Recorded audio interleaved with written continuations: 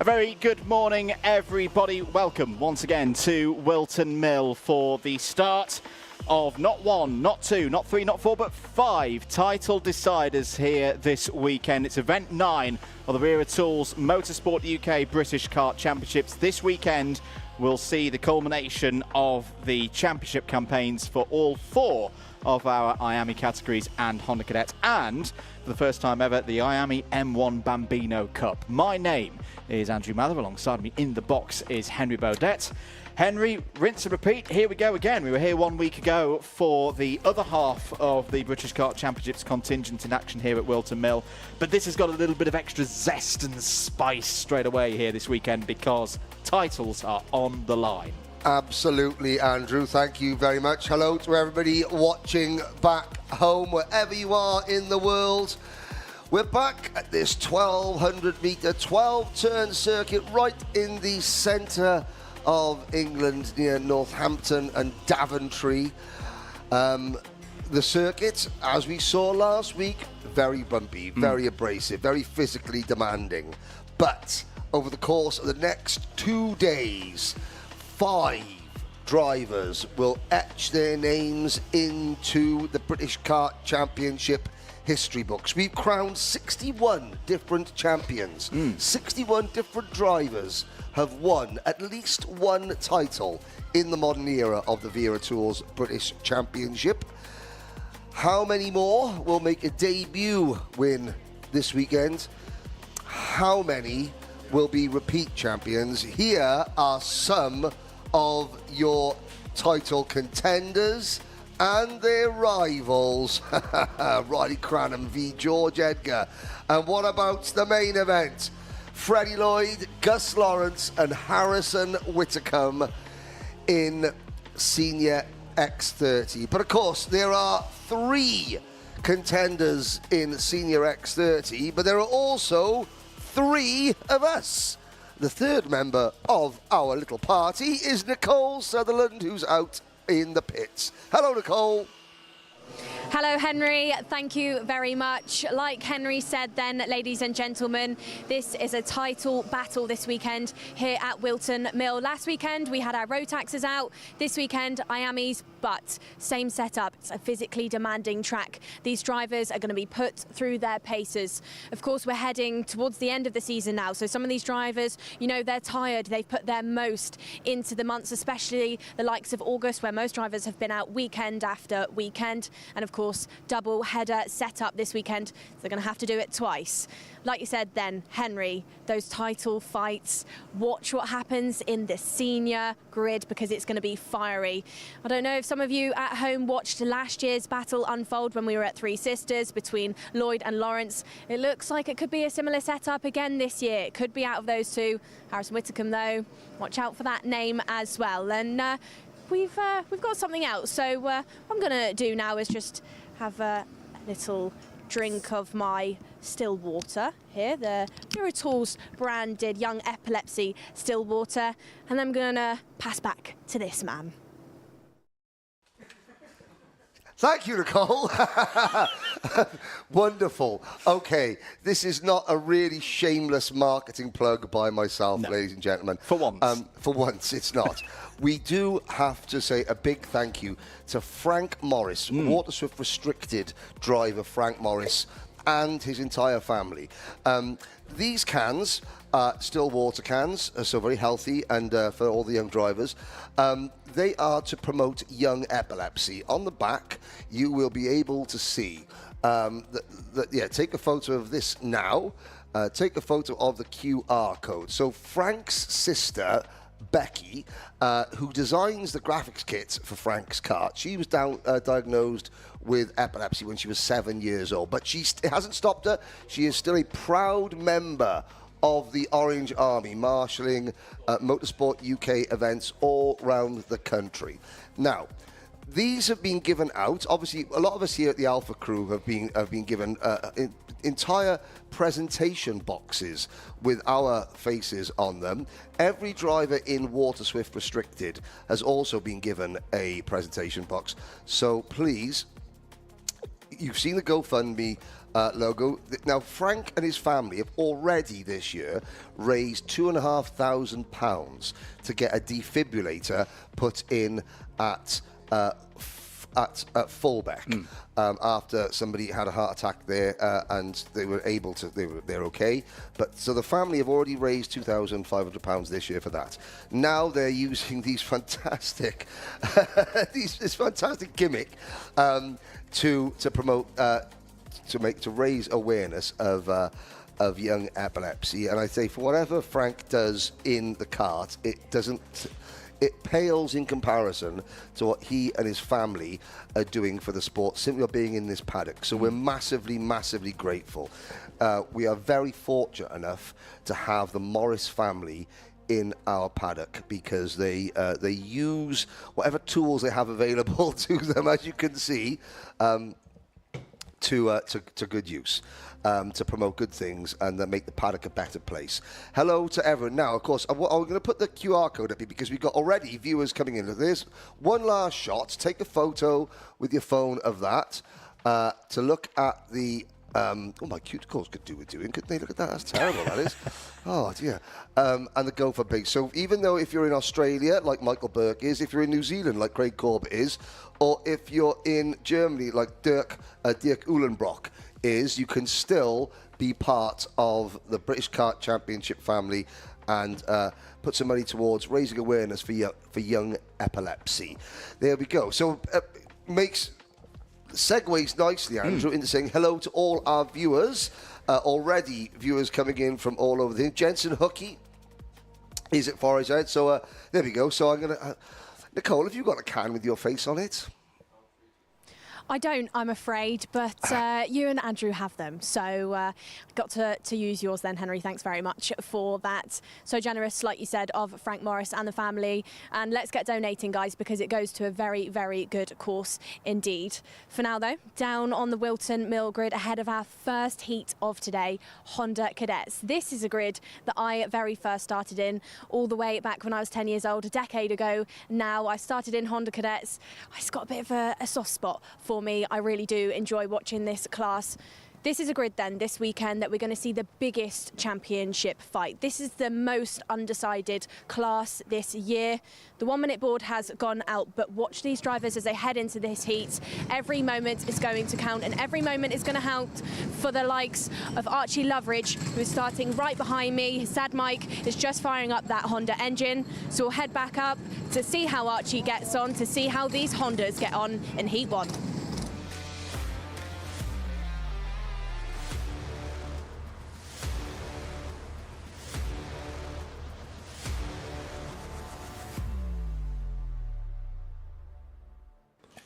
Thank you very much, Nicole. So we get ready for the first racing action of Event 9 of the Wera Tools Motorsport UK British Kart Championships here at Whilton Mill, with one of our favourites here in the box. It's Honda Cadet GX200, and on pole position, championship leader Archie Loveridge has had a good qualifying, joined on the front row of the grid by Edward Rye, the privateer in the MS kart, the number 66. Oliver Ratton, strong qualifying as well, starts on the inside of row number 2 and is joined by Shailin Srikantan.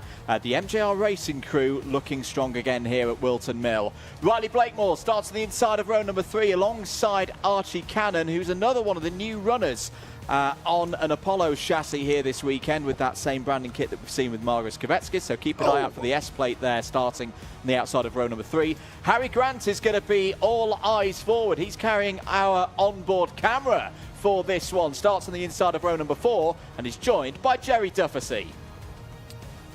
Row number 5, Ronnie Jones, the British Open champion. He's reverted to his usual number 70 plate for this event, alongside Luke Jardine. Sam Dixon and Luke McGall share row number 6. And on row number 7, Luca Picocchi and Jayan Prakash. Kyle Kerr and Aidan Donnelly round out row number 8, with Reggie Dufficy starting shotgun on the field on row number 9. Here is a look at the title picture. Our top 2 contenders, Archie Loveridge. Archie has won all 4 finals this year. Ronnie Jones, he's only had one podium, but he's been 4th in the other 3 finals. Now, if Archie Loveridge wins this race and tomorrow's race, well, if he wins today, that puts him on 5 career Honda Cadet wins. That ties him with Mitchell Gibbons and Cole Denham, who have won more Honda races than anyone else. If he wins tomorrow as well, then he becomes the all-time #1 Honda Cadet winner in the modern era. But it's not just about the top 2 in the championship. There are 2 outsiders, Luke McGall and Riley Blakemore. Again, very consistent for the pair of them. 2 podiums apiece. McGall has finished 2nd the last 2 finals. Blakemore 3rd in the last 2 finals. So we've got, a big thanks to the Alpha Live team, James Fitchie, for putting those together. So we'll be able to keep you up to date with the title picture as well. But Andrew Mather, title picture's one thing, race heat points are another. Points mean prizes. We're about to get going. We are indeed, so it'll be 8 minutes plus 1 lap as standard for our heats here today. The first of 2 of them. Remember, this is a standing championship round all of today, the 5th round of the season for Honda Cadets GX200.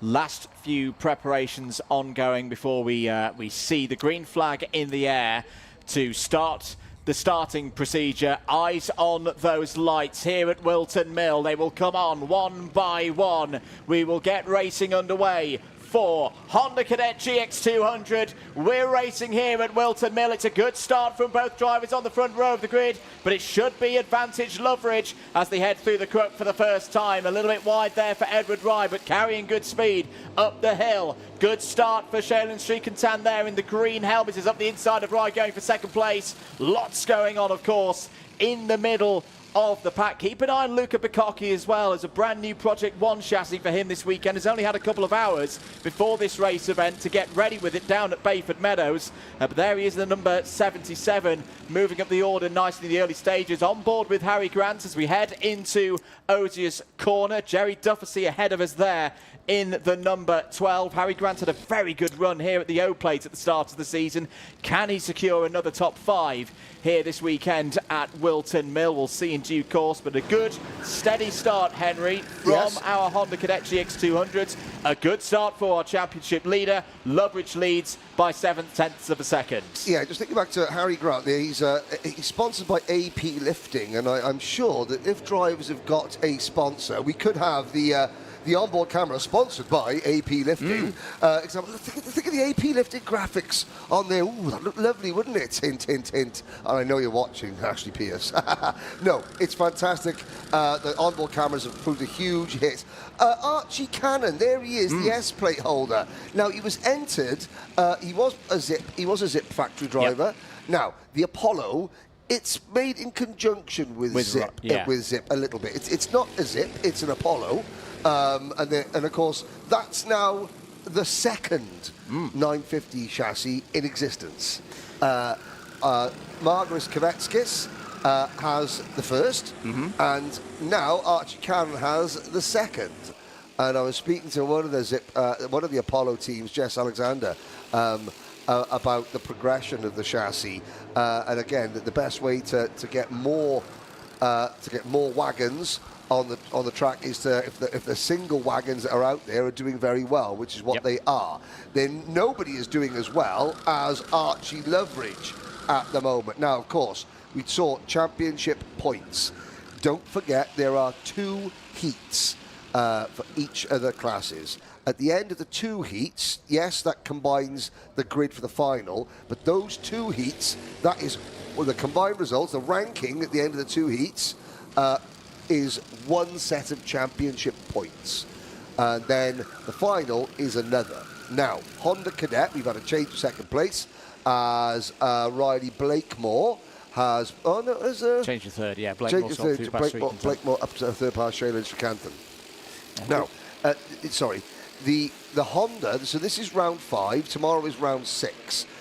You score 2 sets of championship points per round. So there are 12 sets of points in Honda that you score all season. drivers count their best 10 out of 12 scores. So today, everybody is, no one's thinking about drop scores yet. Today, it's just add to your tally, add to your tally. Tomorrow, drop scores come into account, and we will endeavour, ladies and gentlemen, to keep you up to speed with that. And of course, Ian Rogers and motorsport-timing.co.uk will also bring you all that information live on the screens as well. There we go. Talk about some go-karting. So speaking to Ian Rogers this morning, he's brought his speedy fingers for this weekend, and the drivers out there have brought their speedy shoes as well. 4 minutes of this race to go. Here's a battle. That's Luke McGall down the inside of J.M. Prakash. That was for 8th place. You'll notice well on Luke McGall's machine, well, that's a good show of it as well, because Ronnie Jones is running another one of the pooled engines from Motorsport UK. Yes, that was it, yeah. This is, of course, in an effort to keep things equal across the board. If you're running high up in the championship, per the regulations, you run one of those pooled engines. It's the top 3 in the championship. 3, yeah. Yes, at the end of every day. Yep, at the end. So it could change tomorrow. Could be different drivers, of course, depending on how the results go here today.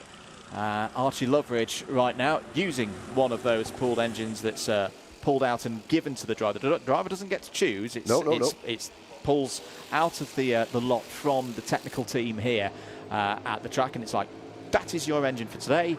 Go have fun, go race. And right now, Loveridge leading with that one. Here's a good scrap for second place between Cannon and Blakemore. Riley Blakemore, throughout the course of this season, has shown very good speed.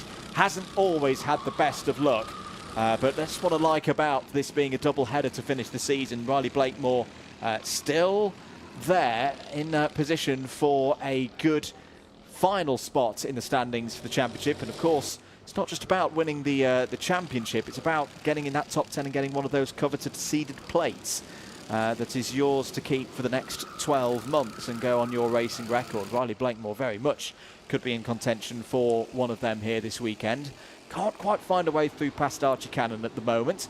The two of them trying to reel Loveridge in as well. And actually, they're doing a decent job. Here goes Blakemore down the inside. That was a good run up the hill. Classic overtaking move there into Christmas. But I will just note, Henry, last lap, last time around, 53.5s for these two, 53.7s for Loveridge. Again, this is classic Whilton Mill for Honda Cadet.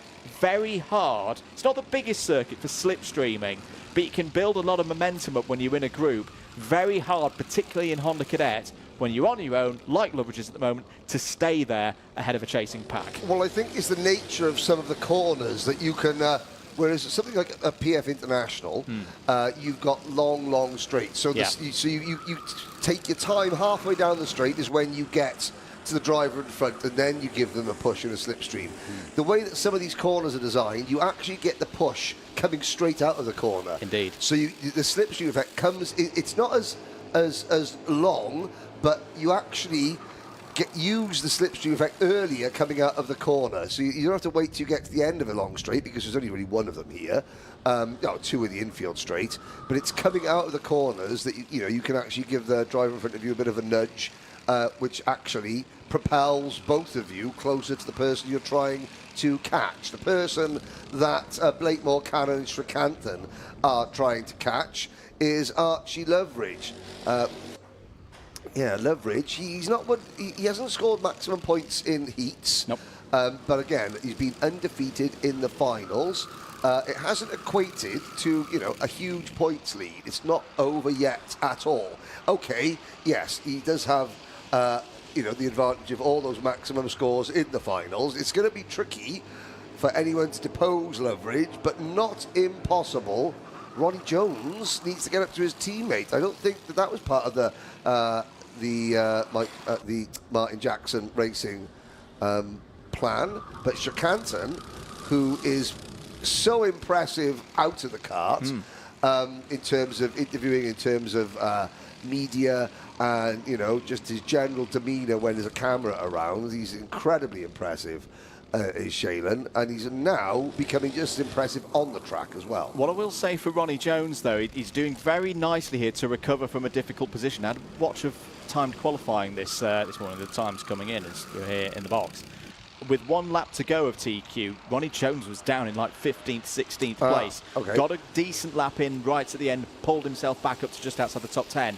And then in race trim, he's kicked on again. He's back up into the top 5. This is decent progress considering where Ronnie Jones was about 90 minutes ago here at Whilton Mill. Final lap board is on our screens. Yep. Archie Loveridge looking nice and comfortable at the moment. He's been managing the gap well.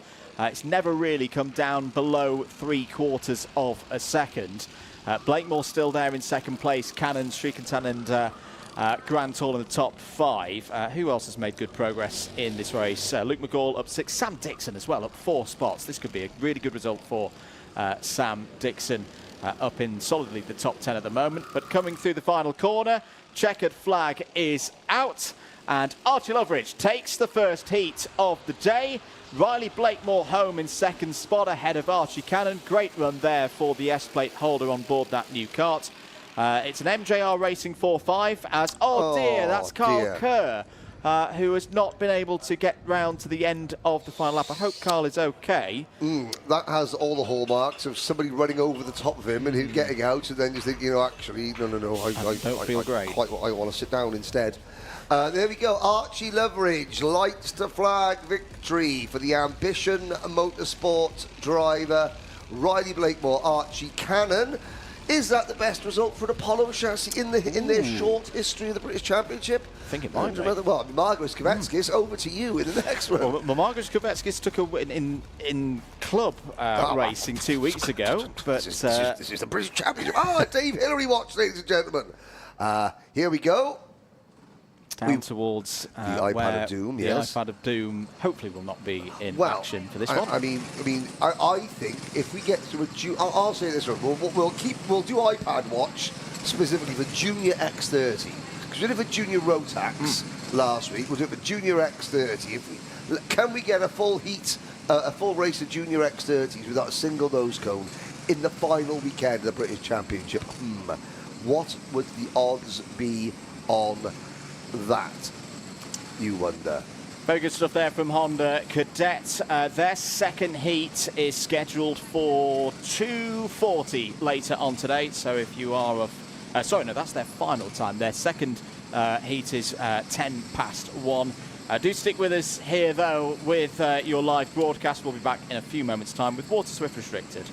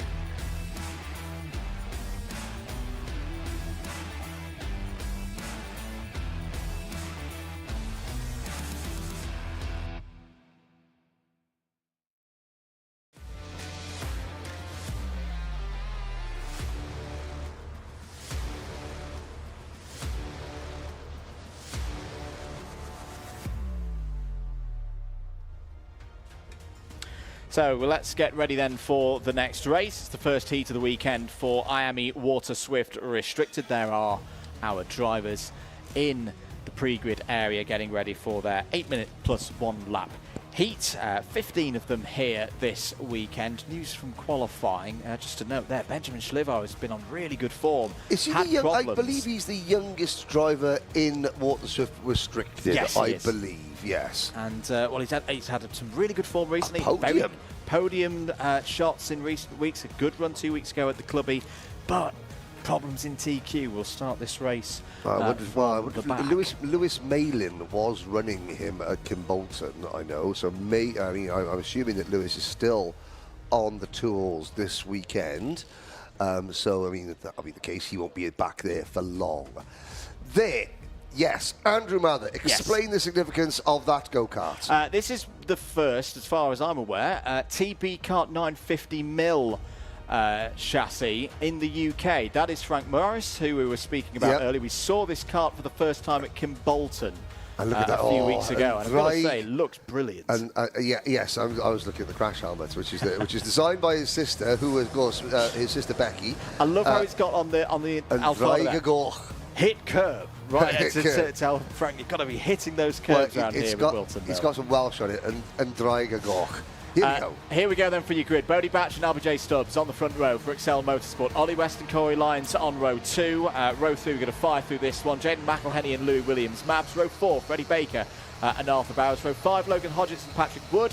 Phoenix Millen Sexton and Harry Murphy on row 6. Toby Biggs, Frank Morris, Benjamin Schlivar complete top 8 rows. Why have we fired through that? Because... Well, here we go. Here are your title contenders. I've got to say, LBJ Stubbs has all but sealed it. Mathematically, he can't really lose. He's going to sign on tomorrow. Why would he keep racing? Well, if he takes another pair of wins, he's won 6 out of the 7 finals so far this year. You can see Bodie Batch has done the other one. If he wins both finals, and of course, well, we'll talk about that there. Here's the battle for third between the 2 Irish drivers, the 2 Daily Motorsport drivers, Jaden McElhenney and Corey Lyons. So it's an all-Irish 3rd and 4th. So an all-Irish battle for 3rd. There they are. So this is a real good achievement. First year in the championship for Daily Motorsport. Again, both have been on the podium. Can they break through? Corey Lyons has been particularly impressive, considering what I was with him at the start of the year out in January in the Rotax Winter Trophy, and he was he was not off the pace, but he was certainly not a front runner. So he has progressed so much. Corey's down from a rallying background. If LBJ Stubbs wins both finals, he will tie Kai Hunter for the most wins in a single season in the modern era. That's quite a feat. That is quite a feat. There's some motivation for the O-Plate. XL Motorsport looking for their first championship in their first season in the Vera Tools British Championship. But it's Bodie Batch, the Argenti Motorsport back driver. Oh, and there's a 77 car, Jaden McElhenney. That's almost come a cropper at Fine Lady there. He's dropped down to the back of the field. Batch, though, has already been shuffled back to 3rd. Make that 4th by the number 24 car of Ollie West. It's a very quick start for the restricted class as they came round the final corner. But Stubbs has taken the early advantage. Your first bit of championship position drama there, though, for Jaden McElhenney. That's going to be the open door now for Corey Lyons to get some good intermediate scores on the board in this first round. Let's count them through at the end of lap number 1. It's going to stay close in this category of field this weekend. It's Stubbs from Lyons, Batch, West, Bowers, Louis Williams, Mabs, who's had a chassis change. He's not on the DAP anymore. He's now back on the Intrepid. And it's been running really well there in 6th place. Freddie Baker up the inside. This is 4 position into Christmas corner. And look at Benjamin Schlivar as well. It's an SFR Motorsport run machine, but in a different livery to the normal SFR colours. It's not the green and white. It's not the red and black attack, which the green and white attack doesn't have the same sort of ring to it, I've got to say. Now, Andrew Mather, I'm afraid you have made an incorrect statement, my friend. Yes. Well, my good friend Jensen Hookey, winner of round 5 of the NKC and at racing at Forest Edge this weekend. Hello, that's Ollie West giving, is that the number 99 of Arthur Bowers? Yes, it is. Yeah, little Arthur Bowers. It's not the first TB kart. Is it not? Luke Millwood had the first TB kart. Okay. But that was in a different championship. So it's the first one in this championship. Yes, you were half right. Thank you, Jensen Hookey, as well. Say hello to everyone down at the Rob Dodd School of Karting at Forest Edge this weekend. Nicole Sutherland, what have you got for us? Well then, boys, you were just talking about Louis Williams Mabs, the chassis change. I don't know if you remember then, Henry, the Intrepid was used, back in the day by the likes of Alex Albon, was a popular kart, popular team, back a couple of years ago. And I've just spoken to Ricky. Louis Sadie said that car is performing way better for Louis, and I think by the pace and where he's actually sat right now on the road, P7 looks much stronger than what he did in the DAP. I do remember it. Alex, Paul Hardy, who went to form XL Motorsport, or went, out in Dubai, not form it, but he was the first manager of the XL Motorsport project out in the UAE. Paul Hardy raced it. I remember Sean and Matthew Arnold racing it on that graphics kit. I wonder how. I mean, that graphics kit is certainly it's a retro style graphics kit. Oh, hello. Who's that that's gone off? That's Corey Lyons. That's Corey Lyons out of what it was third place. Oh, and he's beached it. The number 14 driver has beached it on the grass coming out of Fine Lady, and that's going to hand the upper hand, so to speak, back to Jaden McElhenney in their fight for third of the championship, even though they're actually 13th and 14th overall. I'm assuming that Intrepid chassis is a new chassis, but just with old school graphics on it. Well, the bit of news coming in. I think there's a lot going on in this race. A flurry of penalties now. This may well be race start. Plus 3 second penalties for Jaden McElhenney, yes. Phoenix, Millen, Sexton, and Benjamin Schliver. I wonder if this is tram lines for off the start. Now the team are working on getting us a replay for that one. Let's have a little look if we can at the replay of the race start. So we're looking out for 77, 78. Look for those tram lines. Yes. Well, definitely in the case of Jaden McElhenney, that as the lights went out, the number 77 and a few others, which I imagine would be the 72 and 78, that will have been checked and verified back in with the race officials. That was McElhenney going off the road. So for him, actually, the plus 3 second is not going to make that much of a difference, I feel, in terms of final race position. But Arthur Bowers gets a penalty as well. Sorry. Arthur Bowers. Yeah. So it's all going off. There is the number 99 of Arthur Bowers. And the global karting livery there, and he gets a little bit snookered. This is a good scrap. This is actually for third, fourth, fifth, sixth, seventh, and eighth. Now, in the midst, the two Daily Motorsport drivers having their issues, the two leaders for XL Motorsport are up the road. This is the battle for third. Benjamin Schliver started last, and he's running fourth. There's the 92 of Freddie Baker. Louis Williams-Mabs is at the back of the group in 8th position as well. In fact, Logan Hodgetts and Phoenix Millen-Sexton, called Piers Sexton's young boy, right? Phoenix from the Flames. I know Piers was quite emotional when Phoenix did his first ever interview with us at the start of the year. It's good stuff, this. I've got to say, for Benjamin Schliver, this is a very impressive run. He will have a slight tyre advantage because he only did 2 laps in TQ because of the problems that he had in TQ. But I tell you what, he's using what's underneath him very, very nicely indeed. He's effectively third right now because there's been more penalties. Ollie West has got a plus 5 now in race time penalty. Here's a scrap between Bowers and Baker for 5th place on the road. Look at Toby Biggs there as well. I don't think Toby Biggs ran in free practice. I didn't see Toby around in the paddock. Apologies if I'm mistaken on that one. Either way, really good run for the driver of the number 46 with the plain white livery there. Just the mandatory championship stickers on that one. If ever there was anything, if there's a sponsor, then that Kart is, it's not exactly very busy in terms of its colour. It's open for business in terms of, your logos would look lovely on that plain white graphics kit. I'm sure that's what the Bigs are thinking. He's there in 7th place, just in front of Patrick Wood in 8th. Logan Hodgetts on the novice plate on the Birrell ART is in 10th. Corey Lyons is 15th. Frank Morris is 14th. So Frank, I can't remember. I'm sure Frank had a dinosaur on his graphics at the start of the year. He did. He did he? Yeah. Yes, he did.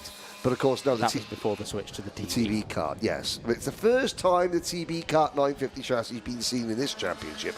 The mean green TB Kart machine. Now, Batch in 88. This old plate of stubs. Yes, they're teammates. Obviously, Bodie Batch is part of the Argenti Young Driver Program. Albie J. Stubbs. Interesting, when Albie was in Bambino's, his dad is AJS Security, I think. Possibly, I could be wrong. As a new leader, that is Bodie Batch in the lead. But his dad did a bit of sponsorship with Jade Edwards in the British Touring Car Championship. And Jade and Josh Cook would come along and help and assist Albie. And of course, I think they're obviously busy with their own touring car and media commitments. That's a bold one. I did notice that Jade Edwards has just signed with Loudspeaker Agency, the same agency as Anthony Jordan is member of. So the sky's the limit now. People ask me if I got an agent. I was like, who would represent me? Come on now, behave yourself. So time up. I don't think final lap was quite called there. So let's go on the basis of 2 to go. Batch leading this race. We've seen a lot of this season between these two. Very, very evenly matched, but have worked together nicely to pull out a 5-second advantage over the rest of the field. There's changes going on. Oh, is there a problem for Schlivar and Baker? They've fallen down the order. We'll look to see that confirmed with our eyes in a moment's time. But meanwhile, we're going to keep on this battle for the race lead. Into the boots once again. Good speed taken there by Batch through the new chicane to see the last lap board. Okay, no, panic over. Schlivar and Baker are still running. It's a bit of a manual re-entry onto the timing. Final lap board is now out. Batch from Stubbs. Will be interested to see how hard Stubbs fights this. Again, in terms of championship, he doesn't need to win this race. But the psychological advantage, perhaps, of getting one over on your teammate in the first race of the weekend could be ambition enough for Stubbs to make the move. Change for 4th place. Bowers through past Biggs there. Back with our race leader, so there was no move over the top of the hill into Christmas.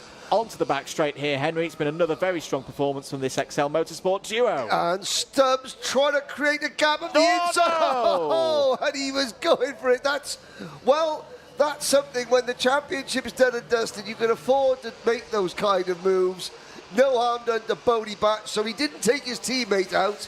You'll be disappointed with that, but hey, you know, got to try these things. As Batch crossed the line, Ollie West.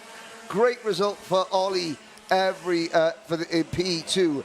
Benjamin Schlivar, last to 3rd. Which Great will become effort there. Which will become 2nd because West has got an in-race +5. So Lewis Malin, nearly a top gear from the rear for Lewis Malin and Benjamin Schlivar. Albie J. Stubbs 4th, Arthur Bowers 5th. The massive amount of penalties from that race indeed. Down to Corey Lyons. So the battle for 3rd place. The battle for 3rd place is still well and truly on the championship between the two Daily Motorsport teammates. Should you play a game? Oh, go on then. Oh, go on then. We'll try and see, what does Dave Hillary have tattooed on his leg?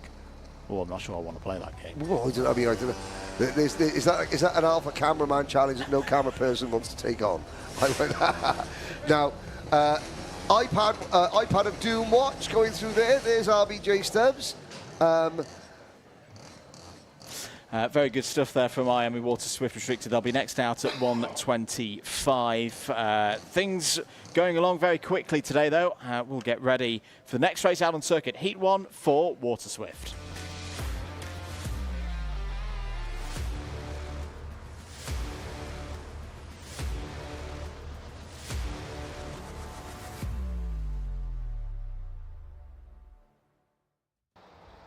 Straight out we go then for Heat 1, IAME Water Swift. Let's take you through the grid for this first heat. Championship leader Austin Newstead has pole position. One of his contenders for the title here this weekend. Colby Patterson starts P2.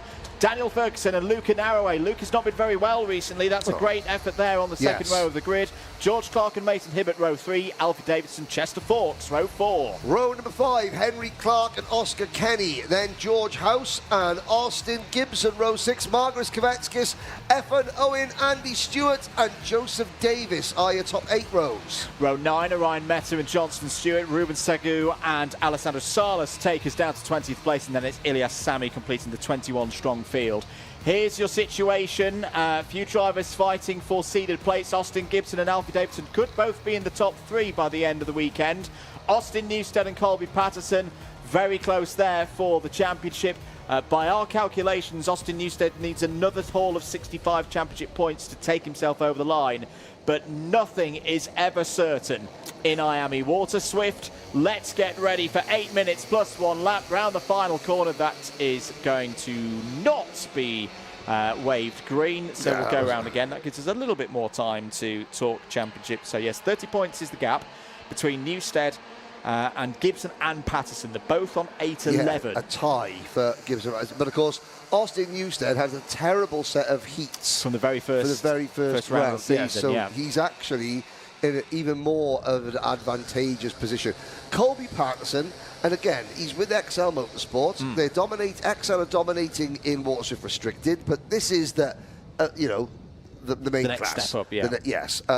So in their first season as a full-time Brit, taking on the Mitre Fusion, Colby Patterson, he's been on the podium several times, hasn't managed to break through, but consistency is keeping him there. Alfie Davidson, he's only 9th in the championship. However, he has got some of the lowest dropped scores of all. Now, not saying that he's going to suddenly vault up and challenge Austin Newstead, not at all. However, he's probably the next best contender for a top 4-5 place is Alfie Davidson. Absolutely. Missed the final at Warden Law, one of the finals at Warden Law. That's why he's a little bit further back. Meanwhile, we're ready to go. We're racing at Wilton Mill for Heat 1 in Water Swift.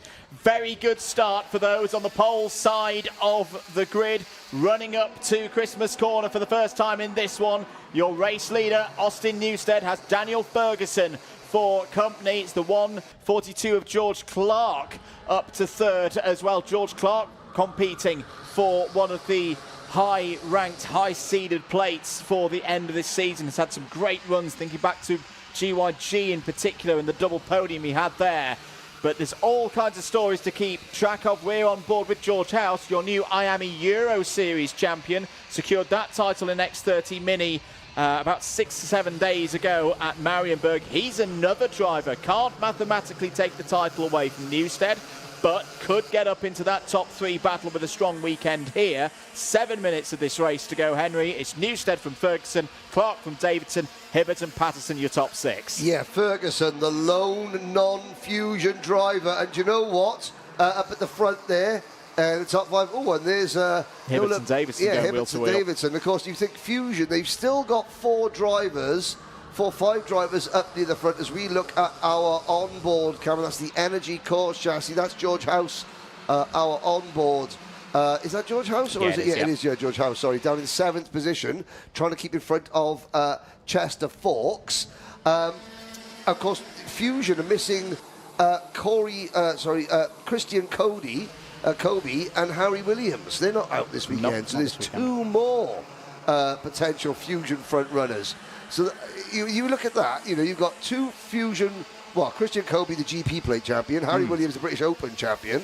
So there you go. And Harry Williams, I know he had a bit of an injury issue, but he was also, I'm sure, a race winner at the start of the season, was Harry. So that's some good results across the course of 2025. Yeah, you've got 4 Fusion drivers, or 5 Fusion drivers up at the front in the top 9 positions. 2 more aren't even here. That puts Colby Patterson's performance this season into greater perspective, because he's been able to do that. Oh, and there's great stuff there from our onboard camera as Chester Forks goes through. I gotta say, I'm liking the Danger Forks. Because of course you used to have the Danger graphics, and now I can't do Danger High Voltage anymore. Joseph Davis, that was. But he does have the DF, Danger Forks. I think that should be, as you call it. That was dangerous for Daniel Ferguson. George Clark committing to the move when it wasn't quite on, then backing out of it. There's the Bluebird Special of Luca Narroway for Evolve Motorsport. And again, you mentioned it earlier, Luca's he's not been well over the summer. He's hardly been able to leave the house. So 4 weeks he has been on, I say bed rest. He's been, certainly not allowed to exert himself, saving all his exertions for this weekend, and doing a fantastic job in the number 117 Kart. There's the 177 of George House. We're on board with him, chasing down Alfie Davidson in the 146. Alfie Davidson's dad, Luke Davidson, is a Brisker stock car driver. But also, I believe J. Davidson Scrap Metal, they sponsor Brandon Carr now, who races in the world, in midget racing, sprint car racing in the US. Well, it's funny you mentioned that, Henry, because Alf is off to do a little bit of dirt racing in the States, so he's not going to IWF. And many of these drivers will be looking to go to the IAME Warriors final in Valencia later on in the autumn, qualify through to that event through this championship. I spoke to Alfie yesterday. He's like, what are your plans, Alfie? What are you doing after this round? It's like, he's disappointed not to go to IWF, but yeah, he's going to go out. He's going to have a little bit of a go with Brandon at some dirt racing. That was a lovely shot there, the crash was coming. The sun is broken free from the clouds. But of course, now they be called bandoleros, but he'll be going up against the likes of Braxton Bush, Kyle Bush's son, as well as Keelan Harvick. Keelan's a little bit older, but certainly Braxton Bush, and maybe Jamie McMurray's son. So some of the sons of the top NASCAR drivers. 3 minutes left on the clock, and Ferguson heading the field. Oh, no, he's not. Newstead is heading the field. I do apologise. Maybe a transponder issue for Austin Newstead not climbing up there. Well, that's still Corey Lyons from the previous race. Yeah, that's from the previous one. He's so disappointed with himself. He just doesn't want to get out of the car. I'm going to sit in the pits and wait. You know? The radio frequencies gave us a little bit of a panic there of like, where's Austin Newstead gone? He's fine. He's still there at the front of the field. A second clear of Daniel Ferguson, Mason Hibbert, Colby Patterson, Alfie Davidson in your top 5. That's getting a little bit rough. Off the road for George House, and not happy with things there. Now, we couldn't see from that angle what was happening to drivers right there through Christmas Corner. Well, I mean, I don't know if we'd be able to get a replay of that, but you saw the onboard, and then you saw the reaction. The two hands like, what was that all about? I have a feeling that there was lots of clean air in front of George House going into Christmas Corner, but there wasn't any clean air behind him. It was stuff full of go-karts that may have given him a helping hand. Here is your Alpha Live replay, and okay, it was with Ozzy Gibson. Ozzy Gibson. It wasn't from the rear; it was from the side.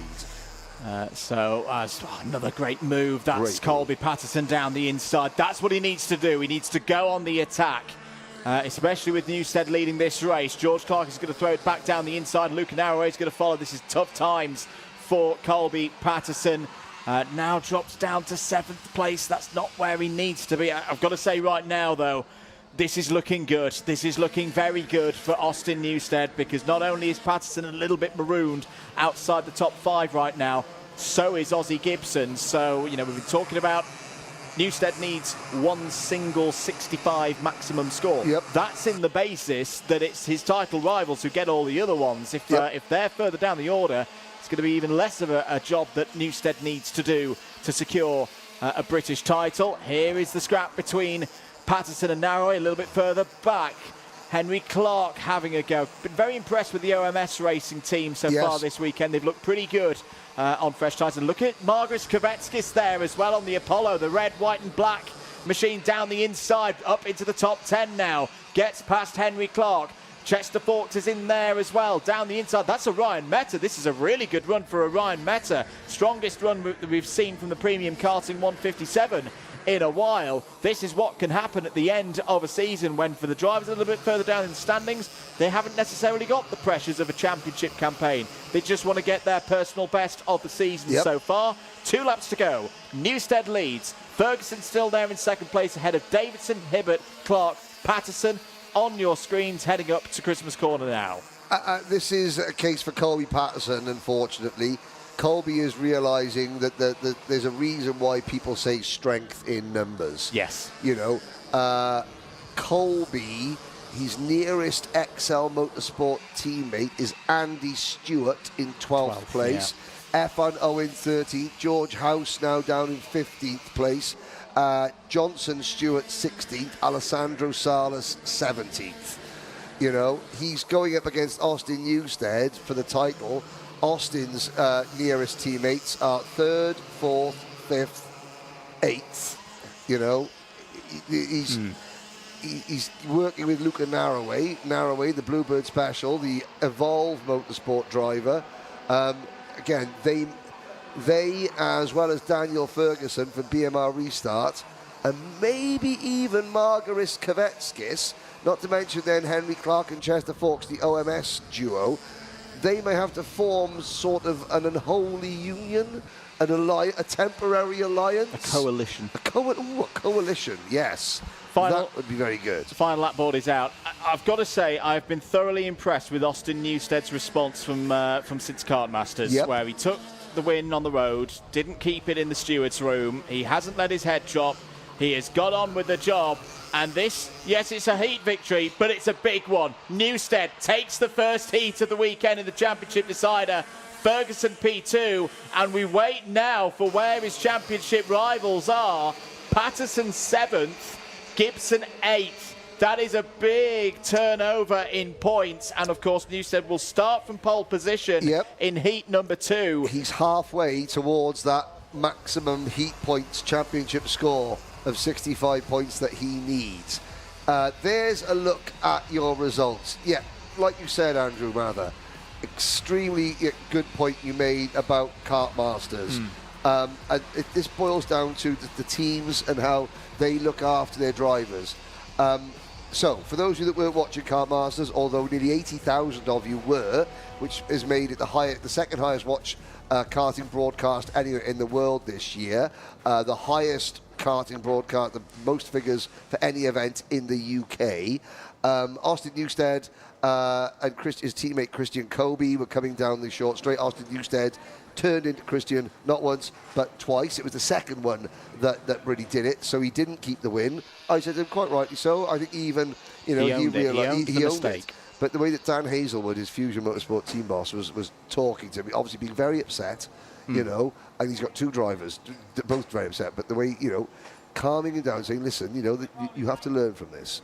This is going to be something that you'll learn from. So as we watch the water swift, look at the rivets on the Bluebird Special, absolutely outstanding. Let's quickly hear from some of our partners.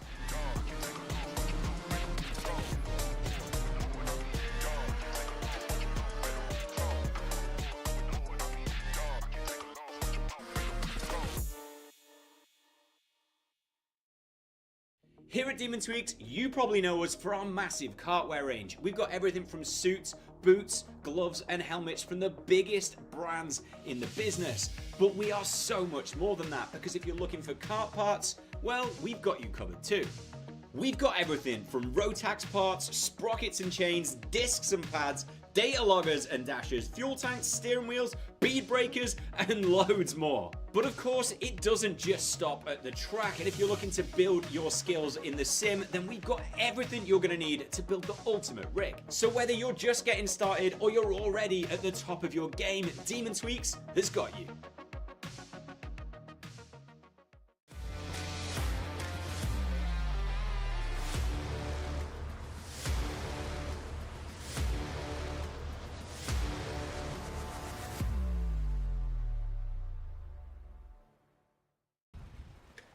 Junior Rotax Heat 1 out next. A quick public service announcement for those of you around the circuit. Bambino's raffle this weekend for later on this afternoon. So lots of prizes up for grabs in that one. Do head down to Race Centre later on today for taking part in that. Here's your grid for Junior X30. Aaron Richardson and Nat Johnston on the front row. Archie Owen and Max Ewell on row number 2. Row 3, George Edgar and Mayan Patel.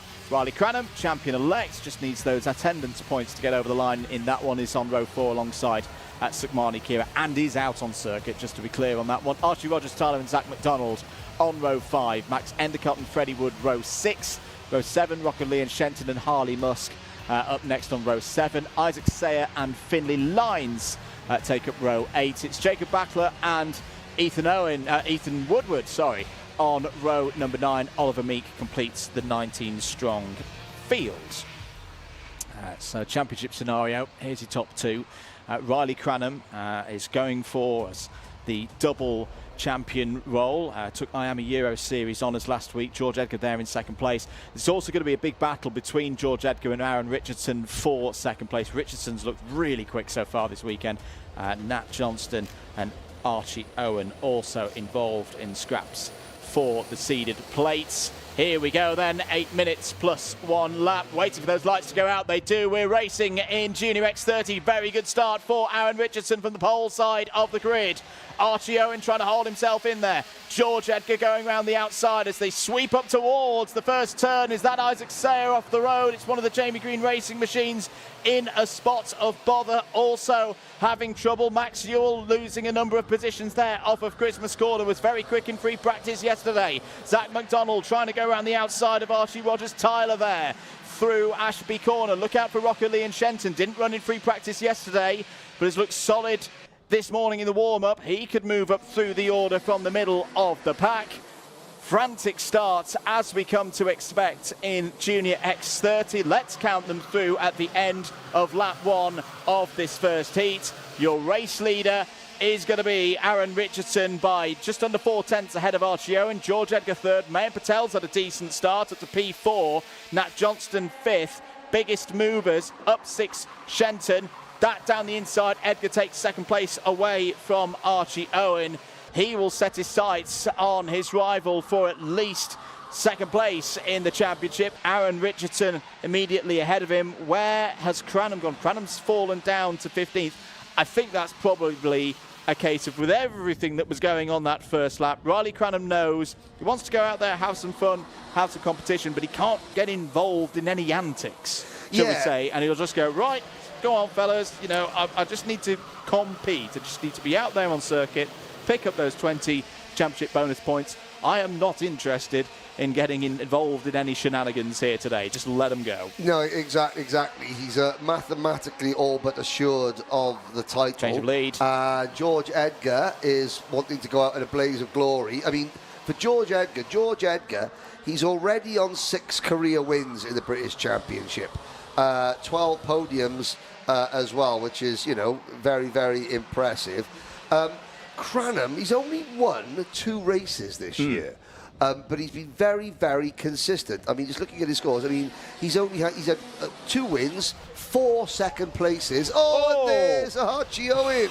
And Sukmani Kira. Oh, Sugars is out of the race. Sukmani trying to match Ella Stevens' record for being a nationally seeded driver in 3 consecutive years. So that's the Richardson. most. Yes. Had a little look down the inside of George Edgar there. There's been a problem for Zach McDonald as well. Zach McDonald has been shown the technical flag. Sukmani Kira is out of this race. As is Rocco Shenton. Rocco Shenton comes to a stop at the top end of the circuit. Looks understandably disappointed, was driving through the field in a very progressive manner, but no more, falls out of this race. A setback there for Rocco Shenton, who knows this circuit very well. I remember Rocco in his Honda Cadet days here at Whilton Mill for clubby events when he was back on novice plates. Well, he won't be going in. And there's Zach McDonald, and there, oh my goodness me, that's had quite a hit on the front fairing. Zach McDonald out of this race. It was your winner of the Rear Tools Excellence Award from Kim Bolton for that great privateer effort. Well, he's going to at least put the Vera Tools to good use after this race, I have to say. As we look at the top 3, Edgar, followed by Richardson. Richardson getting a support, as always, from Gillian Bennett. You know, says that Granda Sam is with you all the way. Which is a nice moment for Aaron, I'm sure, when he reads that back as well. Mayan Patel, the E-plate holder for the MD Martin Dave Litchfield racing team. Now, I believe that Nicole Sutherland has some information as we watch Aaron Richardson take the lead up at Christmas Corner. But it's not Christmas time early for Sukmani Kira, is it, Nicole? No, absolutely not. You've just seen on your screens then Sugars pull into the pit lane. She's out of this race. That's because of the impact from that crash. It's a bent steering column for Sukmani. You know, wouldn't have been able to turn into the corners. She's out. Yeah, real shame for Sukumani Kira there. Just a little bit more news on that Bambino raffle that we noted earlier. 1:15 today. I'm just going to read out the list of prizes. Am I allowed to enter? No, you're too old. Me as well. A Bell CMR helmet, a Water Swift Restricted BKC entry voucher for, I assume, the following season, sustainable fuel voucher, a British Champs race entry voucher, a media package, 2 practice vouchers for our championship here, a set of wet tyres for Water Swift Restricted, a set of Bambino tyres, and a full day's coaching with 2024 karting world champion Ethan Jeff Hall. And that's a prize that money can't buy. Absolutely. So, so all of those prizes are up for grabs for the raffle, drawn out of a hat. For the Bambino drivers later on today. 1:15 down in the race centre for those of you around the circuit.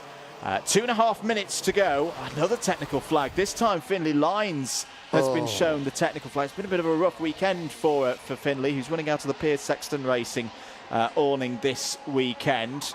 But that will be the end of things for Finley, who of course won a no plate here last year when he was in Minimax in the inter categories. This one unfortunately is going to be 16th place in terms of intermediate points. So we've lost 4 of them. 15 still out there. I've got to say, I've been thoroughly impressed with Aaron Richardson all season, Henry. Made that breakthrough result at Warden Law, second to Riley Cranham, but Riley Cranham was on another planet that weekend. He was miles ahead, and Aaron Richardson was the only one to hold a candle to him, and he's kept that form going. Got that maiden win, of course, at PF International earlier on this season, but it seems to me, Henry, he's taken another step again. He battered the field in qualifying with some great pace. There's Finley Lines, sadly, out of this race. All his bad luck this year has come in the UK, but he's luckily not come in the FIA Karting Academy, where he's been very impressive. No, he's had a good run. Team UK. But also, the font of all knowledge, Nicole Sutherland, can tell us what has happened to Finley Lines to bring about his early demise. It's a side pod then, Henry. The driver's right-hand side, it's fallen off, so he's been called to pull in. That's understandable. Yep, that is understandable. Well, he needs a Wera tool. Obviously, Piers Sexton Racing don't use Wera tools because they didn't bolt it on properly. Or it got encouraged off. One of the Possibly encouraged. I mean, this is Junior X30. 35 seconds to go. I'll tell you what, I was saying Aaron Richardson was throwing in the lap times. Mayan Patel is finishing this race strongly. Patel, we saw in very good form at PF International the last time we had a double header, followed his first win this season with winning that E-plate at Shennington a week or so later at the Super Prix. Wants to add another kind of plate, one of those seeded plates, to his list of achievements this season. Well, winning this heat would do very well for trying to achieve that goal. Out of the crook once again. Time is up, but we're not on the final lap yet. Through Christmas Corner. Good speed for Richardson on the run up to the straight. George Edgar still there in third. Just to note, how is Riley Cranham getting on? He's progressed back up through the field. He's back up to 8th place. But as I say, doesn't need to win this race to be champion. Now up to 7th place. Oh, Max Endicott might have had a problem. He's falling down the order. Through goes Patel. Oh, great stuff from Mayan Patel, but something tells me Aaron Richardson's going to fight back here. If he's given the opportunity, Mayan Patel, easily one of the stars of the second half of the season. Driving out Nat Stappen. Nat Johnston is there in 4th and closing in on his teammate George Edgar. Here we go, final run up the hill towards Christmas Corner. Richardson looks... How late and wide did Mayan Patel leave his turn-in for Christmas Corner? Back end of the cart stepping out as they run down towards Ashby's. This is what Patel needs. Patel needs George Edgar to go around the outside. Wilkins, not quite. But that's probably given Mayan Patel the advantage he needs. Yeah, it has. Oh, Edgar's going to throw down the inside. Remember, this is for places in the championship between these two this weekend. That's great tenacity from George Edgar. Mayan Patel's going to take the first heat of the weekend for Junior X30 here. And 1-0 to Edgar then in the battle with Aaron Richardson. for the runners-up spot. Nat Johnston home P4. Archie Owens solid in the top 5 again. Max Endicott did not have a problem, thankfully, and finishes that race in 6th place. Good gain there for Max, up 5 spots from where he started. His namesake, Max Ewell, difficult start to that race. I don't think that's fully representative of the pace that Ewell has this weekend, but he's got the second heat to impress us later on today. 7th place and points for it in that one. Riley Cranham 8th. As I say, the pressure's off in terms of needing to take race wins. He's done the hard work earlier on in the season, but a good recovery nonetheless, having fallen down to 15th place in the early stages of that race. Isaac Sayer and Oliver Meek completing the top 10. Meek, your biggest mover, up 9. 20 drivers were on the initial entry list. Hang on. Oh, hang on, yes. Alexander Di Benedictis obviously has had to withdraw. Wait there, wait. No, well, we could. Let's see. Let's see. Okay, yeah, you're all right, Archie. Nat Stappen, you're all right. Uncle Max Endicott, yep, you're okay. Okay, who's next up? Max Ewell, you're okay. How many guys go? 2, 4, 7 left, ladies and gentlemen. 7 left. Cranham, he's okay. Oliver Meek's good. Okay, okay, without the final 6. 5 to go. 5 to go. Come on, juniors, you could do it. You can show that you can have a... Ethan Woodward. You look, it's a bit skew if that one is. Yep. David Lewis not got the iPod of doom. He was so confident that the juniors were going to be able to do it. He didn't even have his iPod. There it is.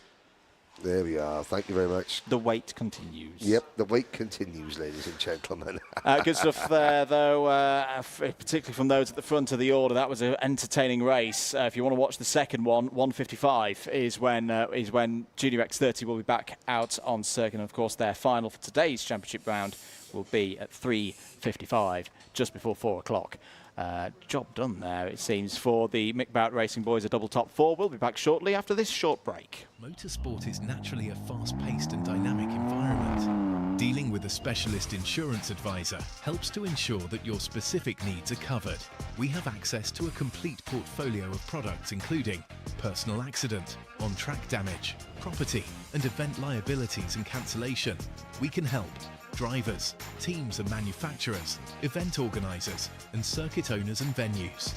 Visit marshsport.co.uk/motorsport to find out more.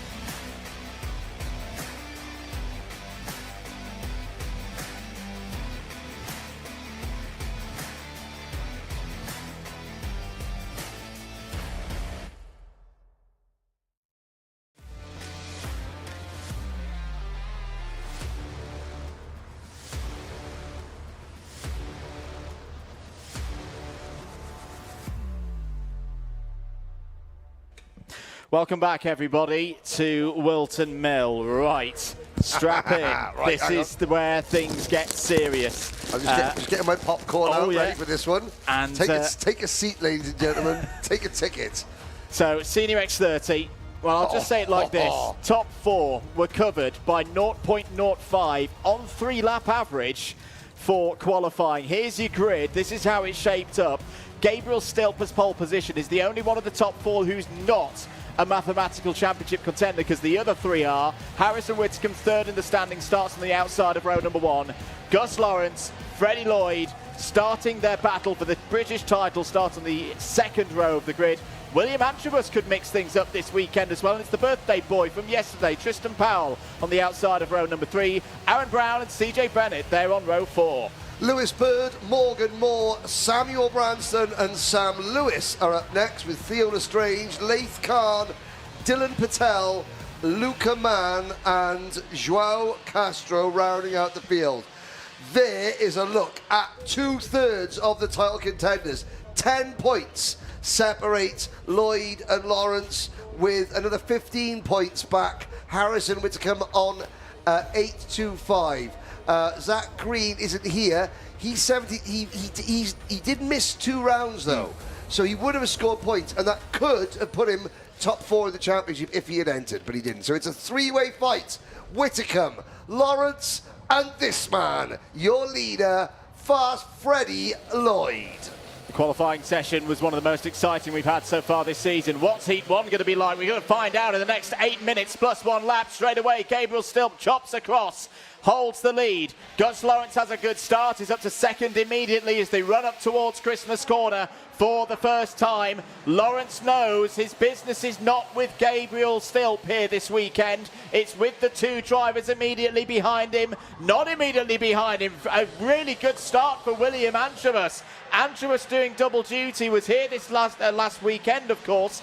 Maybe has a bit of track time advantage over the rest of what is still a very experienced field. He's there in third, Whittaker fourth. Where has Lloyd dropped down to? I think Lloyd's down to around P7 in the early stages of this race. Yeah, Tristan Powell's gone through, and Aaron Brown as well. Aaron Brown looking to hold on to one of those seeded plates. It was the number 7 for him in 2024. 7 minutes of this race to go. Very intriguing start to this one. Good start for Stilp and Lawrence, but it's Antrobus who I've got to say is impressing me here in this one. He's taken the fight to the seniors, gained 2 spots, but has lost. No, he's not lost one of them. Antrobus still ahead of Whittaker there, 3rd and 4th. Gus Lawrence could become this weekend just the 2nd driver in the modern era to win 4 British titles, along with Macaulay Bishop. But no driver has ever won 4 in a row.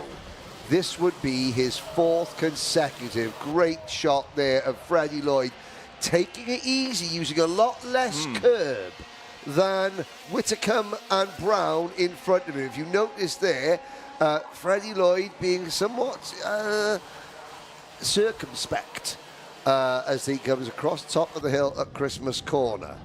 Now again, you're thinking about it, Freddie Lloyd, he's got the number 2 plate on his kart. That means he was the runner-up in last year's British Championship. That's his best career British Championship result to date.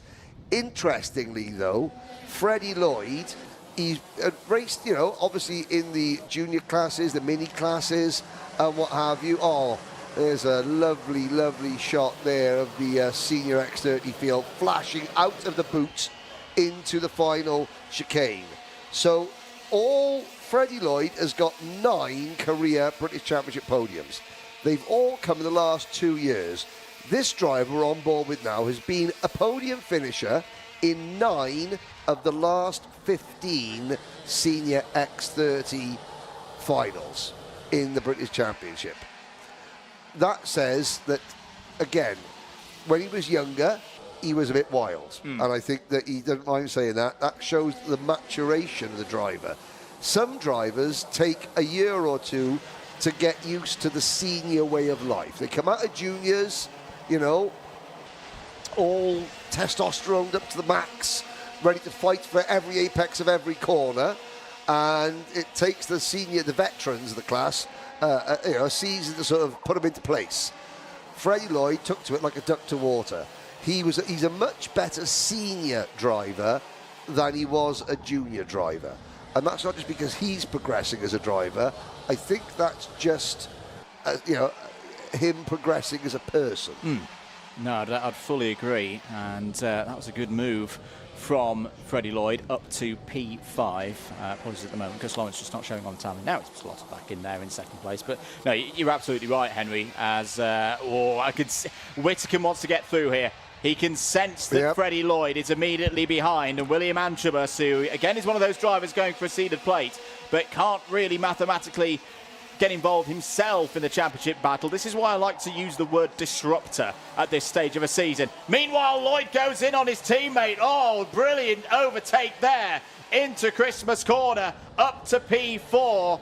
As, well, I said Whitcomb was looking keen to get through past Androbus, and that was why, because Freddie Lloyd doesn't need a second invitation to take a position like that. Tristan Powell is now on the rear bumper of the Argenti-backed driver in this race.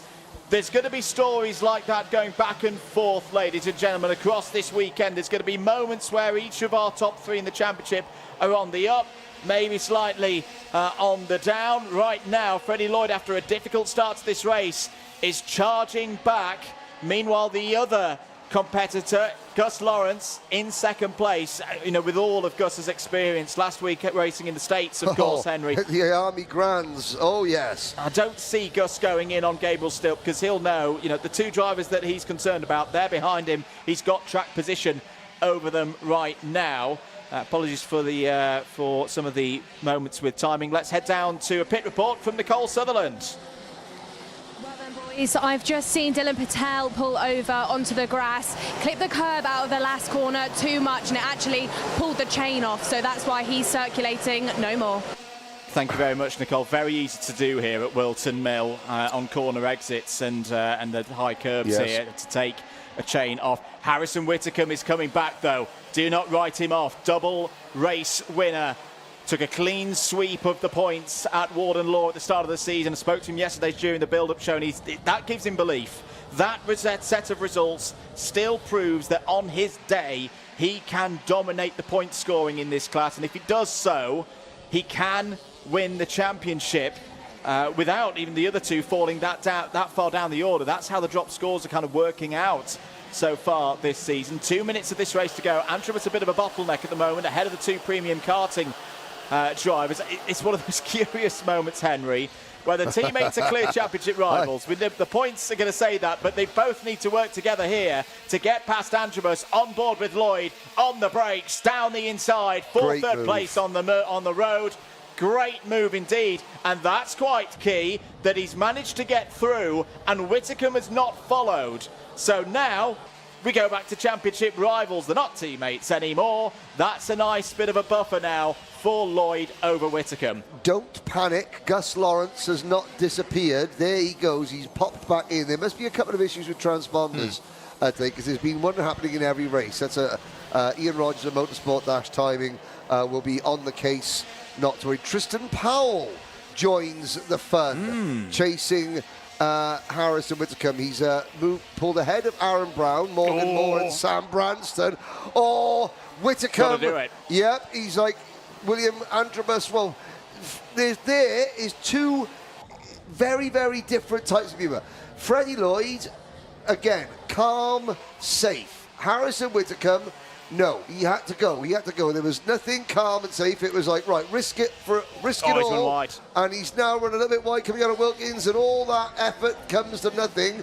But looking at how the Morgan Moore, Aaron Brown, and Sam Branson are closing in, I think William Androbus may have a tyre pressure issue, i.e.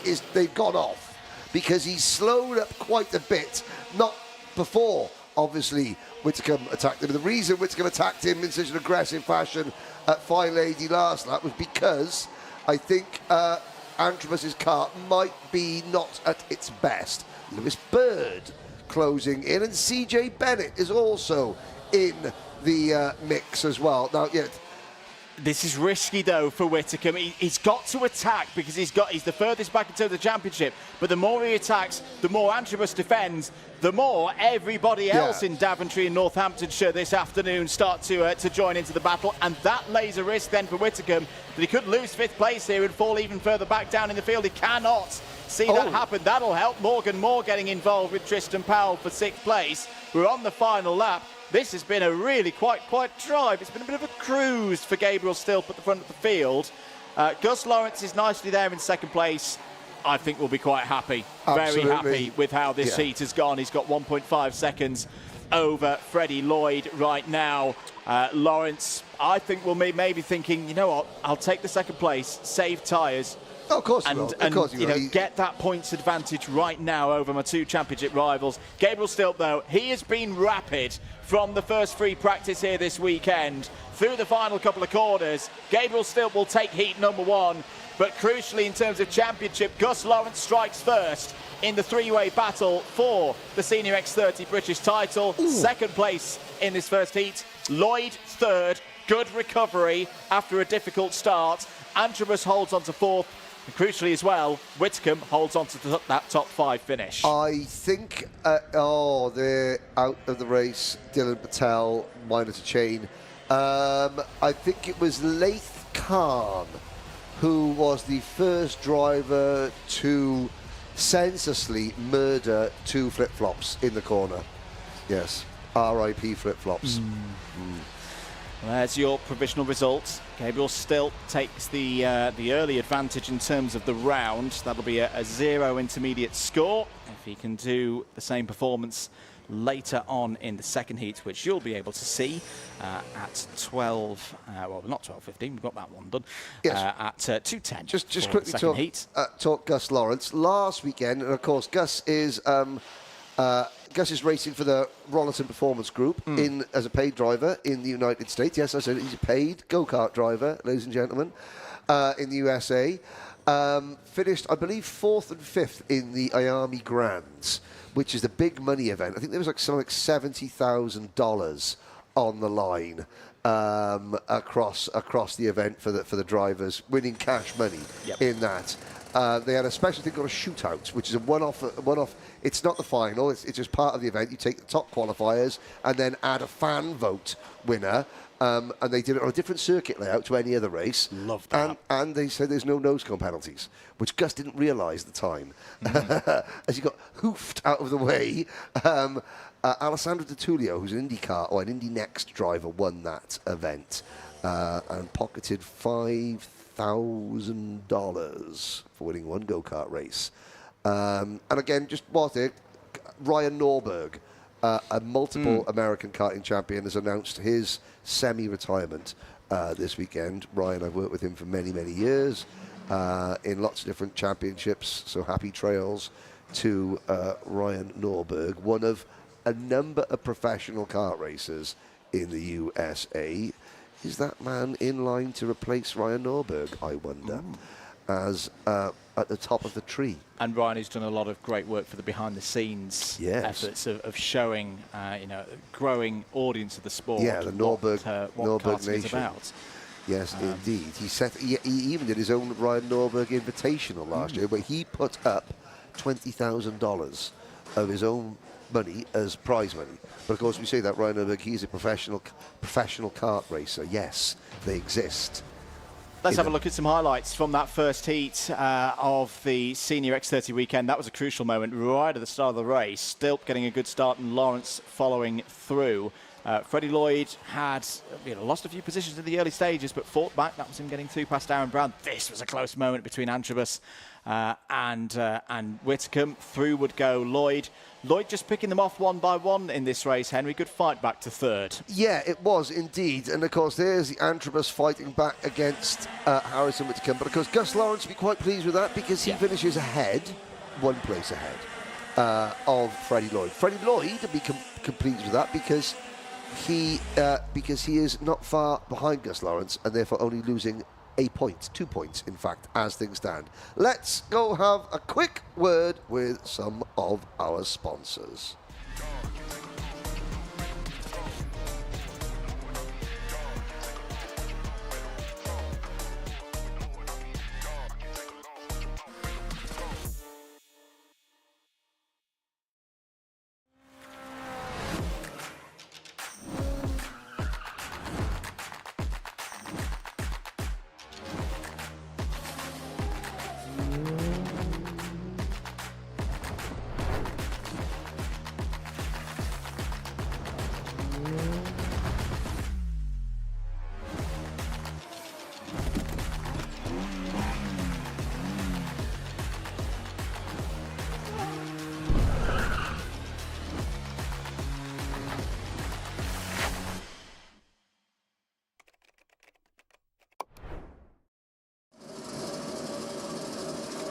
Welcome back, everybody, to Whilton Mill, event 9 of the Wera Tools Motorsport UK British Kart Championships. Andrew Mather and Henry Beaudette on commentary duties.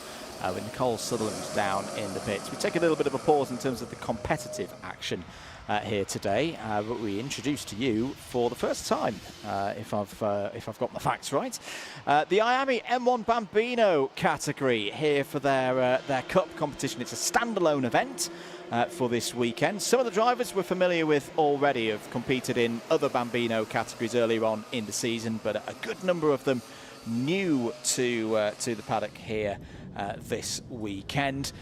Youngest drivers in the paddock aged between the 6 and 8. Yeah, I've seen lots of RCE drivers out there. I've seen the Kart coach here, who works closely with RCE. I have a question, Andrew. The M1 Bambinos, now they are using the Coma engine. No, they're not. They're using the M1 engine. Yep. Sustainable fuel. However, now, with Motorsport UK only running as an official Motorsport UK British Championship class, the Might E Bambino karts next year, is this the final time at the Wera Tours British Championship that we see the Bambino class with internal combustion power? I wonder.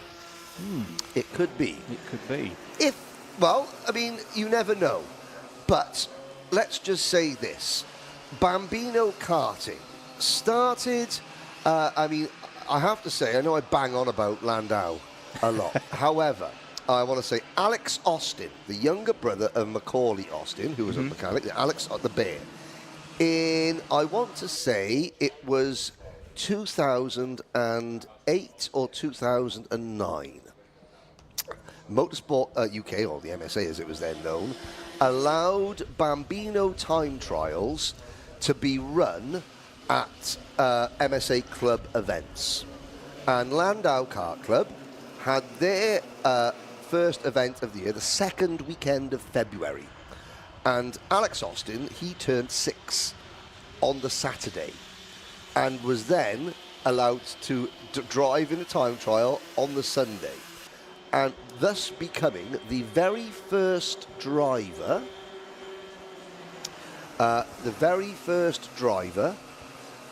to appear at an MSA event in one of these karts. And of course, you know, they've changed over the time. Alex Austin is he's still in and out of karting, as is his brother. If this is the final time we see internal combustion engines on Bambinos at this level, don't panic, ladies and gentlemen. If you've got a Coma Bambino engine or an M1 engine, they're still going to be running next year, but they just won't be competing for a Motorsport UK title. They'll be running in other championships.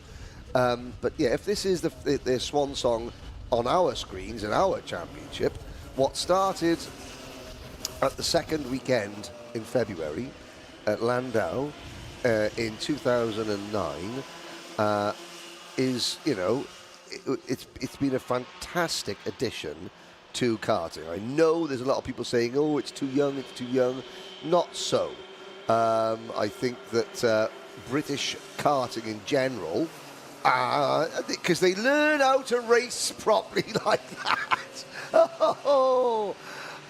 I think British karting in general has benefited greatly from the amount of drivers that were able to start in Bambinos. When you look at the amount of of champions around the world that made their start in Bambino karting, I think it's only been a benefit to British karting in general. And I know when we've been overseas, haven't we, you know, calling other big races, that you're absolutely right. The number of drivers that we see, particularly British drivers, on podiums, and it's, you know, when did they start back in Bambinos? Yeah. It's been a sure testament. Shay Downey's just had gone quickest. If you missed the build-up show yesterday, we'll forgive you. It's coming up after this. Mitigating circumstances. I was catching up on Yellowstone because sorry. That's okay. Well, the good news is you're going to be able to watch it immediately after this, because it's going to form the bit of the broadcast whilst we have the lunch break here at Whilton Mill. All I'm going to say is, prepare yourself. We had a real tear-jerker moment last week with Chloe McGill, for, just how sweet, to use Clarkson's phrase. Just wait for the moment where we have a little chat with Shay Downey. The level of intellect, we've had junior drivers who use far less words than what Shay did in his interview yesterday. It was brilliant. Oh dear, as Jules Nash has come to a stop out on circuit. But that's a proper highlight during the build-up show. Shay Downey's interview. I'll be watching. It's brilliant. 2.5 minutes of this pre-practice session to go. Oakley Budman at the moment is fastest. I should have said I was getting early nights. That's why. Yes. That's why I was in. I couldn't watch getting your beauty sleep in. Yeah. No, but I was binge watching. Logan Edwards, Teddy Smith, third and fourth at the moment. Vinnie Wright, slight change as well for those of you looking at the entry lists as well. Yes, Vinnie's now running the number 7. Heath Smith, who was on provisional entry lists, is not here and was running the number 7. That confused me a little bit yesterday. Heath Smith, caught up with that. 2025 Might E Motorsport UK Bambino champion. They run it part of the Kart Championship, not as part of the Wera Tools Championship, but they're the only class outside of these events that compete for a Motorsport UK short circuit karting title. So we have to kind of mention them. They're part of the same champion, different championship, but same pool of champions. Logan Edwards. Did not Logan Edwards take the Might E Bambino Championship O plate at PFI when the Might E's were a support act? There's Vinnie Wright in the number 7. That's a smart-looking wagon, I've got to say. The number 71 Oakley Rudman. Now, is that an M Sport livery? Now, yes, it is. For many years, Bambinos, they weren't allowed to run in teams. That was the strict rule. To try and keep costs down, you had to run as an independent of privateers. Well, that was 15 years ago. Now, it's a little bit different. Kieran Crawley's M Sport team, they've been helping to run. They run Zayn Sofawoglu, the young Turkish superstar, the son of World Superbike champion Kenan Sofawoglu, and they also run Karun Chandhok's son when he makes appearances in Might E Bambinos. You've got RCE, the Richardson Chassis Engineering team. So this is quite good. I mean, there's 6 seconds to go of practice, ladies and gentlemen. Don't panic. That's good for the British karting industry because, of course, they are British built, as are the Wright chassis. We had Jeff Johnson on watching last week's broadcast.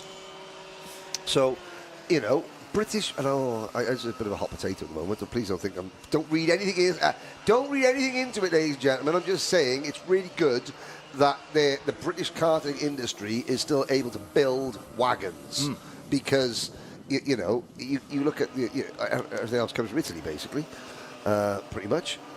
So we do highlight those that are building, British chassis for no other reason other than it's good for the British karting industry. Thank you. Checkered flag out there. Vinnie Wright just popped in the fastest lap time of that session right at the end there. We'll see their next free practice later on at 2:25 out on circuit. Their qualifying practice, their first part of competitive action, is the last session of the day at 4:45. And then they have their racing for the M1 Bambino Cup tomorrow. We're going to take a break here in the comms box, but don't go anywhere. The build-up show is next. I'm watching.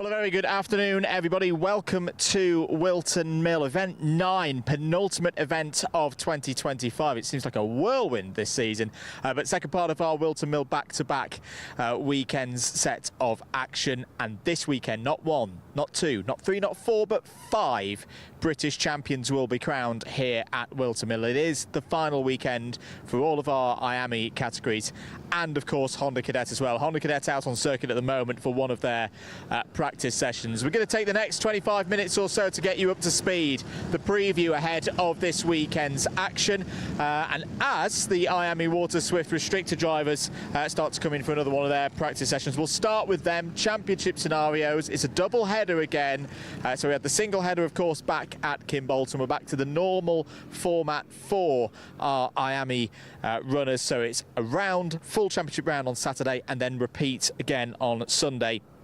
In terms of IAME Water Swift Restricted, Albie J. Stubbs very much the leader in the championship at the moment. We're going to start talking a little bit about drivers in terms of attendance points as well. So by my calculations, Albie just needs the bonus 20 championship points for attending every single round of the season so far, and he is champion. We'll have a quick word with Albie whilst he's getting ready for a practice session. Albie, this must be a pretty good feeling ahead of the weekend. Not too much pressure. No, you've just got to pick up those 20 bonus points for being at every single round, and you've got your first British title. Yeah, hopefully we should get it, but I'm still going to race and hopefully I can take the win. And that's the thing, like, you've had such a good season, you want to get that as many race wins under your belt as possible. Yeah, hopefully I can win tomorrow and Sunday, and then I only didn't win at GYG, I think it was. The story of Kimbolton was very much how it felt like some of the other drivers have been catching up to you and teammate Bodie Batch. Does that give a little bit of pressure to keep that run going for the team? A little bit. Like Ben at the Club Rounds last weekend, he was really fast. Bodie, he struggled a bit last weekend, but I think he'll be there. Good stuff, Albie. We'll see you out there on circuit. Jaden McElhenney as well, going for a third place in the championship. Patrick Wood, definitely a driver to keep an eye out for as well. Had a very good run at the recent Whilton Mill Kart Club event. That, of course, was 2 weeks ago. Last week we were here for our British Champs event for the road tax categories. Louis Williams-Mouse. Louis, all going well today so far? It's been all right, but it's been a good day, but hopefully we can do better in this session. And you've had a chassis change as well, back on the Intrepid. What's the thinking for that decision? Well, we left Gary Parker Motorsport, our old engine builder, because he's the one who bought that for us. But now we've left and we're back on the Intrepid and we're going pretty well. Good stuff. We'll see you out there for the heats later today. If you're watching during the live broadcast, of course, we'll be back with that second round of heats shortly. Logan Hodgetts, another one of the drivers, looking for a good weekend. So that was well timed. That wasn't planned at all. But for IAME Water Swift Restricted, that's their scenario going into this weekend. IAME Water Swift, of course, next up. That one is still very much up for grabs. This is one I reckon could be decided on Saturday. Austin Newstead is your championship leader.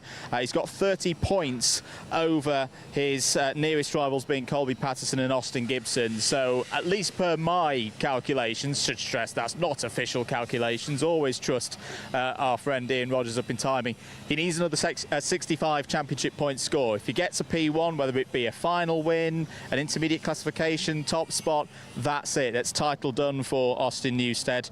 But as I say, the likes of Patterson, Gibson, George Clark still actually has a mathematical chance. I mean, he needs a lot of things to happen, but they're going to be keeping him honest, I feel. George House as well, we should welcome into this paddock as the new IAME Euro Series champion for the X30 Mini category.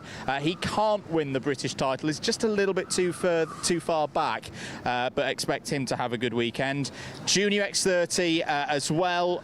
Riley Cranham, similar story to what we've been talking about with Albie J. Stubbs and the restricted category. It's get those sign-on points, get those attendance points, and that should be things done. But George Edgar wanting to hold on to second place, that's going to be a keen battle between himself and Aaron Richardson. But I'm quite glad to say that seniors, that's the one that's really, really open. You've got 3 drivers, Freddie Lloyd, Gus Lawrence, Harrison Whitcomb, all still very much in with a chance of winning the title. And it's close enough that if all of them have, you know, a stellar weekend, win everything, it's kind of winner takes all in Senior X30. Honda Cadet as well, also still quite open. Archie Loveridge has the early advantage. Right, that is all of your stories in terms of rough championship scenarios. Let's go over what's been going on today here at Whilton Mill. We'll start with Croc Promotion. Gable Stilt looking really quick earlier on in the first practice session, third in the second practice session as well. Lewis Bird looked very calm and steady and poised to me, especially through the final chicane. He broke up into the top 10 in the second round of sessions. Sam Branson as well, consistent pace, 11th and 13th. We'll actually have a little quick chat with Sam if that's all right. Sam, very familiar with this circuit. The team knows it well. How much are we rating this weekend on chances of getting a good result? We should be all right. I haven't been out in a while and just getting back into it really, but I'm fast around here. I know I am from the O plate last time, so fingers crossed, be a good weekend. And so far, the clouds playing ball as well. It's hopefully going to be a little bit warmer than it was for the other lot last weekend. Looked at the forecast, it's got a bit of rain on Sunday maybe, but tomorrow looks dry, so that's what we got to focus on first. And as the wider team as well, we were just mentioning Gabe looked pretty quick earlier on the fresh tyres in FP3. Does that give a bit of a boost to this squad? Yeah, hopefully give us some good confidence for the weekend, and yeah, we'll see what happens. Good stuff. Thanks for talking to us. Thanks, Sam. And yeah, we will keep an eye on Croc Promotion. As I say, they do know this circuit very well. Sorry, that's not getting in the way of Bodie Batch on his way to his next practice session. Let's talk Fusion. Could of course be a very big weekend for the Fusion ranks. We'll start with today's efforts. IAME Water Swift IAME Water Swift category. Austin Newstead fastest in session number 2, of course championship leader, and is still in very good form as well. Second at Marienburg last week to wrap out a top 3 in the European standings. And well, you've been shoved in here by Alfie Davidson. Austin, it's looking good at the moment, but still a bit of a job to do. Yeah, obviously at the minute I'm leading the championship, so hopefully I can keep that for the rest of this round. Obviously I've still got to do good in these next 2 rounds. And for the others as well, you've got a teammate in here in Ozzy Gibson who's going to be going for it as well. How will you be focused on their results? Will you be focusing on their results at all? No, not really. I'm just going to focus on my race, come as high up as I can, and not worry about the championship and just worry about one race at a time. Good stuff, Austin. I'll let you get back to preparations for the next one. Should also keep an eye on Mason Hibbert this weekend. Mason had a really good run last week at Marienburg. So I think, yeah, it's only fair, Alf, that you shoved Austin in. So we're going to talk to you now. Alfie Davidson, a good place for you. This one in IAME Water Swift Restricted last year. Are you feeling ready to go? Yeah, hopefully we can win both days, and then if we win both days we can get top 3 in the championship. How big was that Kim Bolton result as well, kind of getting back on track and proving what a lot of people have thought for a while, that you've got the capabilities to win in this division? Yeah, big, just to win a British round in a bigger class, new class, well not new class but different class than what I restricted last year, to win the British last year, and then to get top 3 hopefully this year is really massive achievement for me. How important is it to you as well of keeping momentum going? Obviously it's the last round of the last rounds of the British this weekend, but there's still racing to go after this. Hopefully trips to IWF for a lot of the drivers in this awning. Do you think about that long game as we go towards into the autumn? No, not really. I'm not going to be racing the IWF. I'm going to do a few dirt car racing that Brandon Carr's doing over there in America, so I'm a bit gutted, but we'll see. Next year we'll go and hopefully we can end up with a win. Best of luck out for the weekend. Oh, that sounds really interesting. A bit of racing with Brandon over in the States. As I say, that's pretty much the story in the smaller categories covered, but of course you've got the juniors as well. Who did best? Probably Aaron Richardson, 2nd and 4th earlier today in the 2 timed X30 junior sessions that we've got data for. Sukmani Kira continuing her very good form in recent weeks, had that tremendous run at Kart Masters, which on balance I think Sukmani deserved a much higher final result, but that's not how racing works sometimes. But keep an eye on Sukmani this weekend. She knows this circuit very, very well indeed, and that showed 4th and 6th in her practice sessions earlier on today. Aaron Richardson, as we mentioned, in a very, very keen battle with George Edgar for 2nd place in the championship, and just behind as well there you can see the GP kart of Riley Cranham. Riley, I think we will see Riley race on Saturday, or at least qualify on Saturday. Whether we see him on Sunday, he'll probably have everything, mathematically sewn up by then. The reason, for those of you who are new, why do we see champions not necessarily run every single race? It's disqualifications. Not saying that they're going to get disqualified, of course, but if in the short or small chance of getting disqualified, you have to carry the 0 point from a disqualification. You can't drop it. Remember, it's 4 drops that everybody has across the course of the season. But that changes if you get a disqualification. So, mathematically, you can have a driver who's sealed the championship, and then if they go out and they get a 0 score because something's happened out there, they then lose the championship. So that's why we sometimes talk about drivers who are a good way ahead in the championship going, do you know what, I'll sit this last race or two out as the season comes to a conclusion. To note as well, actually, Riley struggling for a little bit of pace earlier on today. He's had another growth spurt. 17th and 15th for Cranham earlier on today. I shouldn't mention in their senior ranks as well, no Harrison Mackie here this weekend. William Andrew was probably their biggest hope, 7th and 9th for them earlier on today. Let's talk Excel Motorsports. As I say, we've pretty much covered things in IAME Water Swift Restricted already for them. LBJ Stubbs quickest earlier on today. They've got a good number of runners still, of course, in the Water Swift category. George House, we've mentioned, 5th in his 2nd practice session earlier on today. Other hopefuls out for them. I'm gonna make out Ethan Owen, 13th and 14th for Ethan Owen earlier on today, and Colby Patterson we should mention as well. Can still mathematically win the title, but if it's not going to be the title this year, if he's not able to get over that points haul of Austin Newstead, Colby Patterson's still very much going to be wanting to get 2nd place. So, that is going to be a story to keep an eye on, and Patterson was 2nd in FP4 earlier on today. Moving up the awning, apologies, we're probably not going to be able to get all of the awnings in on this particular programme, but we will endeavour to do so later on in the weekend. Let's actually have a very quick chat with George House. New IAME Euro Series champion, got it done in the heat. Another really good weekend at Marienburg. How proud are you to be coming back into this British paddock with that title? I feel really proud of it. I'm ready for this round to try get top 3 in the championship. Seeing as I don't really think I could win it in this championship because of the points difference. So I'm pretty confident we can go for a top 3, and yeah. And it's going to be a competitive race as well. This story that's gone on across the course of the season, the Excel Motorsport team, the Fusion Motorsport team, JGR, all of the others really getting in there in IAME Water Swift. What do you think is going to make the difference to get on the podium here this weekend?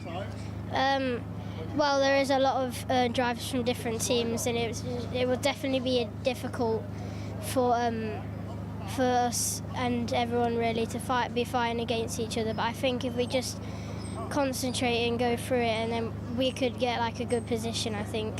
So. Absolutely. George, thanks for your time. We'll let you get ready, and well done once again on sealing yet another British driver winning one of the IAME Euro Series titles. JGR, of course, is where we saw the winner of the mini category at the European level last year.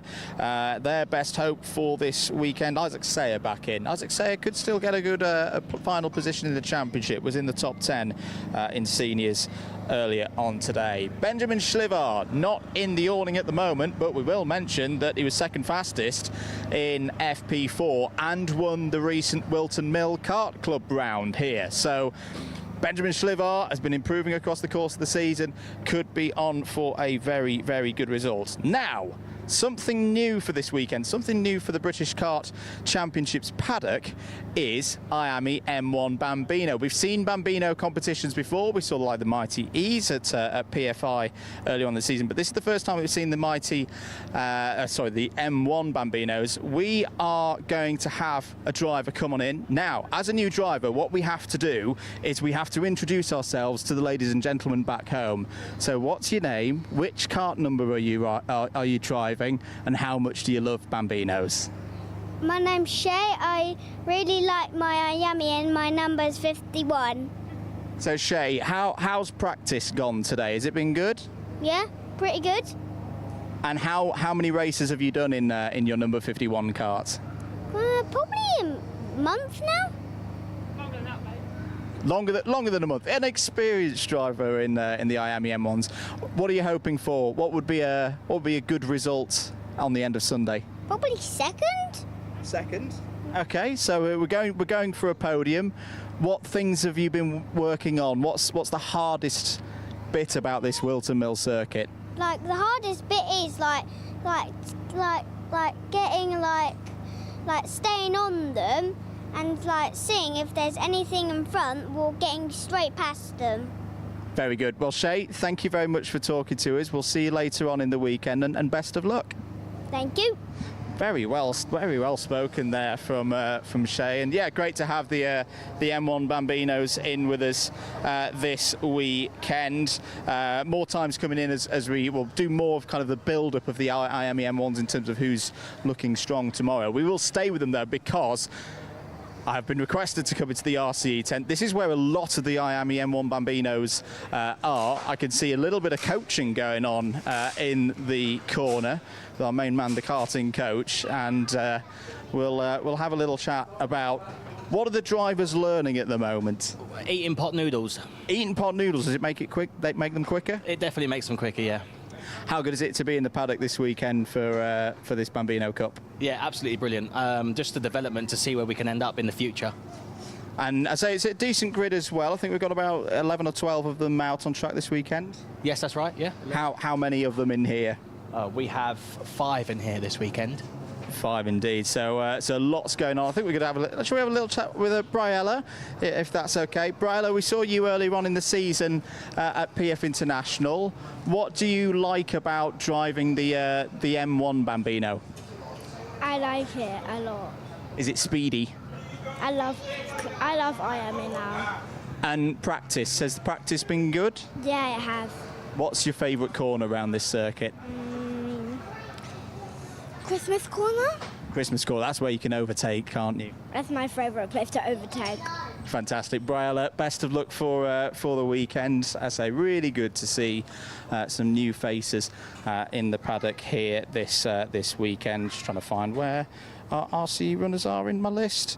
Looking out for Logan Edwards, I think, a top 3 in both of the sessions so far today. So yeah, that was very, very good. As I say, I don't think we're quite going to be able to get round all of the awnings today, so we'll pick up the pace a little bit as we go around the corner. Should note as well, Archie Cannon.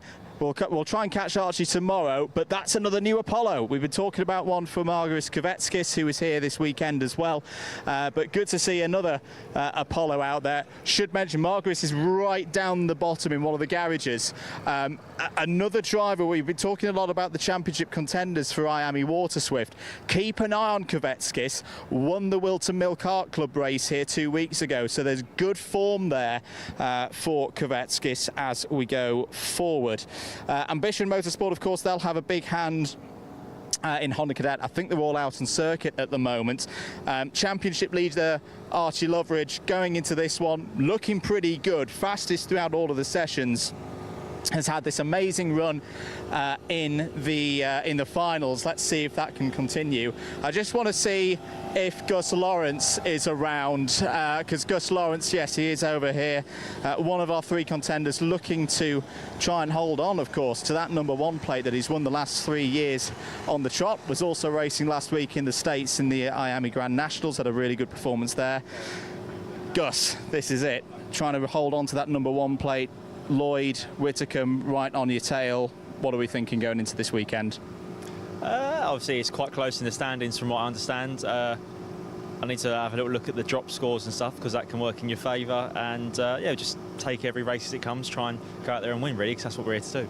And still really enjoying the racing as well, as competitive as ever. Oh yeah, of course. I wouldn't be here otherwise. Yeah, it's been a difficult year this year, probably the hardest year, to be honest, I think. Yeah, obviously juniors coming up, it's their second and third year in it, so they get the feel for it. And then, yeah, I remember when I was that age, so you're definitely fast at that age. So it's just, yeah, just down to me to try and do the best job I can. Not too jet lagged from last week? No, not really. No, a little bit. It's been 4 or 5 days now, so it's I'm all right. Good stuff, Gus. Thanks for your time, and we'll catch him later on in the weekend. Of course, good to talk to our reigning British champion at the start of this busy weekend. Will he still be our reigning IAME X30 senior champion come Sunday evening? You can only find out here on the Alpha Live YouTube channel. The sound you can hear behind me is the OMS racing machines firing up. Now, something I noted earlier on today is the OMS has looked very, very quick on fresh tyres. We'll have a very, very quick chat with Oscar Kenny. Oscar, noted that, you know, the likes of, you know, yourself, Chester Forks, all looking really, really good, fresh out the blocks. Do you think that could be good news for qualifying tomorrow? Yeah, hopefully we can go with each other and see how it goes. And over the last few weeks as well, the OMS team going forward, you know, causing a few surprises out there. Do you reckon a podium's potentially on the cards in one of the finals this weekend? Yeah, definitely. Good stuff. Oscar, I'll let you go, getting ready for one of his sessions. There's the number 73 of Archie Loveridge.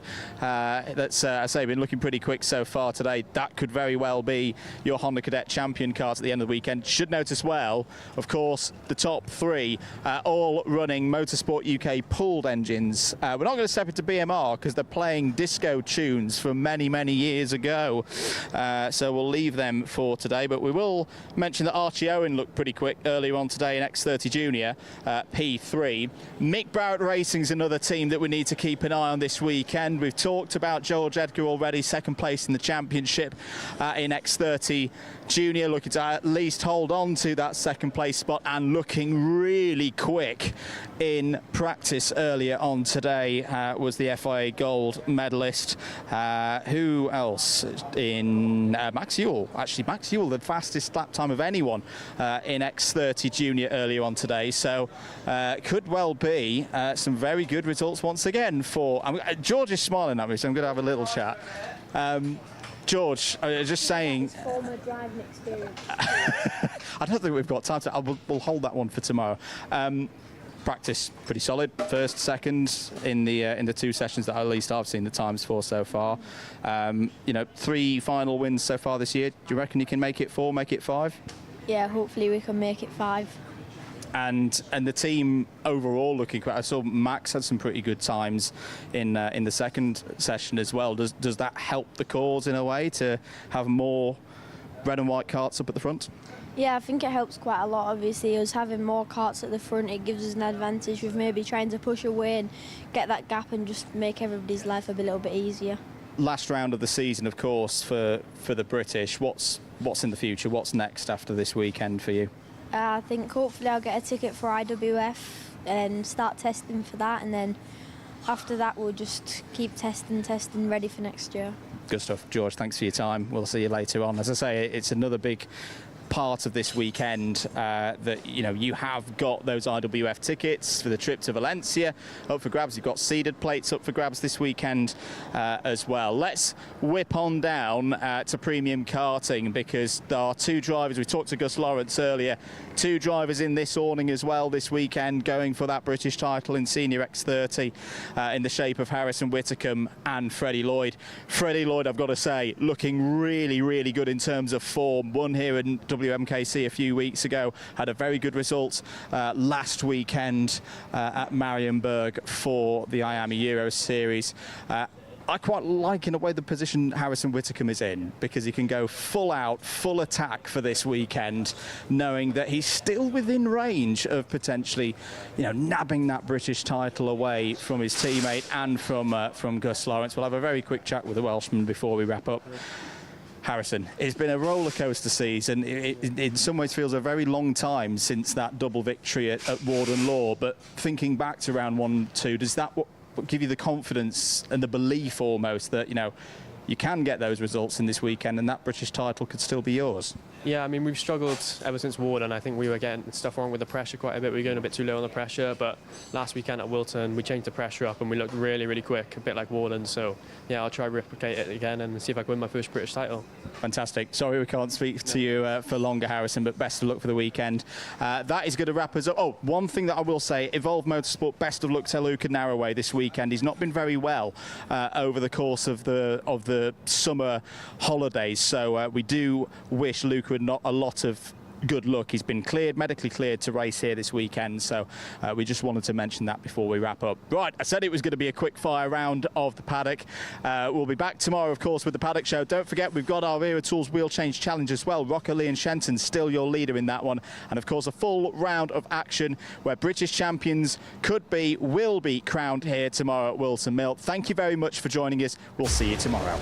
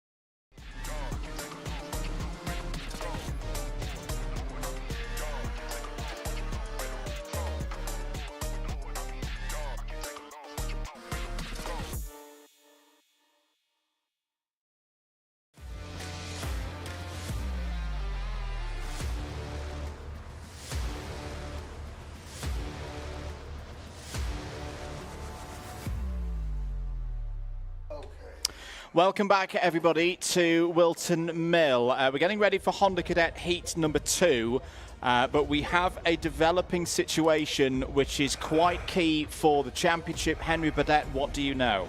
Well, it's one of those... Motorsport and karting can be cruel.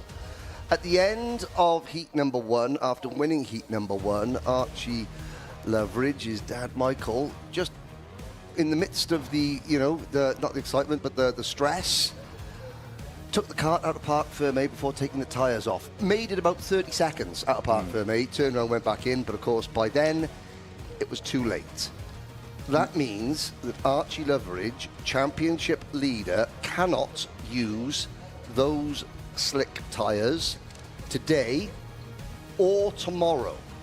Because even though this is a 2-round event, the Hondas only had 1 set of tyres.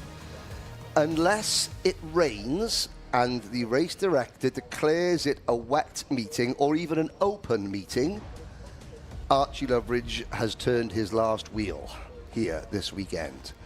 And it means that he has probably, not for definite, because you never know what might happen, but has probably lost the British Championship. I went to see Archie, who, he's 11 years old, and he was standing next to Luke Jardine's kart, helping Luke and his dad do data. That tells you everything you need to know. Let's run you through the grid for this race. Archie Loveridge will not take part in this race. Edward Rye will be on his own on row 1. Oliver Ratton and Shailin Srikantan as expected on row number 2. Riley Blakemore and Archie Cannon, row 3. Harry Grant and Jerry Dufficy, row number 4. Row number 5, Luke Jardine and Ronnie Jones, who now has a great opportunity to take another title in his Honda Cadet career. Sam Dixon and Luke McGall start on row number 6. Continuing on to row 7, Luca Bukocki and J.M. Prakash. Row 8, Carl Kerr and Aidan Donnelly. Reggie Dufficy completes the field.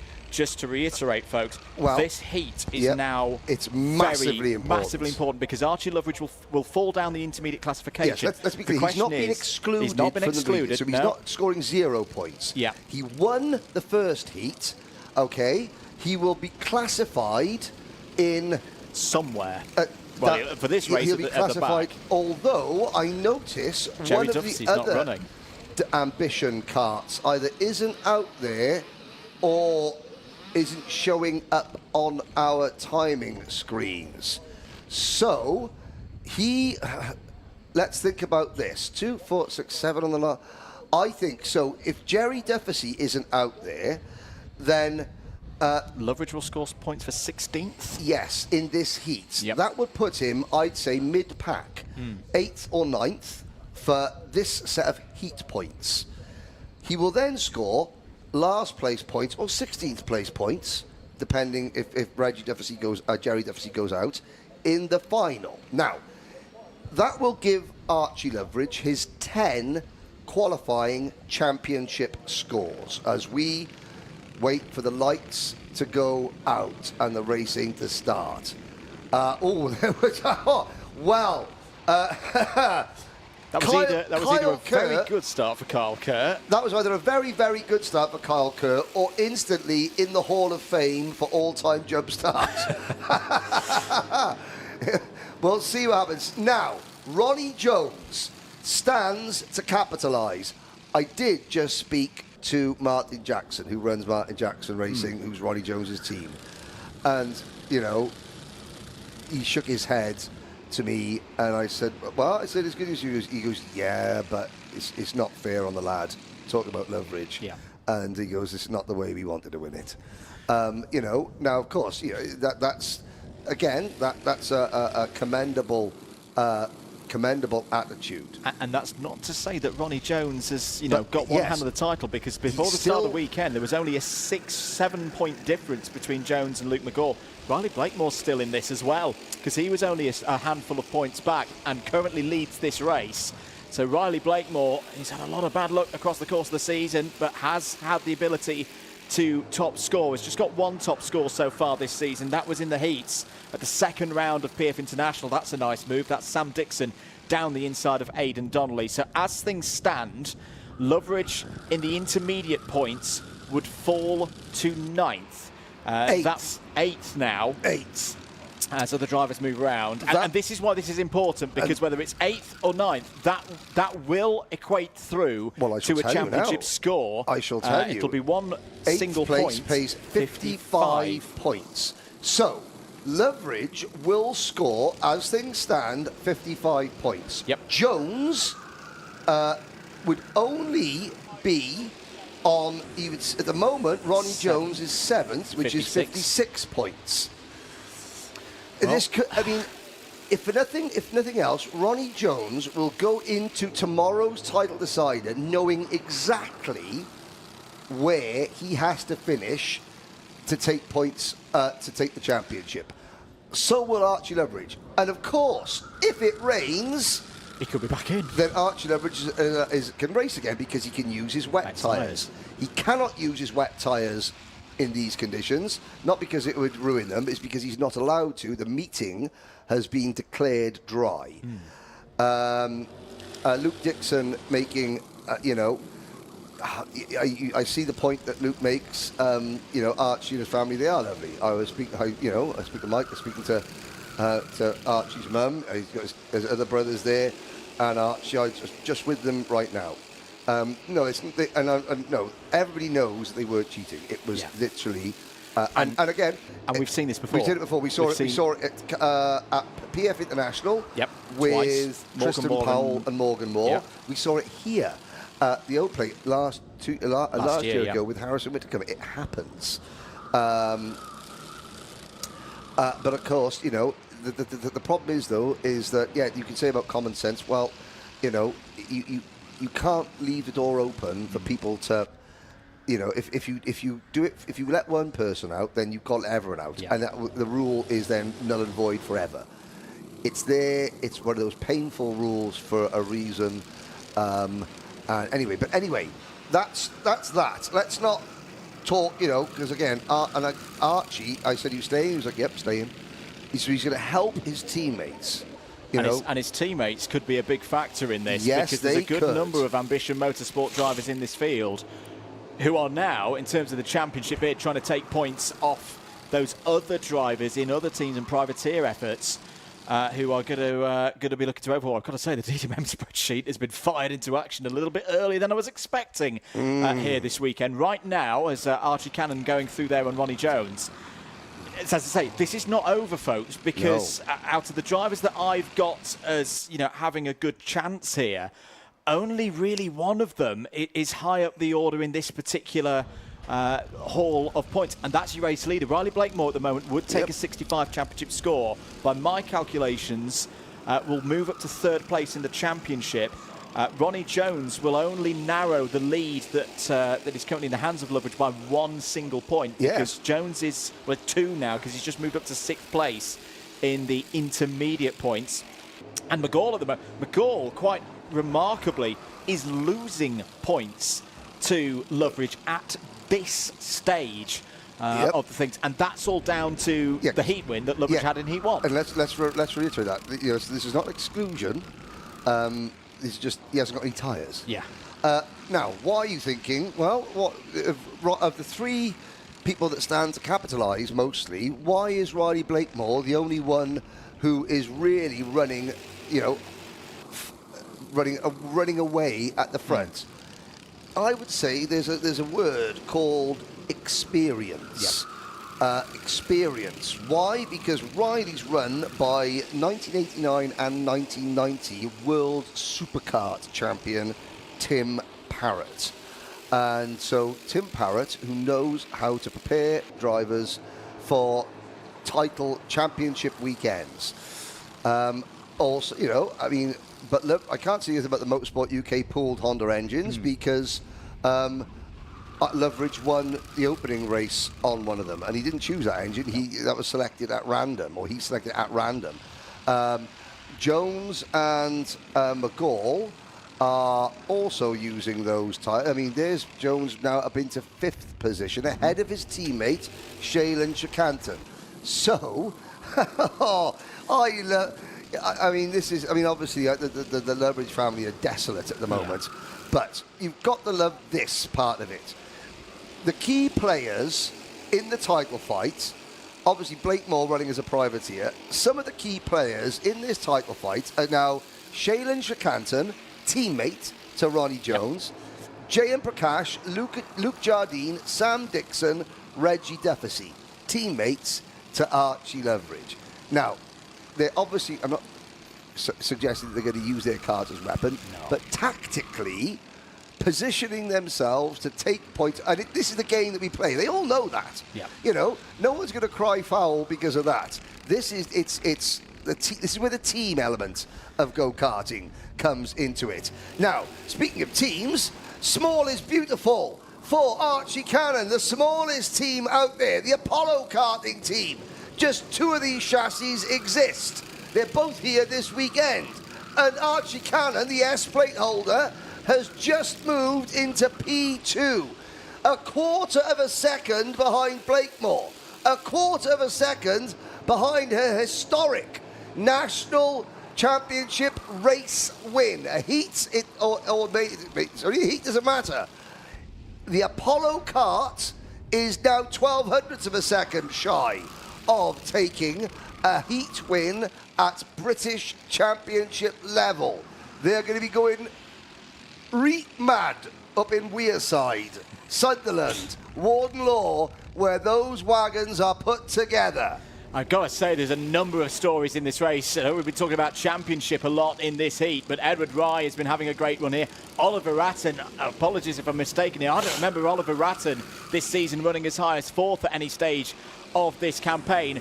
final lap then in what is a very, very tense second heat. Riley Blakemore has led this race brilliantly from the start, but he hasn't got it won because here comes Archie Cannon up the inside. No. That's a brilliant taking of Christmas corner from Blakemore. He used the camber through the corner to hold round the outside. Cannon may have another go down here into Ashby. Right down the inside, going for second place. Ratton trying to hold on to fourth. Ronnie Jones in fifth place, knowing that the door is open now, but he needs points. He needs to get up the order. He needs to take this chance to try and take the championship lead away later on today. That could be a move there that Jones did on Rye to put him P4 in the race. That could be a significant move in the standings. We'll find out how significant it was in two corners. Here comes Riley Blakemore for the second time this year, and how crucial could this be? Riley Blakemore wins Heat 2 and takes a 65-point championship haul.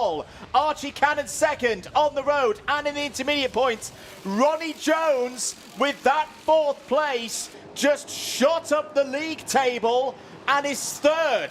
He is third. He was at 6. That is 60 points. He gains 5 on leverage. He gains 5 on leverage. So, effectively, that now puts Jones 16 points behind leverage. I make that 16 points behind Archie leverage.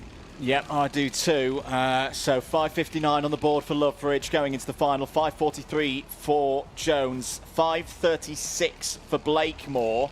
Where did Luke McGall finish in that? So he held P9, so he'll be on 5.30. All of these drivers are still in mathematical play here. I'm gonna throw Archie Cannon in there as well. Right. Archie Cannon's second place puts him now also on 5.30, equal with Luke McGall. Do you know something though? Okay, so the best 10 out of 12 scores count. Okay, at the end of today, you'll know basically what you've got in the championship. Everything, that's your what worst. You need to do on your final 18. Yeah, that's your worst thing. I think that with Loveridge will score 47 points for 16th. He's right. We're gonna listen, have some adverts, and then we're gonna do some. We're gonna do some mathematics. Oh, oh, I love it. Motorsport is naturally a fast-paced and dynamic environment. Dealing with a specialist insurance advisor helps to ensure that your specific needs are covered. We have access to a complete portfolio of products including personal accident, on-track damage, property and event liabilities and cancellation. We can help drivers, teams and manufacturers, event organisers and circuit owners and venues. Visit marshsport.co.uk/motorsport to find out more.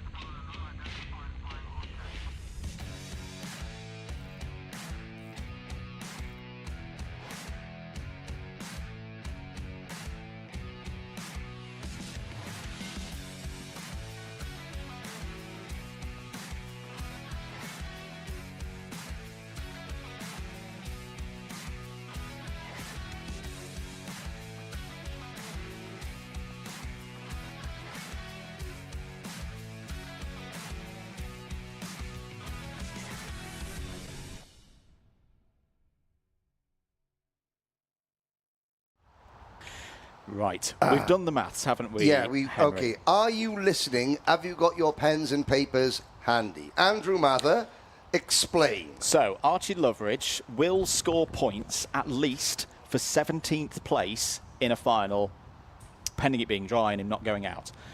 With that tally then going on to his championship score, we have calculated, to stress this is unofficial and provisional, ladies and gentlemen.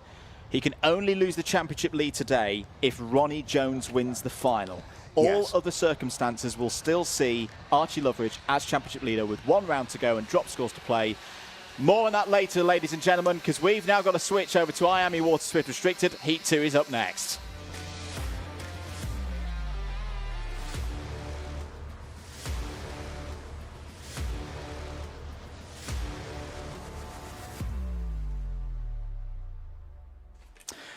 So, let's make things a little bit easier for ourselves in terms of championship situations. My goodness me. IAME Water Swift Restricted up next. Beaudette and LBJ Stubbs have the front row of the grid. Ollie West and Corey Lyons on row 2. Jaden McElhinney and Louis Williams-Mabs, who I do believe is carrying our camera for this one, are on row number 3. Freddie Baker and Arthur Bowers are on row 4. Row number 5, Logan Hodgetts and Patrick Wood. Phoenix Millen-Sexton and Harry Murphy are next with Toby Biggs, Frank Morris and Benjamin Schliever. They are your 15 starters. This is LBJ Stubbs trying to take win number 7 on the year. And we are go. Good start then for Beaudette. Ollie West challenging for second place. Oh, was someone having a bit of bother there? There's one Ollie spinner West. towards in the background, so we'll work out who that was in a moment. West up to second place. Stubbs has fallen down to around 4th place, so it's not him. Was it Freddie Baker possibly not yes, through sector number 1? It looks like the XL Motorsports number 92 of Freddie Baker, who was not clocked up. Ollie West there for Evolve Motorsports. Again, excuse the pun, but he's been evolving as a driver all year. There's that intrepid bodywork on the kart of Louis Williams-Mabs. And now we go to our onboard. There is a bird's eye view of Mabs running wide, coming out of the boot. And that has allowed Benjamin Schliever through. And Toby Biggs. In fact, Louis Williams-Mabs dropping to 11th place. Oh my goodness me, that was... well, I know we got about Corey Lyons' dad being a rally driver, but Corey almost had a bit of rallying himself. They're so close. Oh, West just clobbers the curb coming through Inkermans. And here come the Irish towards McElhinney. And those daily motorsport karts, they still look absolutely outstanding. That blue, that blue colour to me, it pops, bruv. It pops. I know there's some rallying on the big rallying on the Emerald Isle this weekend, but that was a mighty moment for one of the Irish drivers out there. 6 1/4 minutes in this race to go. Again, in terms of championship for this one, it's LBJ Stubbs just needing to pick up those attendance points, as we like to call them. He's effectively got them already because he competed in heat number 1, but that's not his style. He wants to go out and win every race that he can. Patrick Wood's having a really good run here, and there's Benjamin Schliever down the inside in the green and black colours. Kart number 78 started at the back of the field in this one after a problem in TQ earlier on today. Was classified 3rd in the first race. If you missed the result earlier and you don't want to hear it, shut your ears now. It was Batch from Stubbs, Schliever, Williams-Mabs and Hodgetts, your top 5 after post-race penalties. And it's something I've really enjoyed the last couple of rounds. We saw a little bit of this at Kim Bolton, Henry. This pack have properly closed up as the year went on. A lot of drivers in the top 10 at the moment have really matured over the past few months. Now, I don't know whether it was by accident or design, but the angle that we've attached our Alpha Live onboard camera to Louis Williams. Look at that. I mean, driver coaches would pay big money for footage like that. It's just a study of, steering. Oh, lovely. That's absolutely outstanding. You want to know how quick these reactions are from these young drivers? Look, he's even got one hand off the steering wheel. Watch the steering correction. The bumps. Turn. You got to adjust. It's fantastic. Great camera shot and a bit more signal as well. And some great Alpine Stars gloves as well. They're a good brand, them, aren't they? They're a very good brand, Alpine Stars, I've got to say. Other brands are available, just not quite as good as Alpine Stars. Yeah. Schliever goes through past one of the DMS machines. That's McElhinney down to 8th place. And further down the order, there's been a change for 13th place. There was a Logan Hodgetts and Toby Biggs coming together, coming out of the boot there. Just sort of tripping over the same piece of tarmac. But Beaudette up the road, here comes Arthur Bowers. Arthur Bowers takes over. I mean, Arthur, he's got his younger brother Ralphie around the place as well, who introduces, hi, I'm Ralph Bowers, which I think is Jack Bauer. Ralphie Bowers is a great name. There's Jack Bowers out of 24, wasn't he? Yeah. But so Arthur Bowers just a fantastic performance. Patrick Wood goes through in the number 36 Kart. Sleevar's at the 7th. McElhenney down to 8th. Williams, Mabs, Millen, Sexton, Biggs, Hodgetts, Murphy, Frank Morris and Freddie Baker. Arthur, you mentioned Arthur Bowers there, another example of the great progress that has been made in the cadet classes, not just in this part of the British Kart Championships paddock, but you think back to the scenes, the race of the week scenes 6 days, 7 days ago. You know, Arthur hasn't done the full season, only joined us for the PFI meeting for his first appearance, but, you know, was outside the top 10 in that first appearance. At Kimbolton, break into the top 10, was 9th in the final, and now look at him running in the top 5. Very solidly indeed, has been quick throughout all of the practice sessions so far this weekend. This is a good drive from Corey Lyons as well. You know, he will have been disappointed with how Heat 1 finished, but in the battle, the inter-team battle for third place in the championship between McElhenney and Corey Lyons. At the moment, it's looking advantage Corey Lyons. And fourth place here would leave him 9th in the intermediate classification. And Bowers, correct me if I'm wrong, but I believe Bowers is being coached by David Bellchambers this weekend. So, you know, obviously Bowers doing this, socks well and truly off. But you look at the pedal extensions on Arthur Bowers' kart. Hang on a second. You just noticed that? Right, we're going to get a great shot now. Look how far back his little white booties are. He's teeny. It's brilliant stuff. Yeah. 2 minutes of this race to go. Bodie Batch with this one, I think could secure second place in the championship. I should stress everybody. These are provisional scores coming off of the computer. Even mathematics has to remain provisional. It's not 100% right. Well, it is, but it's just, we've got to say that. So, no, I've been really impressed with Bodie Batch today. Had a bit of a tough one a couple of weeks ago at the Whilton Mill Kart Club round. Was 4th in the final during that one, but has bounced back. And it's one of the things I've really enjoyed about this IAME Water Swift restricted campaign this year, Henry. That yes, you've got it a little bit in Formula 1 at the moment with the 2 McLarens, but you've got 2 drivers in Batch and Stubbs who've raced each other firmly. We saw a little bit of that in Heat 1, but always fair, and they've always... it's a problem. McElhenney off. And Schliever. Oh, Benjamin Schliever out of this race. Now, I think that was all around 6th, 7th, 8th positions. That's not good for McElhenney in the fight for 3rd in the championship. Let's have a look. I think we've got an onboard look from Louis Williams Mabs at what happened here through turn 1. No. 3 of them went. That's a big off. That is a really, really sizable incident. Fair play to Louis Williams Mabs. He got on the brakes. We've gone slow procedure. The race has been neutralised. I was going to say that there was the 3rd kart. So McElhenney and... Patrick Wood, I think. Yeah, because there was a kart that spun initially that was piled into by McElhenney and Schliever. Patrick Wood, who is... Well, Patrick Wood's still going. My goodness, if that wagon is made out of granite, if Patrick Wood is still going. Now, we're under a slow course procedure. I'm just going to have a little... there's Jaden McElhenney sitting up out of the kart. Benjamin Schliever, the drivers are absolutely okay. I think they're just getting in the kart. I wonder if we speak nicely to producer James Fitzhugh, could we see another replay of that from Louis Williams Mabs? We'll just make sure that the drivers... I'm sure it was a case of we stopped the race to get the carts moved. We've gone green, and I think there's been a change of position there for second place. So we've gone back to green. Corey Lyons either caught, has caught Albie J. Stubbs napping there, I've got to say. And now, if overtaking is allowed before the start-finish line, then great. If it's not, then Lyons might have a case to answer for there.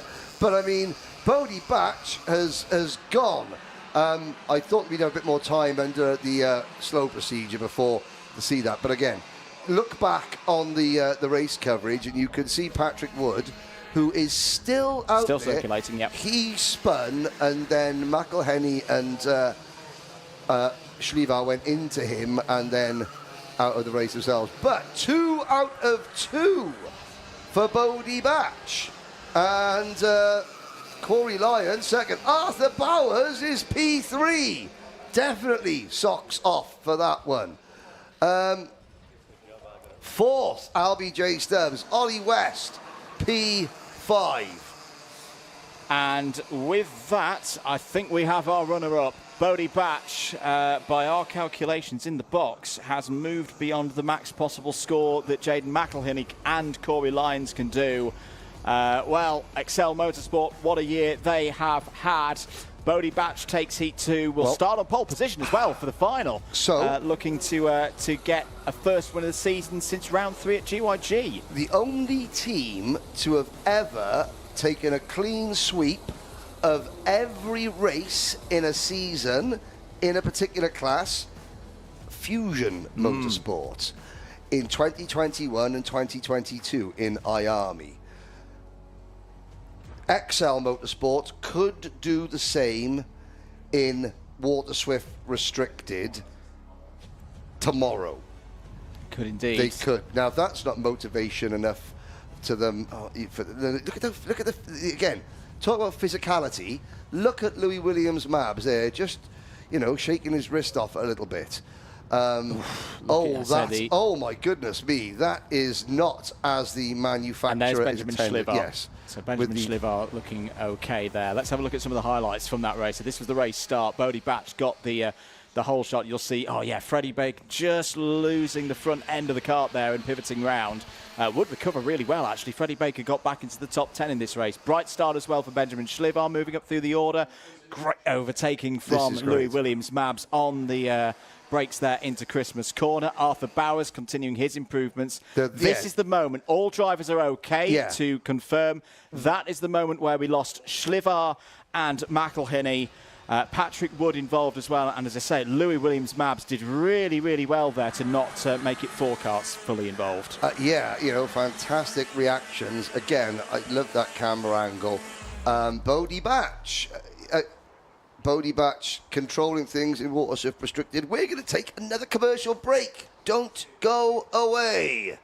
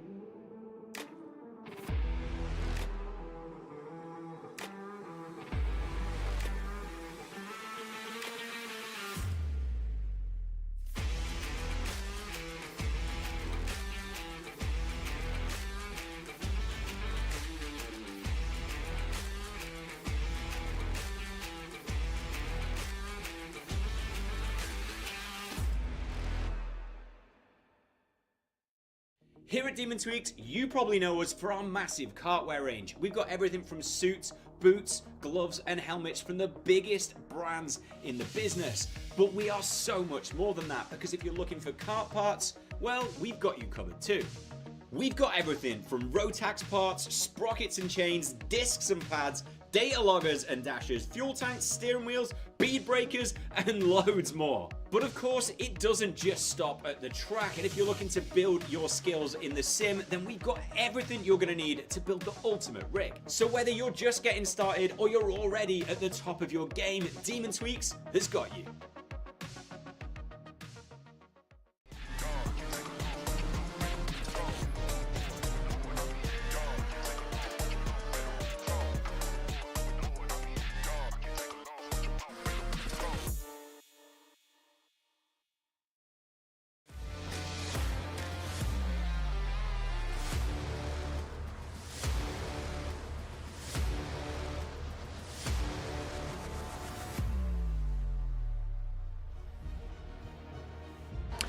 Welcome back, everybody. It's another big one. This is Heat 2 for IAME Water Swift. Can Austin Newstead mathematically win the title with this race? He starts on pole. He has Colby Patterson alongside on the front row. Daniel Ferguson and Luca Narroway start on row 2. George Clark will give us his eyes of this race from the inside of row number 3 with Mason Hibbert alongside. Alfie Davidson and Chester Fawkes, they go from row 4. Henry Clark and Oscar Kenny round out your top 10. George House and Ozzie Gibson on row number 6. Margaris Kovetskis and Effan Owen are next, then Andy Stewart and Joseph Davis. Next up, Orion Meta having a strong weekend is alongside Johnston Stewart on row 9. Ruben Sagu and Alessandro Salas go from row 10. Ilias Sami completes the 21-strong field. Heat 1, Newstead won it. If he wins this one, it's another 65-point haul in the championship. And I'm going to thank the drivers for once for causing an additional formation Charlie lap. Clough has withdrawn. Oh, okay. Obviously, there are 22 on my preliminary list, but only 21 upon the circuit. So to go over the mathematics, Austin Newstead, if he wins this race again, provisional mathematics, will get his event 20 bonus points for attendance. We'll get another 65. That, by my calculations, will move him to 890. The maximum score before a wheel was turned before the start of this weekend that Austin Gibson could do was 888. The maximum that Patterson could do was 878. Ooh. Clark 865. So this is what we're saying. If Austin Newstead wins this race, provisionally, if he wins this race and gets top billing in the intermediate classification. If he does, he joins the likes of Ollie Greenall, Danny Curl, Pashley, Drummond, Ginchard, Kai Hunter, Porter, Garford, Phillips and Denham as double British champions. But he's done it far earlier in his career than any of those names. If is a big word. 8 minutes, though, is a long time. Newstead leads them to turn him on a spin in the middle of the pack. Oh, Hibbert gets clouted by one of the IMS karts. 3 others go off on the outside in avoidance. That and that was strange. Ruben Sagu. And do you know what?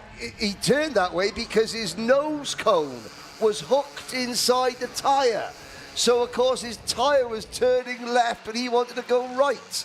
Sadly, Orion Meta had absolutely nowhere to go, and that one did very, very well to not cause a further significant incident. I'd love to get a look at that start again, because I think for Austin Newstead, that was absolutely perfect. Not only did he get a firing start out from grid position number 1, but he just pinched Colby Patterson a little bit, which meant one of his championship rivals could not get a good run there. Yep. Just, that is inch perfect from Austin Newstead.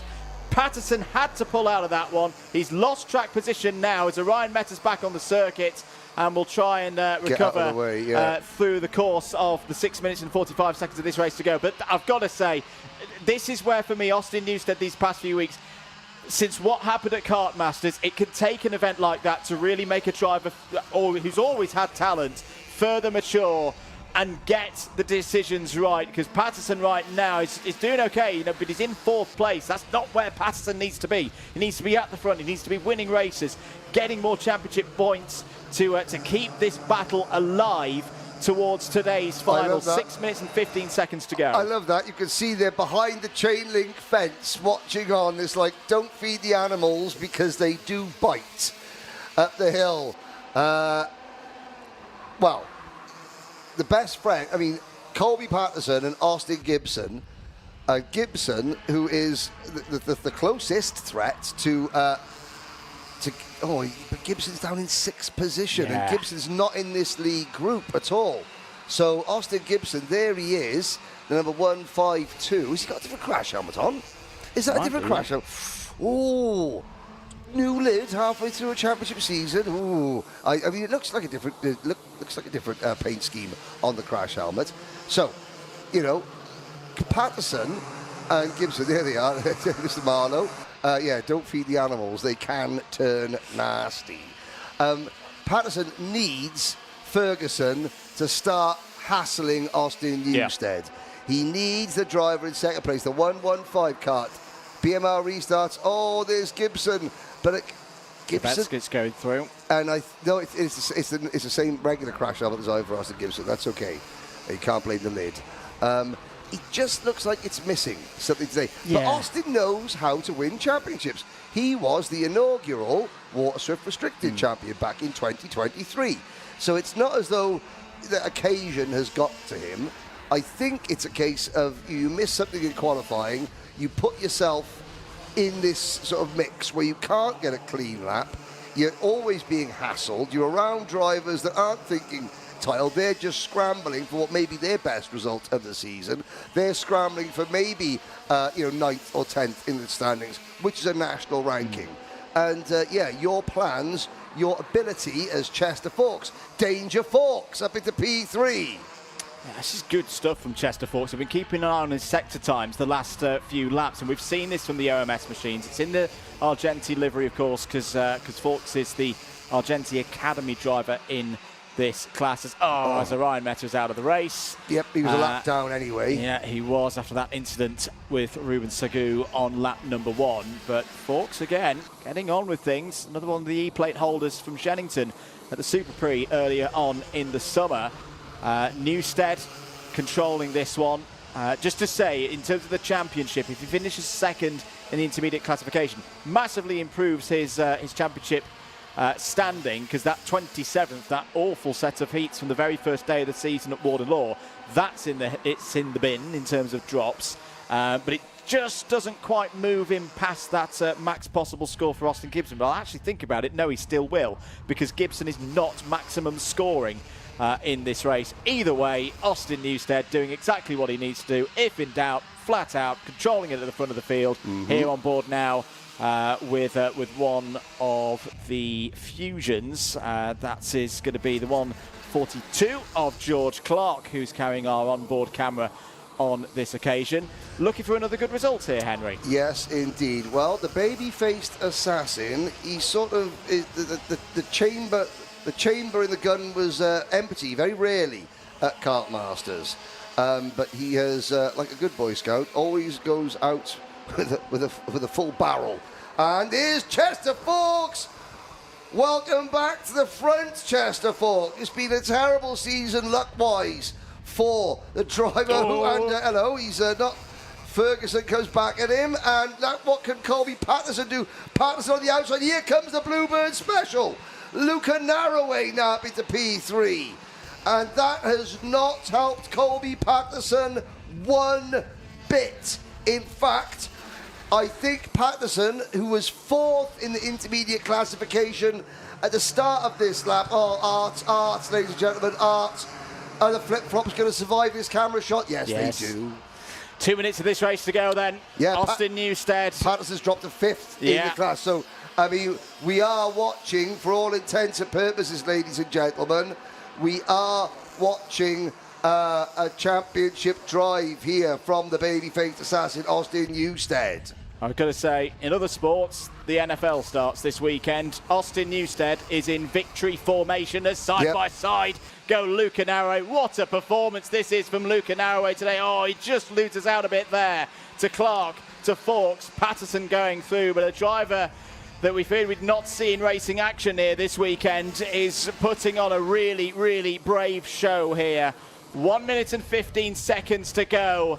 And how wide will the smile be for the baby-faced assassin behind Kart number 4? Because he knows now, he knows the British title is going to be his. He is delivered. His championship rivals are further down the order. There's still a great scrap going on for second place as George Clark knows he's got a chance now to elevate himself up the championship standings.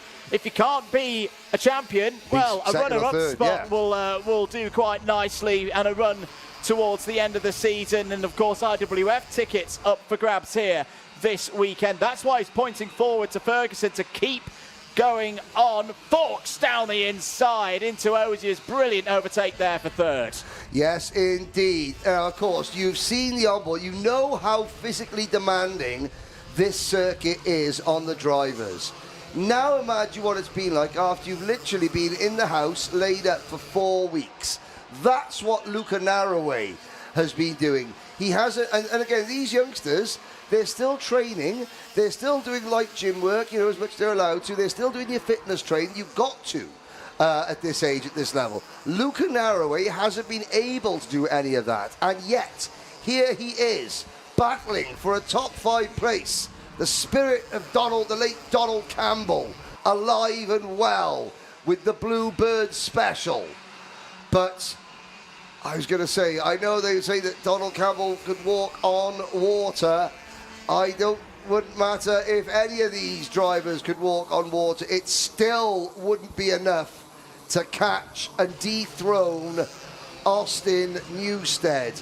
He hasn't won the most races this year.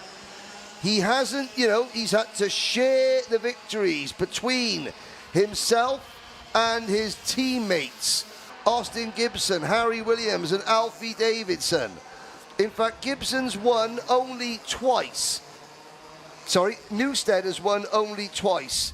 Davidson has won twice. Harry Williams has won once. The clean sweep for Fusion for the season is still a possibility. It's just a heat race, however, but it looks very good.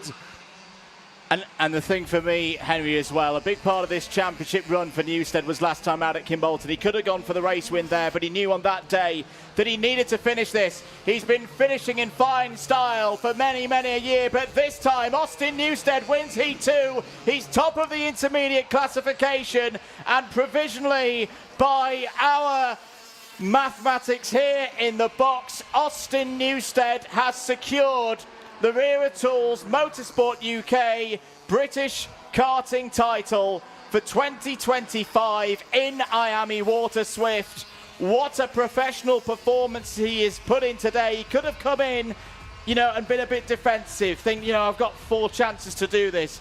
Bang, on pole position. Bang, Heat 1, and then again in Heat 2.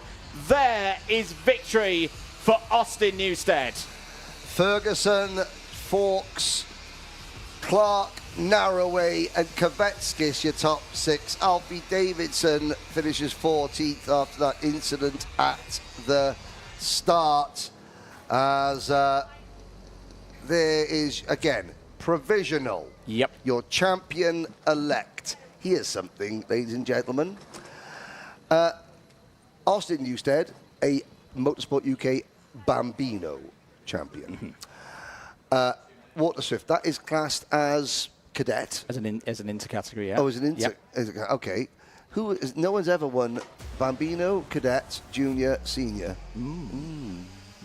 Long way to go. A few years off that is, but hey, you know, Austin Newstead has a chance at making a bit more history.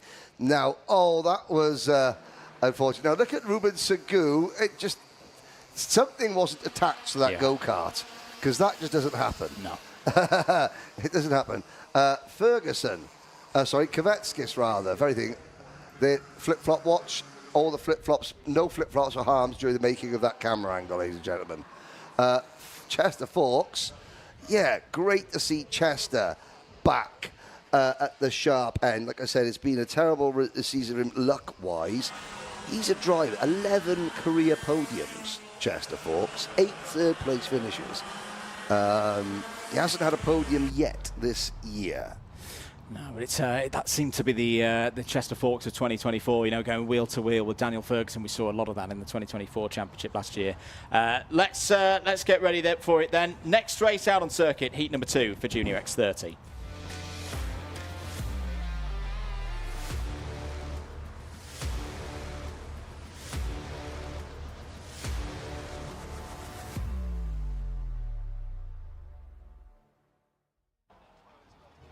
Welcome back, everybody. It's time for Junior X30 to come out onto circuit once again. And can Aaron Richardson continue the great form that he's been in so far this weekend? He'll start this race from pole position. But we've got 19 drivers ready to go to get on with things for 8 minutes plus 1 lap and set the grid for their final later on today. Now, it's just been brought to my attention, well, on the live chat, that, thank you, Bob, it's the F2 World Stock Car Finals this evening, and he said, can get the stream if you can. Me? Get a legal live stream? Oh, my reputation? No. Here's a look at the starting lineup then, ladies and gentlemen. Aaron Richardson, Nat Johnston on row 1, Archie Owen and Max Ewell on row 2. Next up, George Edgar and Mayan Patel on the third row. Riley Cranham and Sugmani Kira go from row number 4 in this one. Zach McDonald carries our camera from the outside of row number 5. He's joining on that one Archie Rogers-Tyler, Max Endicott and Freddie Wood on row 6. Row 7, Rocco Leon Shenton after retirement in race number 1. Harley Musk, Isaac Sayer and Finley Lyons, another driver retired in the opening race. Jacob Bashler, Ethan Woodward and Oliver Meek round out the finish. Now, this could be quite good. We've never had an onboard from the start, have we? We always go to a wide shot to show the whole field. Generally, yeah, that's what we see. So we'll sit on board with Zach McDonald for this one, for a full-blooded run through into oblivion. Don't false start on this occasion, drivers. Yes, we are away and racing for the start of this one in Heat 2 for X30 Junior. Good start for everybody at the front of the field. 3 wide between the Mick Barrett Racing drivers on the run up to Christmas Corner. And look at the start that Archie Owens got round the outside of Aaron Richardson through Christmas Corner. Wind up the replay machine on that one. That was fantastic from the Welshman. How do you say Slim Shady in Welsh? A slim, a shady boyo, I think is the actual translation. What a move from Archie Owen, still bidding to take his first win, final win in the British Championship. Oh, and there's this, normally you say he's gone off like a stabbed rat or a scalded cat. He's gone off like a Welshman in a field of sheep, I've got to say. Half a second at the road at the end of lap number 1. What a start. Here comes Mayan Patel having a go at Max Ewell for 4th place, and he sticks it down the inside into Christmas Corner. That's the more conventional way of getting through at that point of the circuit. Nat Johnston not too far behind. Down there is Aaron Richardson, and that's a swap for 2nd place. That's a swap for 2nd place in the battle between these two drivers for the runners-up spot in this championship. They had a good old ding-dong in heat number 1, which went the way of the Mick Barrett Racing number 6 of George Edgar, but only by a 10th of a second as there's problems there. That was one of the JGRs of the Fusion involved. I think Ethan Woodward was involved, and maybe Isaac Sayer again. Oh, the season has just unravelled for Isaac Sayer. He had a really bright start to 2025. Got on the podium, was the first and thus far only driver from Singapore to ever stand on a British Kart Championship podium. And then it went wrong. Yeah, it's not been the kind of second half of the season that Sayer would have wanted. Did not score well, of course, at Kimbolton. It's less than 6 minutes of this race to go, then it's still not done, because it feels like George Edgar, Aaron Richardson, Mayan Patel are hitting 5th and 6th gears. There's not geared karts, of course, but you know, figuratively what I mean. Because they're reeling Archie Owen in here in the middle phase of this race. Lap times that time around, 47.5 for Owen, 47.3 for Edgar and Richardson, 47.18 for Mayan Patel. Here comes the E-plate holder down the inside, takes 3rd place. Decisive work again from Mayan Patel. What a turnaround it has been this season. He started the season outside of the top 10 in these races. He has battled his way to become a regular fighter at the front of these races. Superb stop. Up to 3rd place. Yeah, and I got to say, I think that for Mayan Patel, it all started to come together. I mean, he had a podium, the penultimate race weekend of 2024 at Shenington.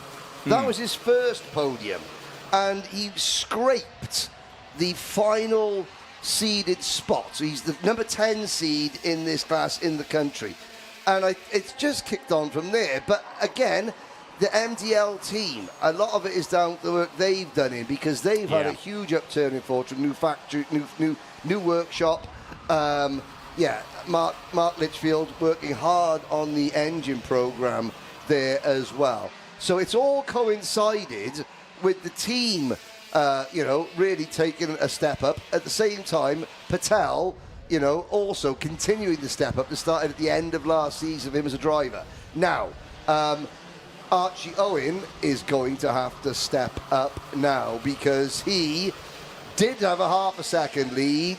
He's now got half a kart length's lead. Sutmani Kira sets a new fastest lap of the race. Currently She running is 7th and closing on Max Ewell and Nat Stappen. Yeah, Max Ewell not quite got the race pace at the moment. Was very quick over a single lap yesterday in free practice, but seems to be going steadily backwards in race trim. Lost out to Nat Johnston 1 lap ago. His teammate George Edgar is on the prowl here to try and take this heat victory away. He checks over his shoulder, sees that he's got a buffer between himself and his rival Aaron Richardson. Out of the race is Ethan Woodward. It has not been a good day for Ethan Woodward. He'll be in the final. There's no cut-off here today for this field, but Ethan Woodward will start towards the back later on this afternoon. Bit wide for Edgar. This could be a chance for Patel up the hill. Edgar goes defensive to the middle of the road and holds on to second place. Richardson still there in 4th. Nat Johnston running nicely as well in P5. 5-second penalty on the board for Bachelor. Down the inside goes Patel. What a move. Great move. That is fantastic from Mayan Patel. I cannot put into words how difficult that is. Yep. Down the hill into Ashby. Gravity working against you. Tightening line to the corner as well, as here goes Richardson down the inside. Where is Edgar's pace gone? George Edgar, who was looking lightning quick a couple of laps ago, this is how quickly things can turn in Junior X30, is now on the back foot. 2.5 minutes to go. Archie Owen can breathe a little bit. He's got 0.4 of a second over Maya Patel, and again another new fastest lap of the race from Sukmani Kira. There she is, just towards the back of your shot, on the back of this train for 3rd place. She's not on the back of this train. Zach McDonald is on the back of the train. How many? You can probably count the amount of fingers on one hand. We've said this: leading privateer in Junior X30, not Rocco Leon Shenton. Zach McDonald. Now, at PFI, I spoke to the guy that runs Zach McDonald, who's Mark Taylor. Yeah. Mark Taylor. Very. He's been in the sport for about 30 years. Doing it for years, everybody knows him. Quiet guy, keeps himself to himself, knows his stuff. There's the proof. Zach McDonald running, not just running in 8th place, running in the lead group, and that's the key thing, in the lead group. Shenton is 9th, but a long way back. And then you've got Uncle Max Endicott, Riley Cranham, just again cruising round 10th. Freddie Wood, Oliver Meek, Finley Lines, Jacob Bachelor, Archie Rogers Tyler, and the rest. Harley Musk is the last kart still running. I've got to say, this is a good look for our Era Tools Excellence Award winners, because they received those tools at 12:45 this afternoon, and Zach's now running, and he's just set the fastest lap of the race. There you go. There we go. It just goes to show, ladies and gentlemen, brand new set of Vera tools. Mark Taylor pops a setup on. Very next race, McDonald's fastest lap against drivers who are some of the best in Europe.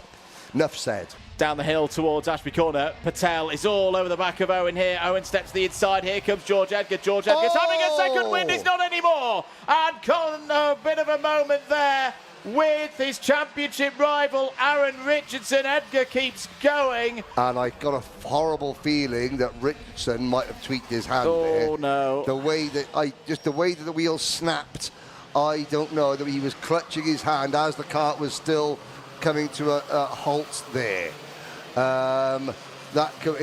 He's not restarted, I don't think. And that was so. Earlier on when Mayan Patel put that move on Ashby, and Andrew Mather exclaimed loudly of just go show of how difficult that move was to pull off. Well, there's the proof. That's why.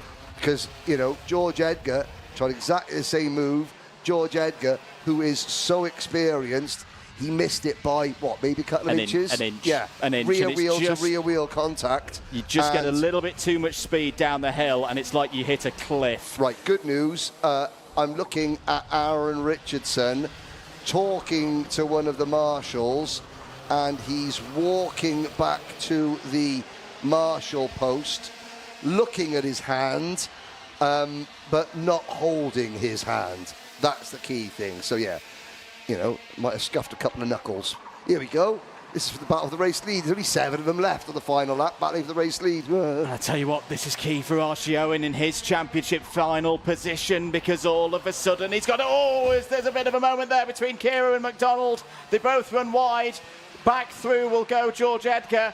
Archie Owen, suddenly there's a door open for a top 3 spot in the championship. There's a long way to go in the battle across the course of this weekend. It's into the boots. The MBRs are going side by side. Max Ewell is finishing this race really strongly. What a win this is for Archie Owen. All off the start of that amazing overtake round the outside at Christmas.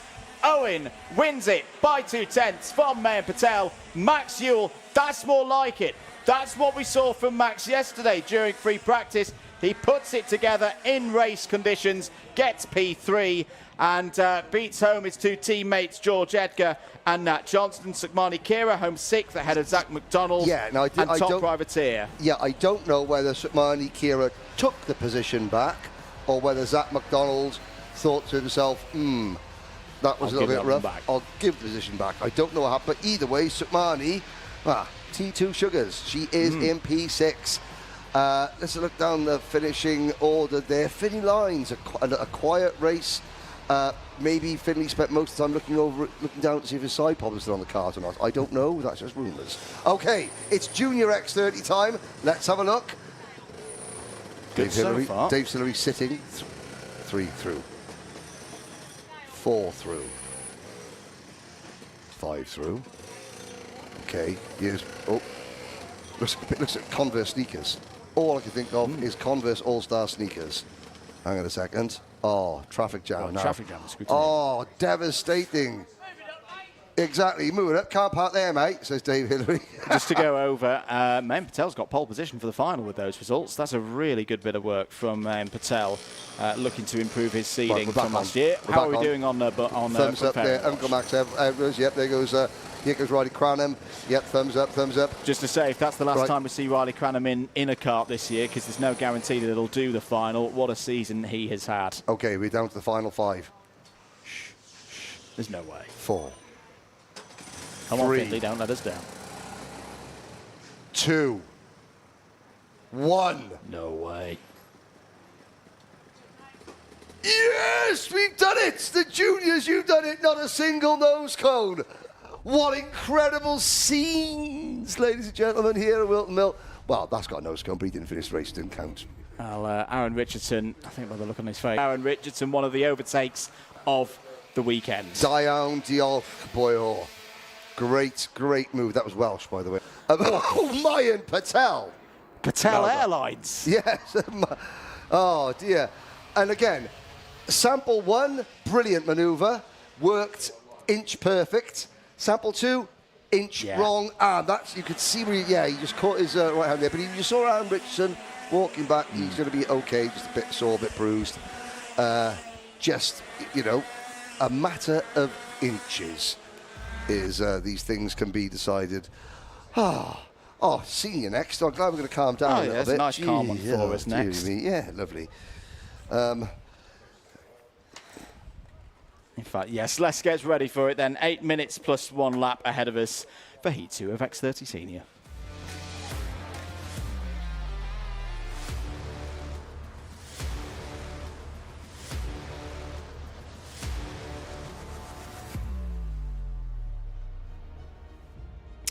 Well, we've already had plenty of championship drama here today, and we've not even had a final yet. Heat 2 for Senior X30 is up next. There is the live onboard shot from Harrison Whitcomb, who's going to be carrying our onboard camera for this one. Let's take you through the grid then for this heat. Gabriel Stilp has pole position yet again. He'll be joined on the front row by Whitcomb. Gus Lawrence and Freddie Lloyd, they go back to battle from row number 2. William Andrews was very quick in the early stages of Heat 1, but then faded. He goes from the inside of 3. Outside of 3, Tristan Powell, Aaron Brown, CJ Bennett. That's row 4. CJ Bennett's doppelganger, Tristan Powell.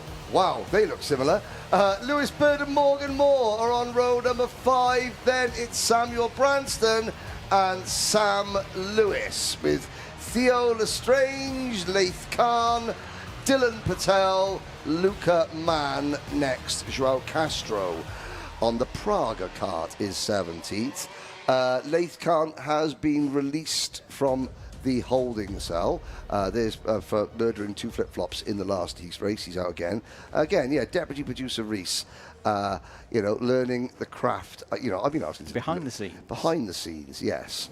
Have to say, Reminder from heat number 1, still won it. Lawrence second, Lloyd third, Andrews fourth, and Whitcomb fifth. So all of the 3 championship runners had decent first rounds. What's going to happen here in round 2? We're green, we're racing 8 minutes plus 1 lap, and it's another good start. Oh, William Andrews straight in there, takes P3 away from Whitcomb. It's a good start for Gus Lawrence as well. It's absolute carbon copy of what happened in heat number 1. Freddie Lloyd has been shuffled down the order again. So again, it's starting on the anti-pole side of the grid. It can be tricky here at Whilton Mill. On board with Whitcomb, down towards and through Ashby Corner. Tristan Powell just ahead of us there in the 388. I mean just behind Gus Lawrence, as in maybe about 3 inches behind Gus Lawrence. It was getting very feisty into that first couple of corners. Lots of driving, very, very aggressive. But Lawrence, as he was able to do in race number 1, escape and get some not only track position but some other karts between himself and his 2 title rivals. There on board is one of them, Harrison Whitcomb, and now, and that was Aaron Brown defending against Freddie Lloyd and almost getting into the side of Harrison Whitcomb. In fact, if you saw Whitcomb's hands suddenly judder on the steering wheel coming through Christmas Corner, that was 3 wide. Oh my goodness me, 3 wide into Wilkins, that is. Not 3 wide down the main straight, but 3 wide into a tight corner, and they somehow all got round. It's a heat, guys. This was an end of season finale, isn't it? They're all going to give their whole flip-flop watch. Is looking pretty good at the moment. Survived. 6 minutes and 20 seconds to go. Gabriel still hitting those times in again. 46.58 last time around. His lead is half a second. There is the pair of Andrews and Powell, and Powell's going through. Powell through into 3rd place. That's a nice move from the driver, 18 years and 1 day old, through Ashby Corner. Powell at the moment, best result so far this season in terms of championship points was his podium finish at PF International back earlier in the summer. So very much on form here. Because could replicate that today, if not more. That Tristan Powell, that was the Saturday 3rd position, and then of course Sunday morning, mechanic took tyres out of things, so he was, the highs and the lows. We got drivers, experiencing that exact same thing this weekend. Technical flag for Morgan Moore. Morgan Moore's going to be out of this race. That's going to drop him down the grid. As here comes Whitcomb. 2 premium Bit karts. of help between the premium karts and the championship contenders. William Andrews again, middle phase of the race. Doesn't seem to be his forte here today. We saw this in heat number 1. The difference here in heat number 2, both premiums have made pretty light work there of Andrews up to P4 and P5. And again, if you're thinking, how can they be teammates? The karts are different colours. Yes, Harrison Whitcomb is, again, part of the Argenti Driver Academy, and he's running with premium karting, but he doesn't run their graphics kit. He runs the Argenti graphics kit. And there is Freddie Lloyd, his teammate. Well, hang on a second. That didn't seem right. Freddie Lloyd now moves ahead of Harrison Whitcomb. Oh, sorry, of course, I'm thinking back of our last race where Freddie Lloyd had the onboard camera. I was like, where's Harrison Whitcomb? Of course, we're sitting on board with him. Oh, dear, ladies and gentlemen, I'm sorry. Freddie Lloyd having another second half of the race that is looking really, really strong. Just to further confuse us, Freddie Lloyd's gone back to his old suit. He did have a fresh, brand new blue and white premium karting suit. Maybe it's a bit pinchy. For on first race day. I know exactly how that feels, yeah. But into the second half of it's a lovely this cake one. I had for lunch, by the way. Oh, there we go. Morgan Moore. Well, we saw him receive the technical flag, having a little bit of a chat there with George Edgar. But Morgan, ever the gentleman out there on circuit, doesn't seem too disappointed. But you look at that. George Edgar. He's pint-sized. He's a very diminutive driver. Speaking of talented, Nicole Sutherland is down in pit lane. What have you got for us, Nicole? Well then, Henry, we've just seen Morgan Moore pull into the pit lane. That safety bit on the back bumper has actually fallen off, so he's come in, he's retired. Morgan's done for now. Yeah, the little side pods that mark out the edges of the rear axle. Sorry, Henry. Watch. I mean, they're on the endangered species list. If one or two more drivers hit them, then David Attenborough's going to come out and do a documentary on them. They're so endangered. Up we go, the hill. Third, fourth. Make that now third for Lloyd. Now Whitcomb's got to get on with it. Whitcomb, hey, if the best worst case scenario for Harris and Whitcomb is finishing directly behind Lawrence and Lloyd with no other karts in between.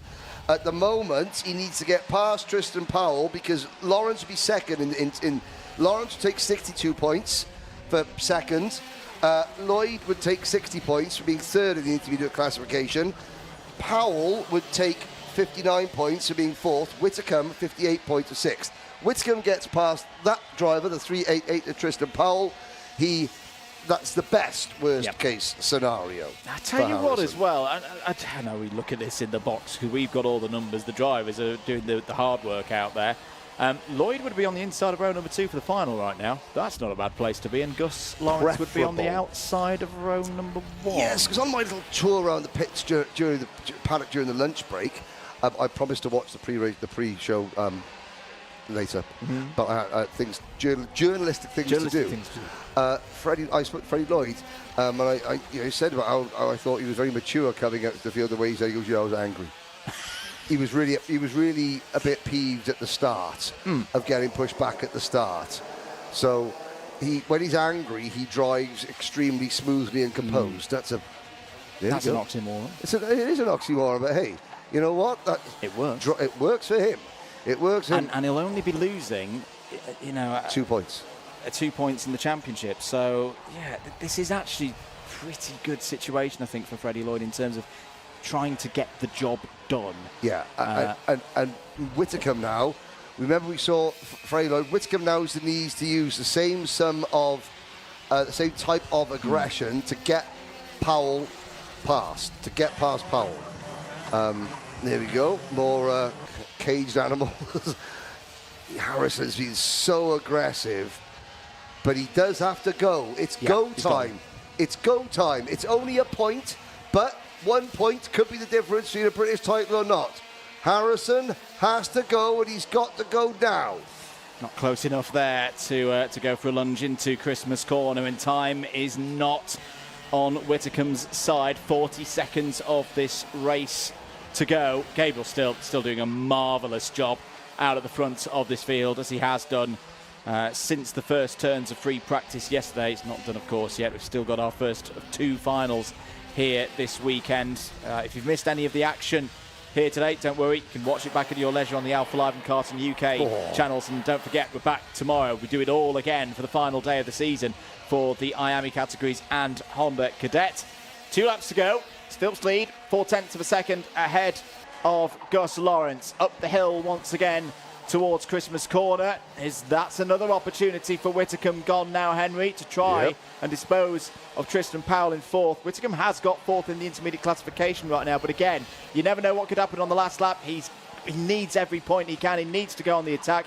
Here he race leaders, Stilp and Lawrence. Lawrence closing in. Actually, Freddie Lloyd helped Harrison Whitcomb. Yeah. Because Lloyd passing Powell not only gave, helped Lloyd score, it also hurt Powell's score.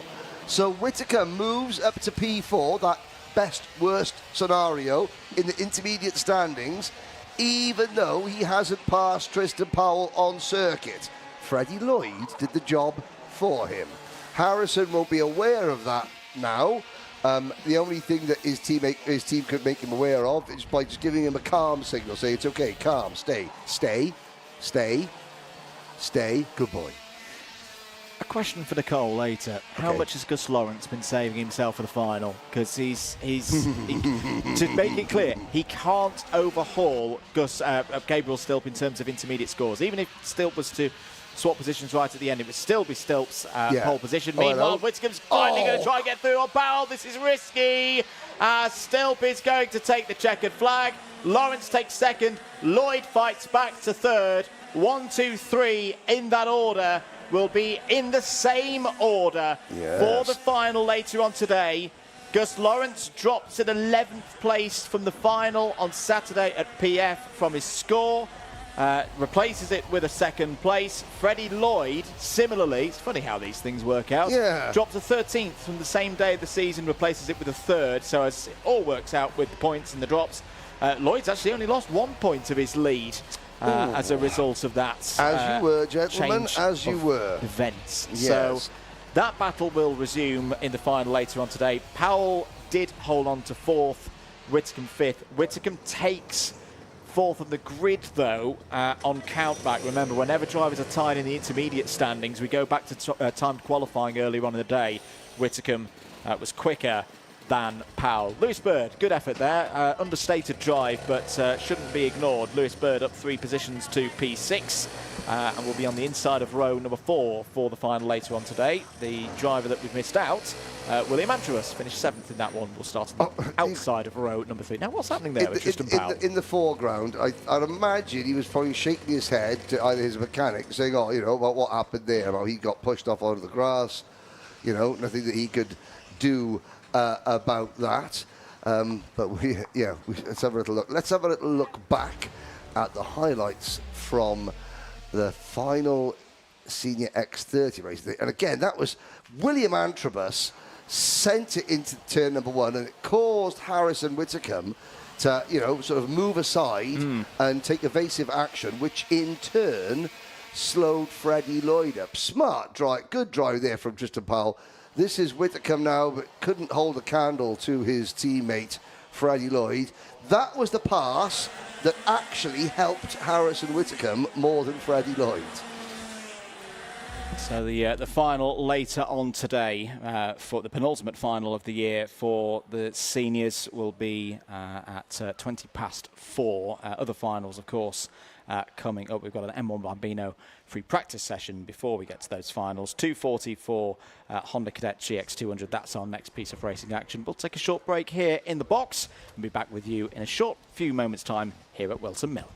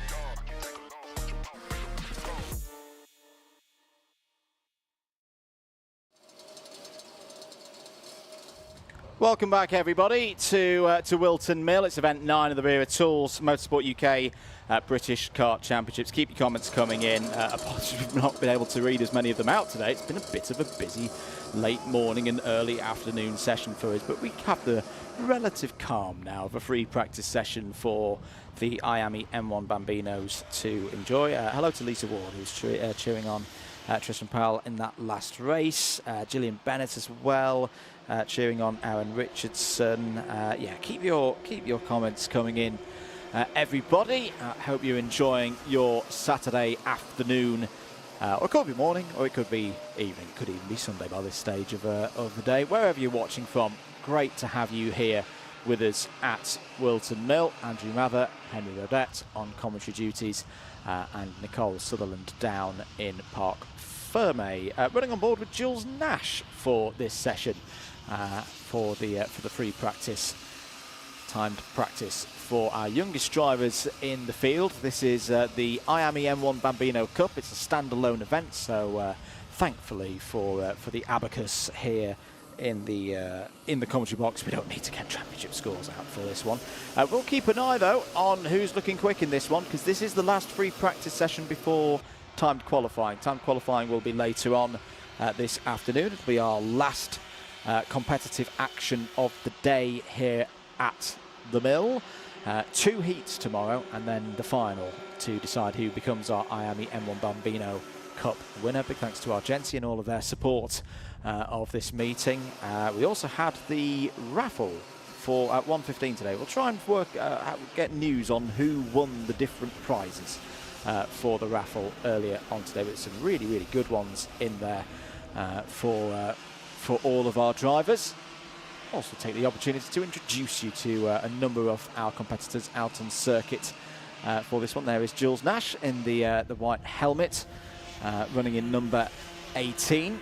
Logan Edwards on your screens, probably one of the favourites for this competition here this weekend. He's one of about 5 or 6 drivers running out of the Richardson Chassis Engineering team awning, and was the winner in the mighty Bambino O-Plate competition earlier on in the summer at PF International, one of the previous support events covered here by the Wera Tools British Kart Championships team in partnership with Alpha Live. If you've missed any of the racing from this weekend so far, or any of the racing from the season at any stage, do head across to the Karting UK and Alpha Live YouTube channels to catch up at your leisure. Well, of course, got one more event to go here this season. We'll be back at PF in a couple of weeks' time for the last event of the season. Do click that subscribe button and the notification bell as well to make sure that you don't miss a single moment.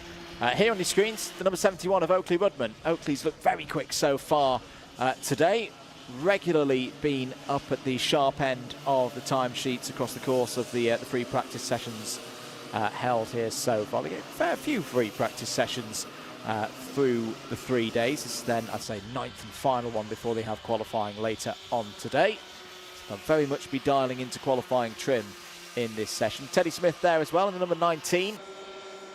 Lovely race helmet design there for Teddy Smith.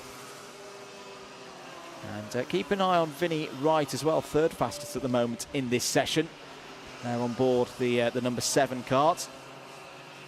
Lap times that these drivers are doing at the moment, just dropping into the sub 62 second bracket at the moment. Shay Downey, who we spoke to earlier on the build-up show recorded yesterday afternoon, is fastest in this session with 4 minutes to go. 1 minute 1.95 out there for Shay in kart number 51. When we do get on to the qualifying session later on today, it'll be a 6-minute session. It's the same as we had at the track earlier on this morning for the Honda Cadets and the older IAME categories.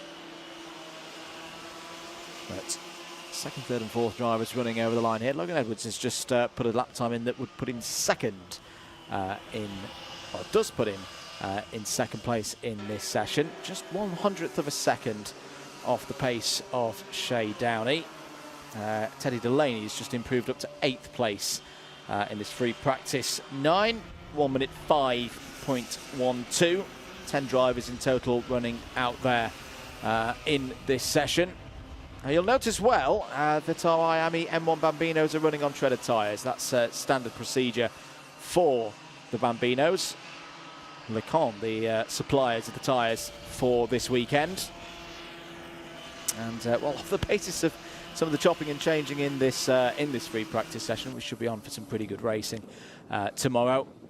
Do hope you can tune in for that. The first of the IAME Bambino races will be our first race of the day tomorrow at 11:05. Let's go for an on-board lap then with Jules Nash through the new chicane. Nash currently 6th fastest in this session and has bounced back well. Wasn't present yesterday. Not all of the drivers were with us at the circuit for the Friday practice sessions. But through Oblivion and then Fine Lady, long run up the hill now towards Christmas Corner. This is what it looks like to brake hard just at that marshal's post there. Turn in, nicely dealt with by Jules. Then the little kink after Christmas, running down through Inkermans and the international layout. That's, of course, a flat right-hander. And then into Ashby Corner. Front tyres not wanting to get round that corner on any kind of machinery, but that's well dealt with by Jules through that part of the course. Otis is next, the first of these double left-handers. One of them done. Next, into Wilkins and then Oziers for the second of them. Onto the back straight. Waiting to hit the marks again and turn into the boot. Take a good amount of curb on the inside there. And nice and careful through the toe of the boot into the new chicane. Once again, taking a bit of curb over the penultimate corner and then pits bend to complete a lap here at Whilton Mill. And that one for Jules with a 1 minute 4.56 on a sixth flying lap there for the driver of number 18.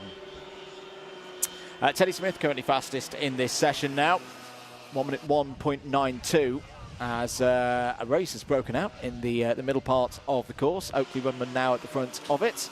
Logan Edwards just coming through Ozies now, and Vinny Wright. So third, fourth and fifth in this session at the moment. Look how close the times are. Qualifying is going to be a tantalising prospect later on today.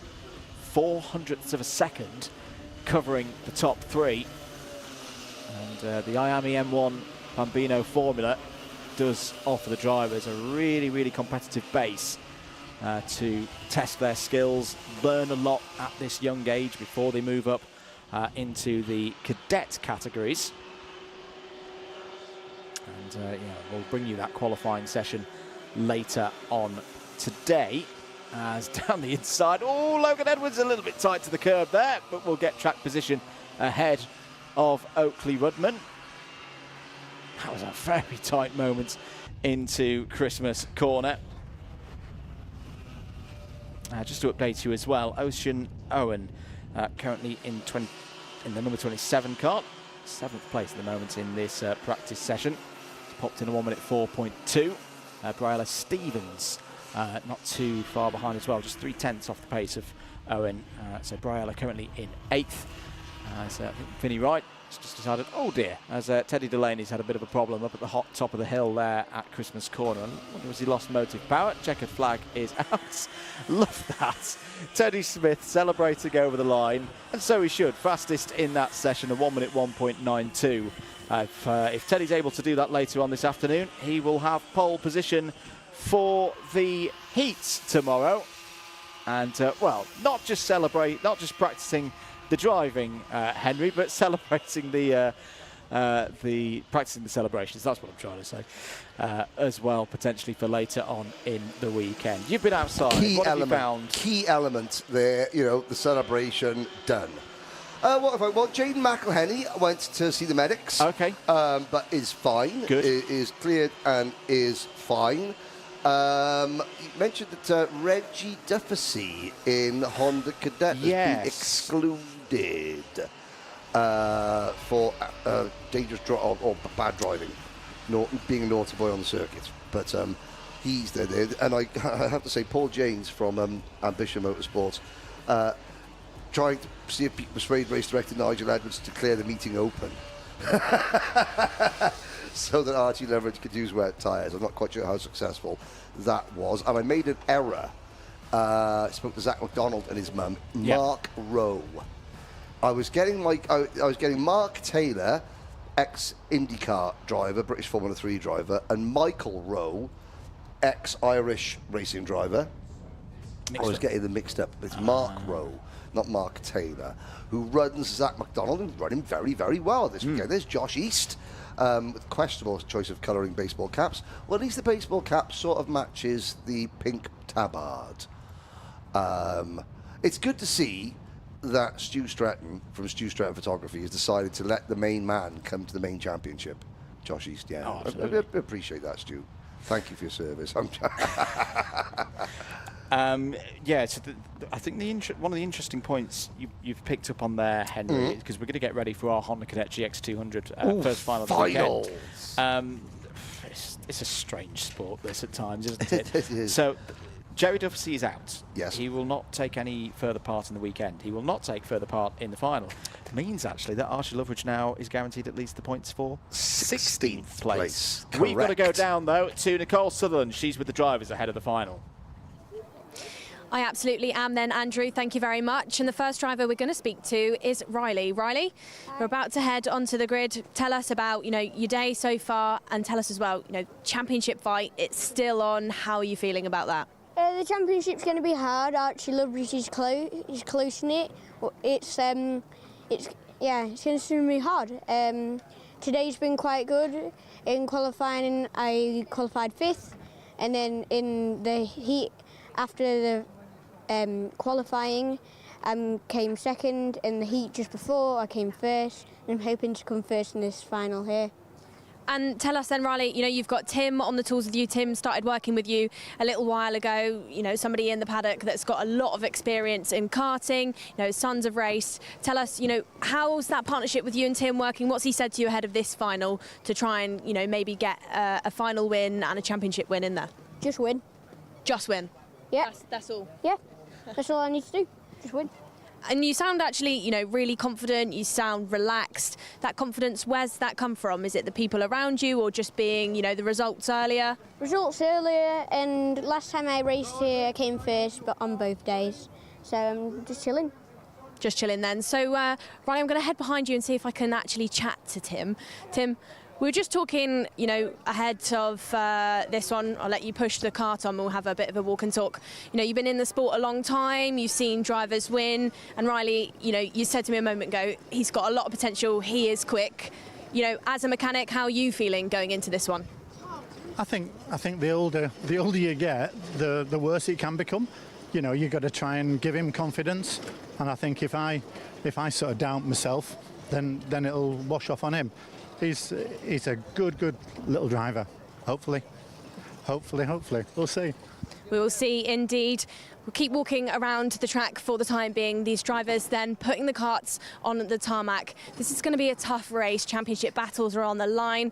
Ronnie Jones is one of those that could be in for a good one. There you can see the number 70 just going to sit in the kart. We'll catch up very briefly.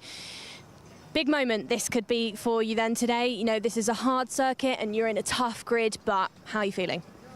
A bit nervous, considering we've been racing in midfield a bit more today.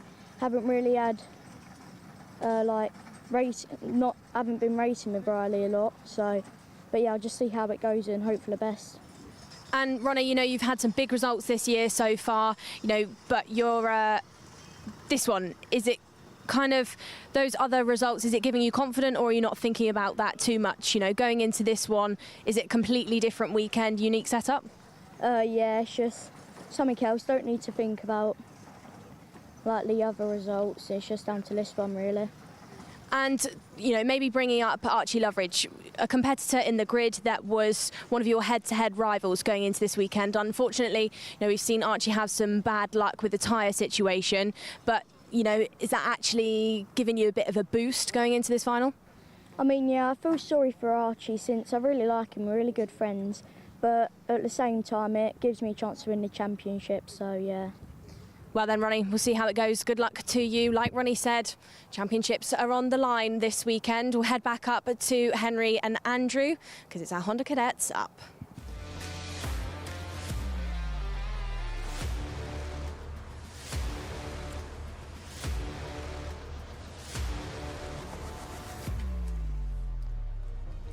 Thank you very much, Nicole. Right, this is when it gets serious. Race number 11 of the day is the first final of the weekend. It's Honda Cadet GX200, and the championship picture could very, very much change in the course of the next 12 minutes plus one lap. It'll be a standing start, of course, for the drivers after their formation lap. And Henry, Well, the tension has gone up at quite a few magnitudes over the course of the heats so far here today. Yeah, you could see there on the, well, it would have been on the left-hand side of your screen there, but at the right-hand side as you were looking at Tim Parrott just giving Riley Blakemore last couple of words of encouragement. Roddy Jones, you know, these drivers, 9, 10, 11, 12 years old, you know, Ronnie saying, yeah, look, you know, obviously I feel bad for Archie. He likes him as a person. You know, he's sort of echoing the whole thing, but one person's misfortune is another person's good fortune. However, Archie Loveridge will still be your championship leader at the end of this race if Ronnie Jones doesn't win. So the updated points, that was on the provisional. Okay. If Ronnie Jones finishes in the top 2, right, Loveridge will lose the championship lead. So Lose that's updated. Lose the championship lead. So that's updated from earlier once Heat 2 results confirmed we're in. Right, here is your grid for the final. Riley Blakemore starts this race on pole position. He's currently 3rd in the championship, 9 points back from Ronnie Jones. Ronnie Jones clearly there on the outside of row number 1, is 14 points behind Archie Loveridge. We'll keep you updated with that situation as we go along. Shailen Srikantan and Archie Cannon go from row number 2. Could Harry Grant get another top 5 here at Whilton Mill? Starts in that position on the inside of row number 3 with Edward Rye for company. Oliver Ratton will be on his own on row number 4. Sam Dixon and Jayan Prakash will round out your top 10 ahead of Aidan Donnelly and Luca Bicocchi. Then you have Luke Jardine, Luke McGall, Reggie Dufficy, Kyle Kerr, although we will not have Jerry Dufficy. Just to update on, yes. on what changed with the Ronnie Jones situation. So it was a penalty for Archie Cannon post-race in Heat 2 that moved him back. Ronnie Jones was one of the ones who moved forward, gave him just another position in the intermediate classification from the heats, and therefore another couple of championship points. But that is all in the history books. What is going to happen here in this final? The badge on his race suit says certified silly goose. But if Riley Blakemore wants to win this race, he is gonna have to paddle like an absolute duck here. Smooth on the surface, paddle like the devil underneath. Lights are out, we're off and racing. Blakemore makes a good start. Jones tucks into what would be a championship leading 2nd place off the start. And he's got his teammate Shailen Srikantan right behind him as well. That penalty for Luke McGall in heat number 2. He was also excluded. That has effectively ended pretty much his outside title hopes. Archie Cannon, that penalty, that won't have helped his title. At the moment though, and we will update this, you'll see the live championship updates regularly as the afternoon progresses. But as they cross the line shortly to complete lap number 1, it's Jones who has the championship lead unofficially. He's in 2nd place. He has the championship lead by 1 point. 6:07 against Loveridge's 6:06. Blakemore is on 6:01. So regardless of what Riley Blakemore does, 601 points is the maximum he can achieve at the end of today for leading that race. Loveridge will lead Blakemore by 5 points going into tomorrow. At least 5 points leading into tomorrow. Now it's over to Archie Cannon, the S-plate holder on the Apollo chassis, to potentially wrestle 2nd place and the points lead away from Ronnie Jones. As Jones looks to the inside, we're 3 wide for the lead. Cannon takes 2nd position. Archie Loveridge takes the championship lead back. And Archie Cannon himself still has an outside mathematical chance of the title, so he's going to be giving it full send in this race to try and win here at Whilton Mill. This is going to be a close one for the long haul. Blakemore has had a lot of experience at the front of the field so far today, knows what to do in this position.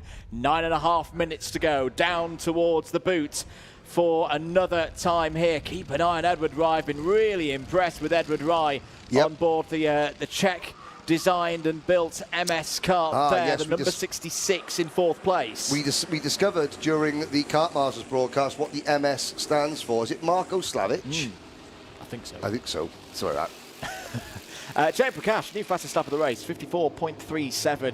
You know, it's still the case. The Ambition Motorsport drivers out there, they've got a potential role to play in the championship for Archie Loveridge, who, yes, in terms of tomorrow, I think the rain dance is going to be on for Ambition Motorsport. That, at the moment, is their best. Edward Rye! Edward Rye goes for 3rd place up the inside of Ronnie Jones, but Ronnie Jones calmly holds it around the outside. Sheldon Srikantan there as well in the green helmet is trying to move up the order, and Harry Grant as well in the orange helmet. Remember how he had really, really strong pace in the final of the O Plate the last time a lot of these drivers visited this circuit, so keep an eye on how the driver, the number 45, gets on. Another lap ticks on by. Blakemore is your race leader. I don't see necessarily Archie Cannon go for a move at this position. It's a difficult place to lead here. Never mind that. Cannon steps down the inside and Blakemore holds it round the outside. That's really good racing once again here in Honda Cadet. Yeah, indeed. Everyone knows Archie Cannon's credentials. His dad, Ryan, a former Motorsport UK KZ2 British champion. Oh, and Cannon there, tried to go to the outside. Blakemore just took the racing line, left Cannon out to dry. That gives Ronnie Jones second position back. At the start of this lap, Archie Loveridge had 606 points. Ronnie Jones had 605. At the end of this lap, Ronnie Jones will move on to 607 points. So, that move from Blakemore hands Jones the title lead back. I saw Archie Loveridge on his last little tour around the paddock. You know, he's there helping the team, helping to coach the drivers in Ambition.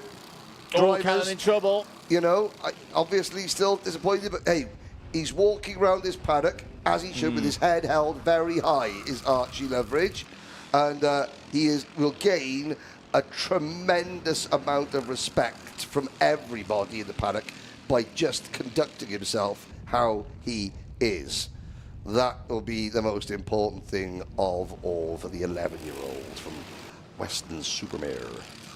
So this race into its middle phase now, the first of 2 finals here this weekend. Riley Blakemore continuing to turn a good speed at the front of this field. That was a 54.3 last time around, and Luca Bicocchi, as to say, he only had a couple of hours practice at Bayford Meadows to get used to his new machine, but he's got the speed to set the fastest lap of the race. There was a little bit of an ooh there because Blakemore ran wide, but he's holding on to the lead. Jones still there second, but this is what I love about Honda Cadet round this place.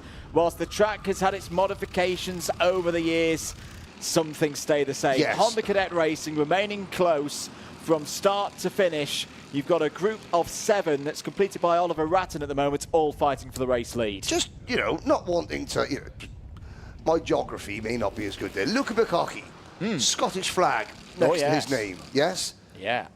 Tested that kart at Bayford Meadows. Yeah, he had to fly. Yes. I was going to say... Straight out of the Project 1 workshop. Yes.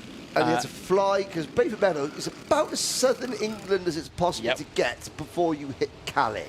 Indeed. But no, he flew down, I think, Thursday. Right. Tested it for 2 hours as here goes Ronnie Jones trying to get down the inside. Blakemore shuts the door and holds on to the race lead. Edward Rye, very patient there in 3rd place, just waiting for his moment. You got it. And again, this is Riley Blakemore doing what he should do at this stage. Right then, Ronnie Jones, if you want to overtake me, you're going to have to risk it.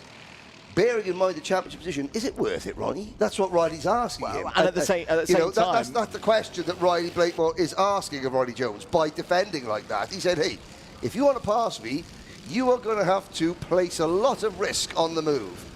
And Blakemore needs the points just as much for his championship bid, because he's only 6 points back from Ronnie Jones as things stand with a full day of racing still to go. 4.5 minutes on the clock. Up the hill once again.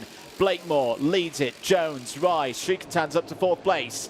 Down the middle of the road goes Blakemore. That's all right. That's all looking good. Ronnie Jones has the door shut in his face there. This could give an opportunity. Now that's useful. Yes. That's very useful. Srikantan up to 3rd place. Can now sit as rear gunner to Ronnie Jones. Side by side between Edward Rye and Harry Grant. Harry Grant round the outside has got it. Brilliant stuff from Grant up to P4. And, you know, this is Harry Grant's swan song with AP Lifting backing. Unfortunately, AP Lifting, that sponsorship of Harry Grant and Ralphie Branscombe comes to an end at the end of 2025. So, hey, if Harry Grant can, end that whatever the two-season partnership is, how long it's been? It's been a couple of years, with a British Championship podium, that would be a good way out for AP Lifting. Meanwhile, the Apollo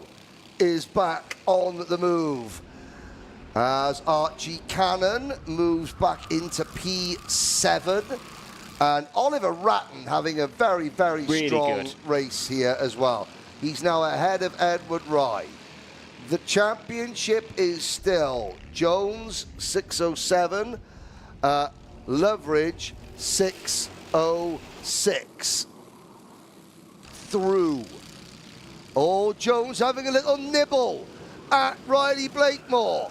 He can afford to do that now because Shailen Shrikanthan, who just signals the pits there, will not make the move.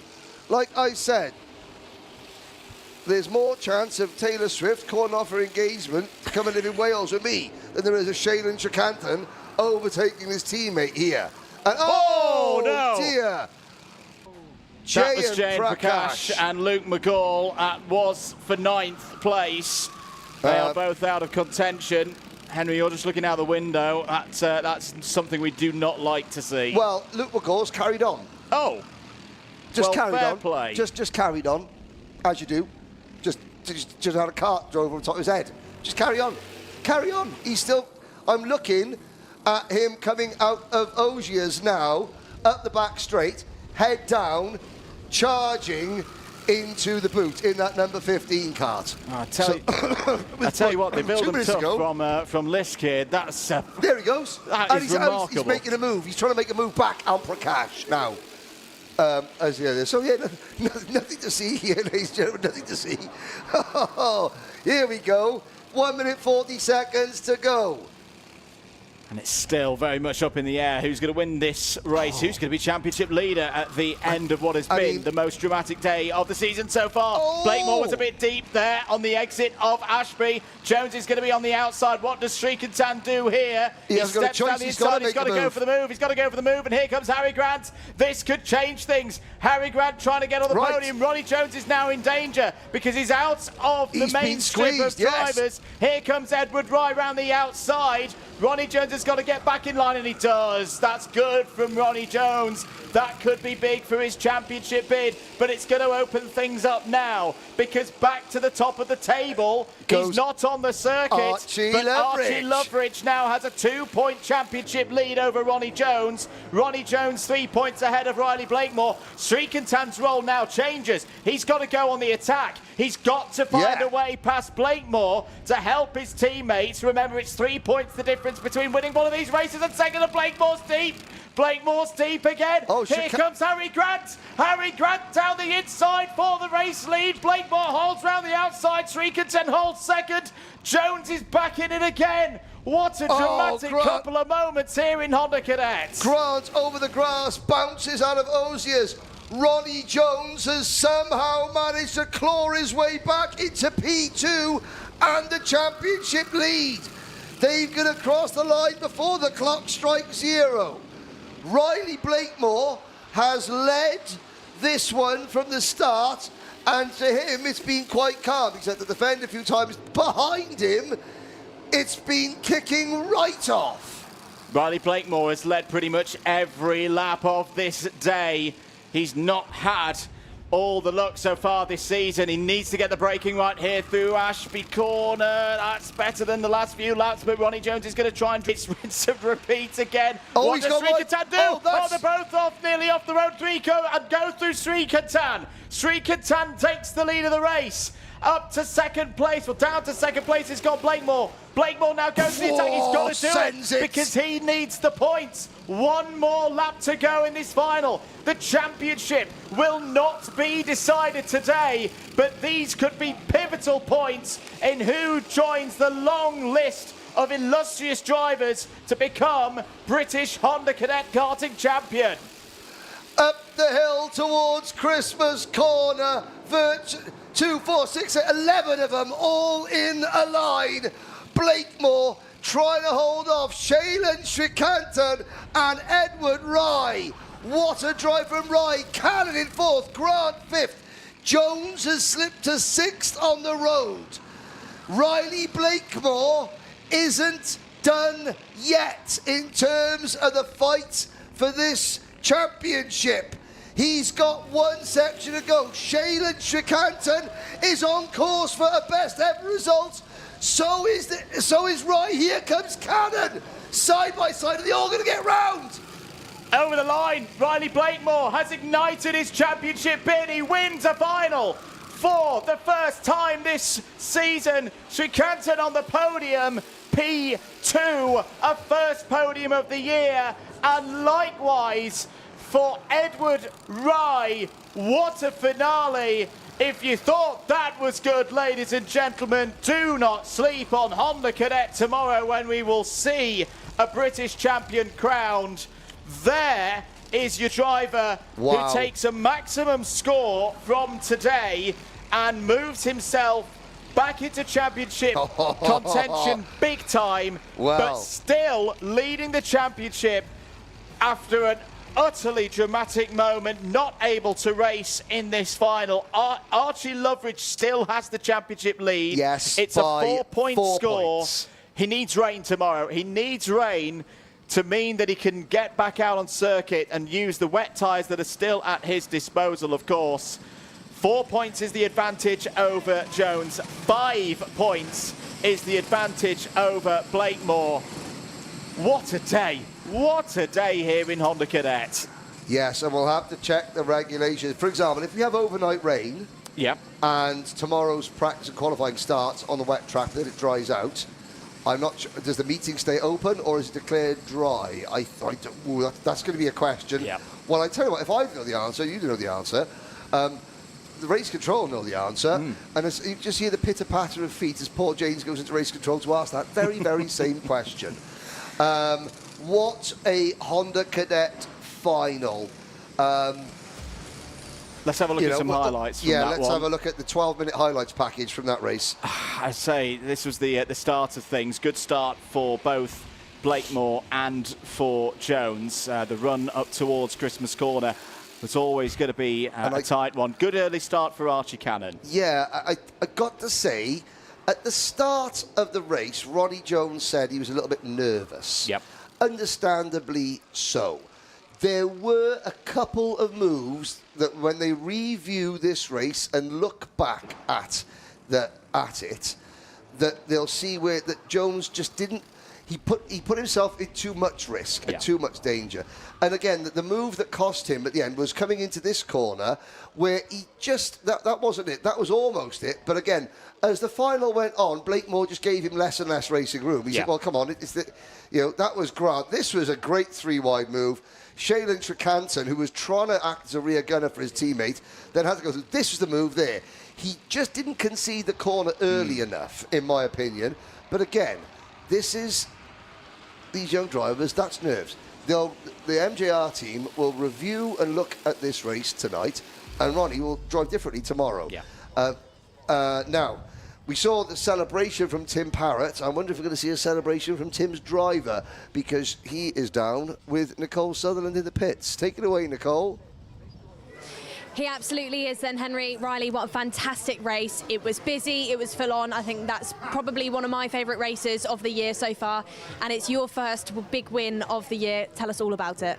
very hard racing. It kept switching from me, Ronnie, then it went Harry over there, and then it went to him, Rai. It was very hard, that race. Every lap it was like trying to survive and all that. And you've not only just grabbed yourself a #1 trophy for today's racing, you've also helped yourself in the championship. So tomorrow, that's something I think will give you a bit of a boost.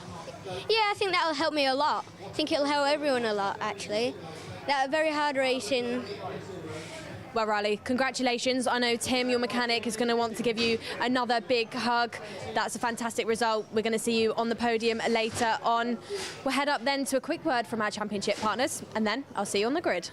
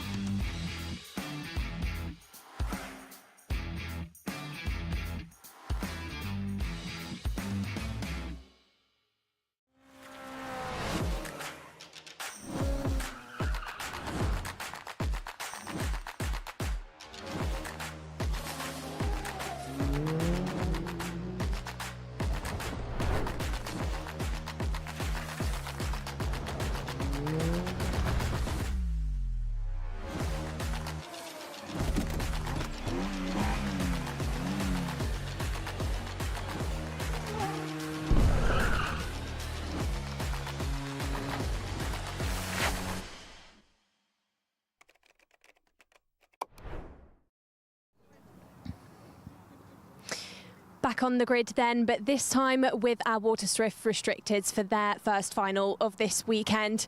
This is going to be a good one, and we're starting on the front row of things with Beaudette for Argenti and Louis Williams-Mabs, one of the drivers that is a privateer within this championship, and a driver that has changed karts recently, has gone from the DAP kart over to the Intrepid, and a driver that's starting in his highest up position so far for a final. Louis, you've done it when it counts then. This final weekend, you started right on the front row. That's a great result so far. But going into this one, are you thinking that maybe you could stay in the top two?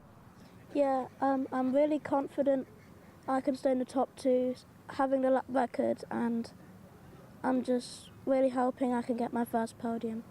So that quick pace round this track then, like you just said, what's that helped by? What do you really have to do around Whilton to make sure that you get those good times in, to make sure that you can stay at the front in this one?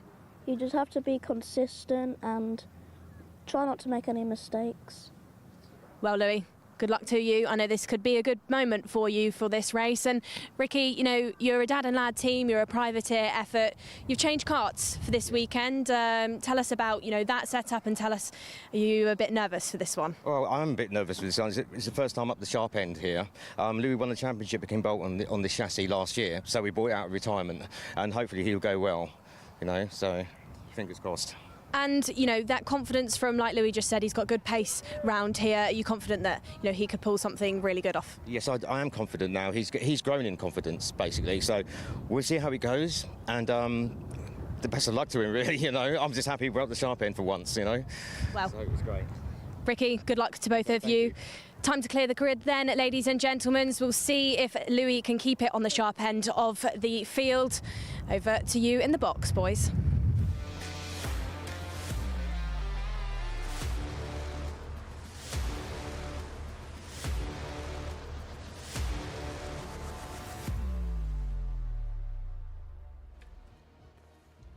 Thank you very much, Nicole. Getting ready then for race number 12 for IAME Waterswift Restricted. There's the view on board with Arthur Bowers, the 99 machine, who's going to be taking us round for the next 12 minutes plus one lap.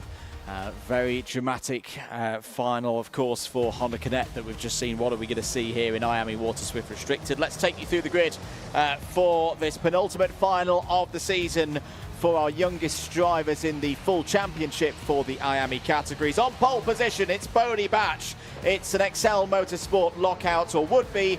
LBJ Stubbs does not race. This is because he has already secured the championship. Yep. He does not need to do any more. He does not need to risk any untoward, loss of points, so he's not racing in this one. Means that Louis Williams-Mabs on the inside of row number 2 is effectively up to second place on the grid. Arthur Bowers joins him on that second row. On row number 3, we find Ollie West, who's had a good day so far for Evolve Motorsport, and Logan Hodgetts as well. Corey Lyons in the fight for third place in the championship, starts on the inside of row 4. It's joined by Patrick Wood.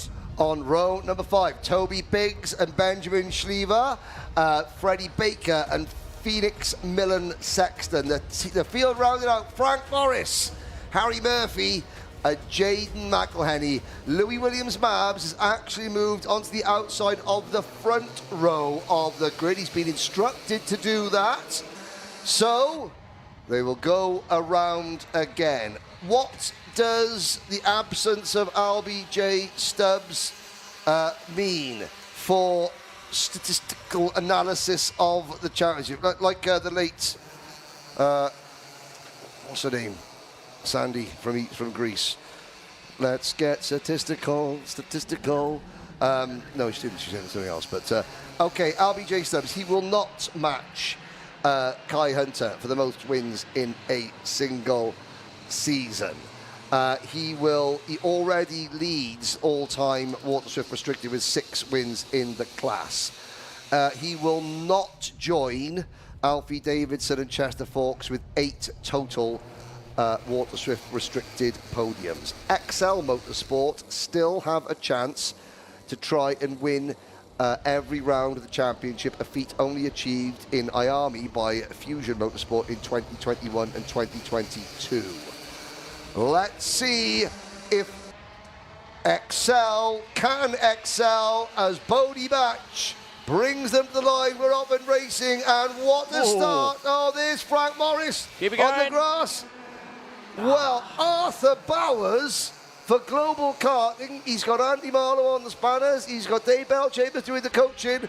And that kart has absolutely lit up. Outstanding from young Arthur Bowers, who look, he's got, I'm glad he's got white race boots on, because you can see how far back he is, because he literally is about 3 foot tall, and someone's off at the background. Frank Morris, yeah, Frank's not been able to get going again, and well, there's always tomorrow for Frank Morris, but that's a real shame. I don't think there's much that he could have done there with the melee that was going on through the first corner. Yellow flags out, of course, through the first couple of turns.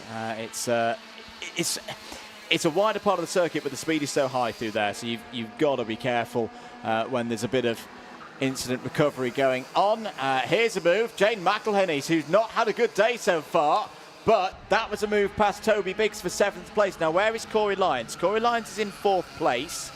Corey Lyons actually losing 4th place in the championship right now to Ollie West. Ollie West up to 3rd. Yeah, Ollie by West, 2 points. And Ollie West was superb. Yeah, Ollie West won the Wera Tools Driver of the Weekend award right at the start of the season from Warden Law. Now, he was nominated mainly because of it's very clean driving, very no penalties, nothing of that nature, and consistently up in the top 5.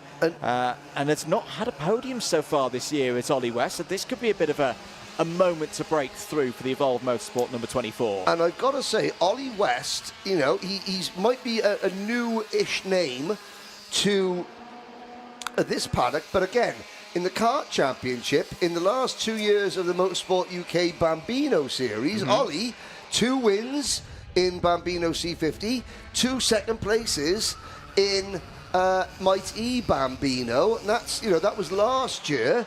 Now he's obviously moved up out of Bambino into the main Wera Tools Championship, and the results, okay, it's taken a season, but now we're beginning to see the results of a hard season of work. I mean, Arthur Bowers, I cannot speak highly for Arthur and his uptick in performance. because again, he's tiny and he's only just, I want to say 8.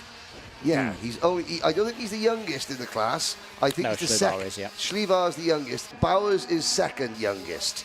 He's second, and he's sitting on the rear bumper of Bodie Batch. And more importantly, it looks effortless.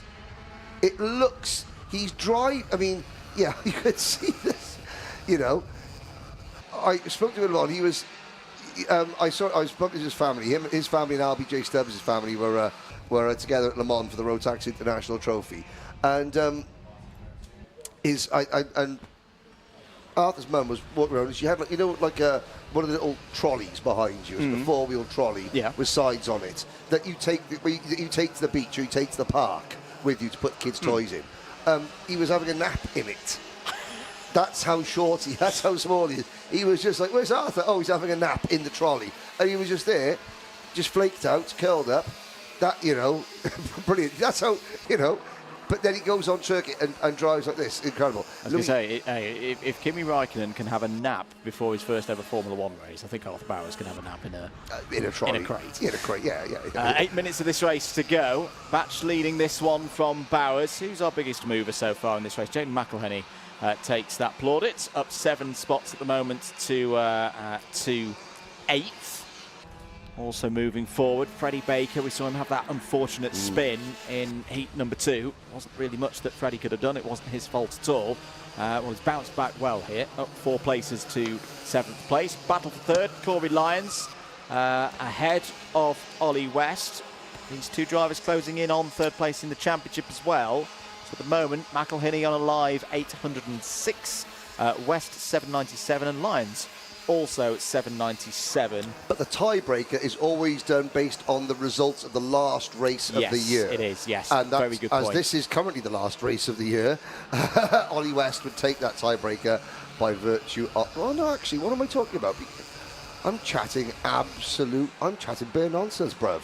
Because Corey Lyons is ahead of Ollie West. Why, then, is Ollie West ahead of Corey Lyons?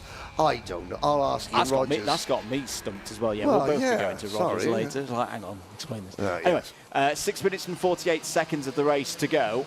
Lyons and West are breaking away from Louis Williams Mabs, who Ricky's going to not be happy with me because I'm going to say it. Ricky! He's on for a best final result of the year so far, is Louis. I know it's not a top 3, but hey, it's still a step forward. Oh. And that's what this game is all about at times. West has a little think about move down the inside of Lyons. I got to say, but you know, if Ricky's finished his son in the top podium for the first time, would that be Ricky one time? No, wouldn't put it. Sorry.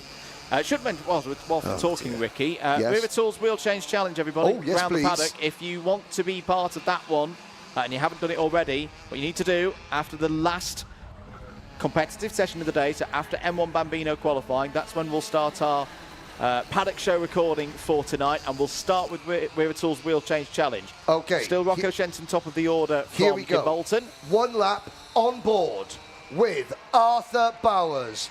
Into oblivion, around Crook, using all the curb through Fine Lady, just clipping the inside, head down, trying to stay in the slipstream, leave your braking late, your turning point late as possible for Christmas Corner, over the curb at Inkerman's, off camber, back that nasty curb, throws you to the outside of the run down towards Ashby, turn in as late as you can, run out wide over the grass, the curbing there, bumpy for the run into Wilkins, use the exit road, then get a late apex, nice exit from Osiers, over that big curb again, tuck your head down, hard on the brakes now, over the curb, into the boot, try not to let the cart run out too wide, get your line right, clout the curb, straight line that final chicane, to complete 1 lap, and that lap from Arthur Bowers was exactly 0.03 of a second slower than the race leader. It's a busy circuit for the drivers here at Wilton Mill. Here's your fight for 3rd place again. It's out of the race. It's Harry Murphy. Meanwhile, Ollie West's looking down the inside, looking up the inside, into Christmas Corner and through past Corey Lyons for 3rd place. That will be worth another championship point for West. A point less now for Corey Lyons at this pivotal stage of the season. How is Jaden McElhinney getting on? Well, he's up to 6th place. He's continuing the progress. There's a nice group there. Baker, McElhinney, Schlivar. They've all got race. Oh, as Corey Lyons is off. Just clipped the back bumper of Ollie West. Oh. That's a mistake from Corey Lyons, who will rejoin the road in, just beyond the toe of the boots. Louis Williams-Mabs comes across him. I have, unfortunately, I think cursed Louis Williams-Mabs because he's fallen out of the top 5, but it's still a good effort nonetheless. Now, that's going to change things out. Unfortunately, I think that may be Corey Lyons of hopes of 3rd place in the championship, not fully extinguished, but fading now. He's going to be 5 points behind West as things stand, 16 points behind McElhinney as it is on the road. Yes, you know, you have to say that Ollie West, you know, that would take a dramatic downturn of pace from Ollie West. Jaden McElhinney's had good pace, but no luck coming up to Freddie Baker. Up at the front, Batch and Bowers still nose to tail. God, you know, if Arthur Bowers has probably another 2 years in this class, if he's doing it this year, what's it going to be like next year? What's he going to be like next year and the year after? You know, obviously they're looking at age. You know, they'll be looking to try and move him up as early as he can legally before you get into, you know, height and weight rules and stuff like that. But yeah, I mean, he's what I have noticed is ultra impressive. Look at him. He is not deviated from the rear bumper of both. He hasn't gone for a move. And this is the first time that Arthur Bowers has been this close to a race lead in the British Car Championship. You know, now, you can imagine, it's a final. Oh, Batch makes a mistake going into the... Oh, you saw Batch's kart step very wide going into the final chicane there. Now, is this going to give Bowers a chance? Batch looks over his shoulder. Is he going to go for a move? No. No, not at this stage. I think it's too early. It's too early in the race to go for that big move. 2 minutes remaining on the clock. There's still going to be a good number of opportunities for Arthur to do this. But also, you know, has he been... There's the courage aspect of it. You know, this... I'm not trying to sound in any way defamatory or, you know, belittling Arthur Bowers, but he be little. But he's got to pluck up the courage. And if you're 8 and you're driving at 60 miles an hour and there's the lead of a British Kart Championship final in front of you, to make that move, you've got to pluck up a lot of courage. Be brave. Be bold. Because if it goes wrong, it goes badly wrong.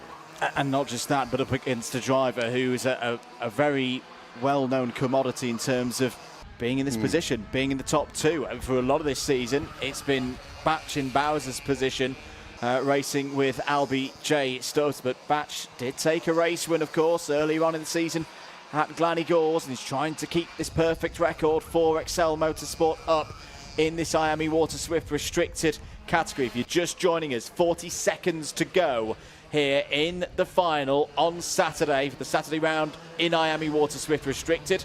2 more laps. Change for 5th place as well, just to report. Benjamin Schlivar has got through past Jaden McElhinney. Which, again, is such a fantastic performance, Andrew. Now, I've been watching Bodie Batch's kart. It's not happy going into the final chicane. No.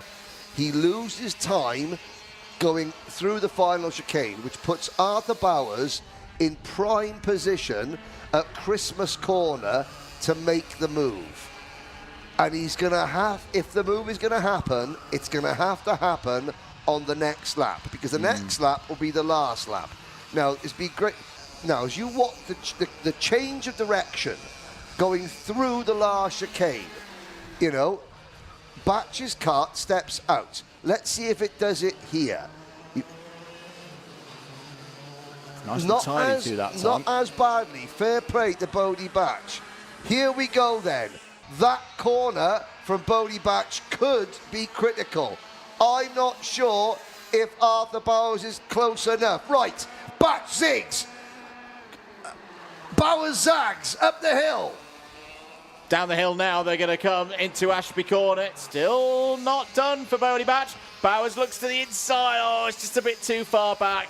And that was good braking from Bodie Batch to hit the apex. And I think the moment may be gone for Arthur Bowers. But what a run this has been. This is going to be a first podium, you would think, for Arthur Bowers. For Bodie Batch, he's secured second place in the championship. He's about to secure his second finals victory of the season.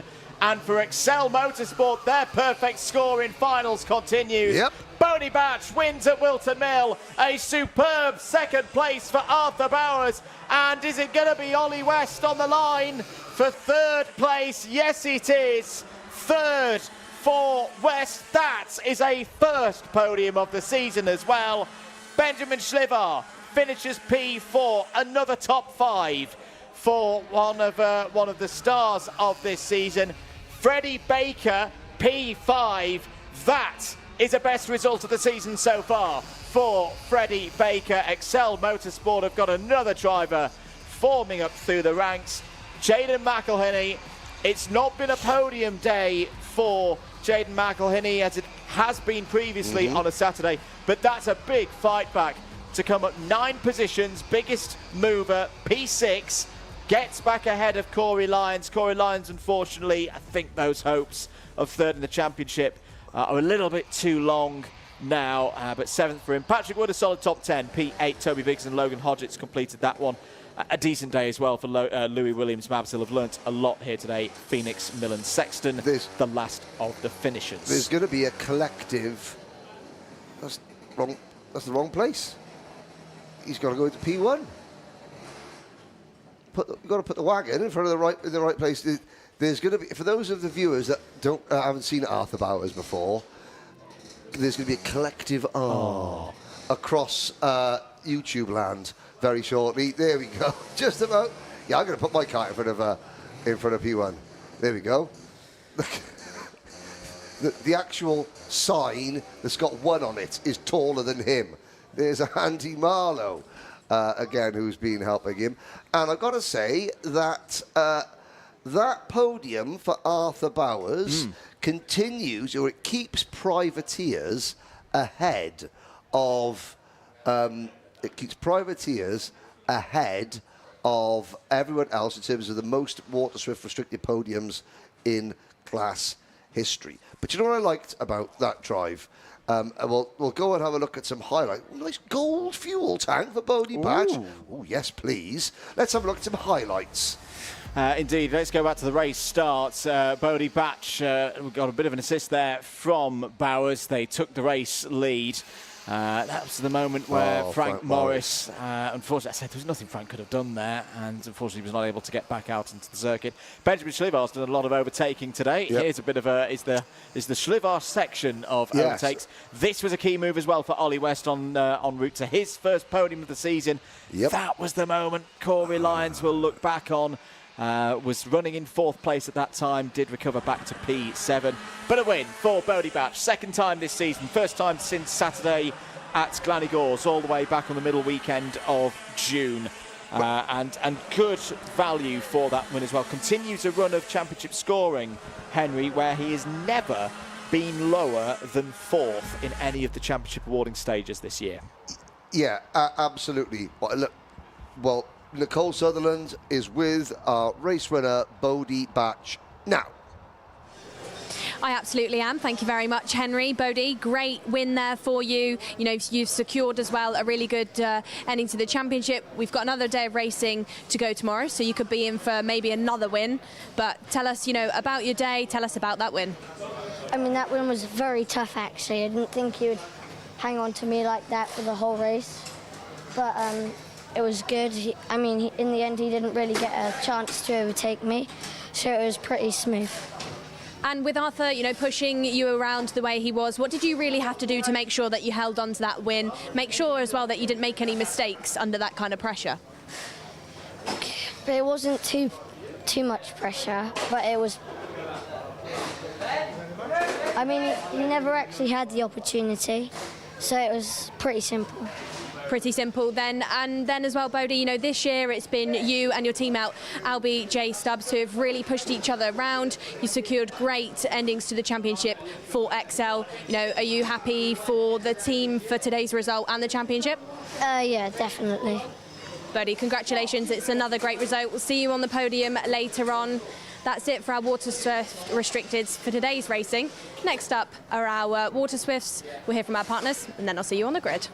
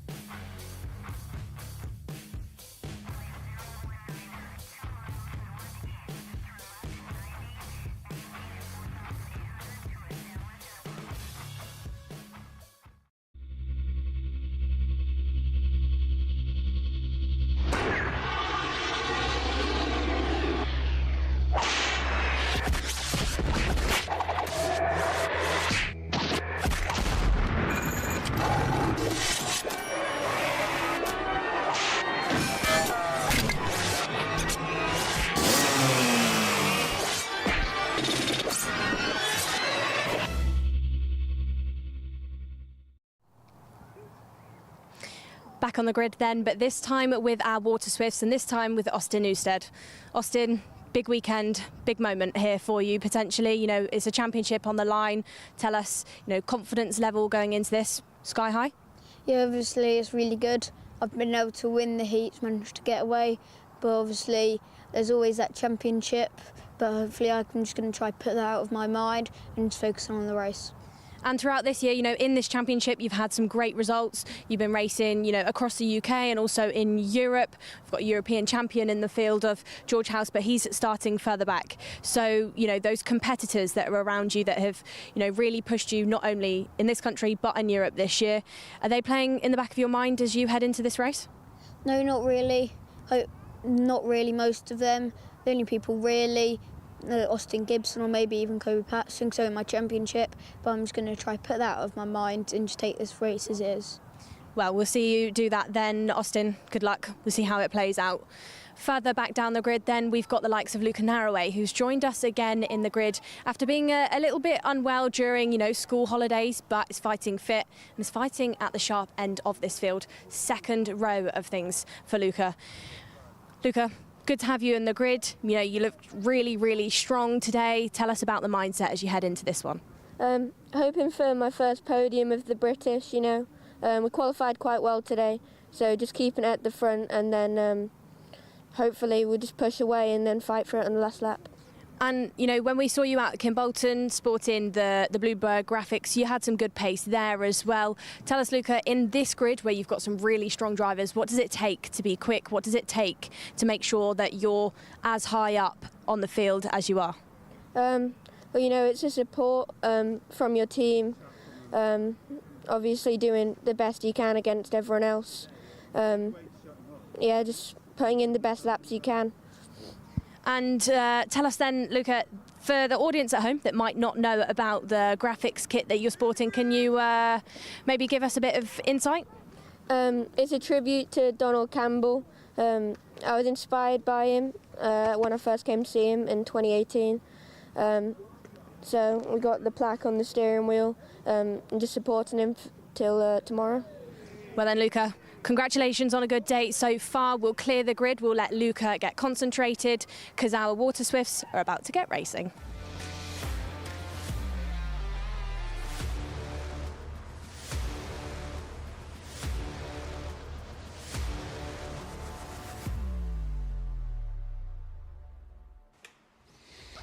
Thank you very much, Nicole. This should be a good one. IAME Water Swift, race number 13 of the day, their first final of the weekend. Plenty on the line here, not just in terms of championship positions. You know, you've got tickets to the IAME Warriors final that still need to be decided between now and the end of Sunday in a grid of very competitive drivers. Let's take you through the grid for this final. Austin Newstead will start on pole position. He's looked imperious so far today. Wants to finish in a flourish. He's got Daniel Ferguson for company on the front row of the grid. George Clark, can he get another podium? Starts on the inside of row number 2 with Luca Narroway starting P4. Third row of the grid, Colby Patterson going for at least second place in the championship. It's got Chester Fawkes for company there. And Margaris Kovetskis in good form. Starts on the inside of row 4 with Alfie Davidson. Row number 5, Austin Gibson and Mason Hibbert. Oscar Kenny and George House are next, followed by Henry Clark, Johnson Stewart, Ethan Owen and Andy Stewart. Rest of the field then, Orion Meta and Alessandro Salas go from row 9. Joseph Davis and Ilias Sami start on row 10, and Ruben Sagu, the last of the 21 finishes. Charlie Clough has withdrawn from the race meeting. A lot of records could have been broken or extended coming into this weekend.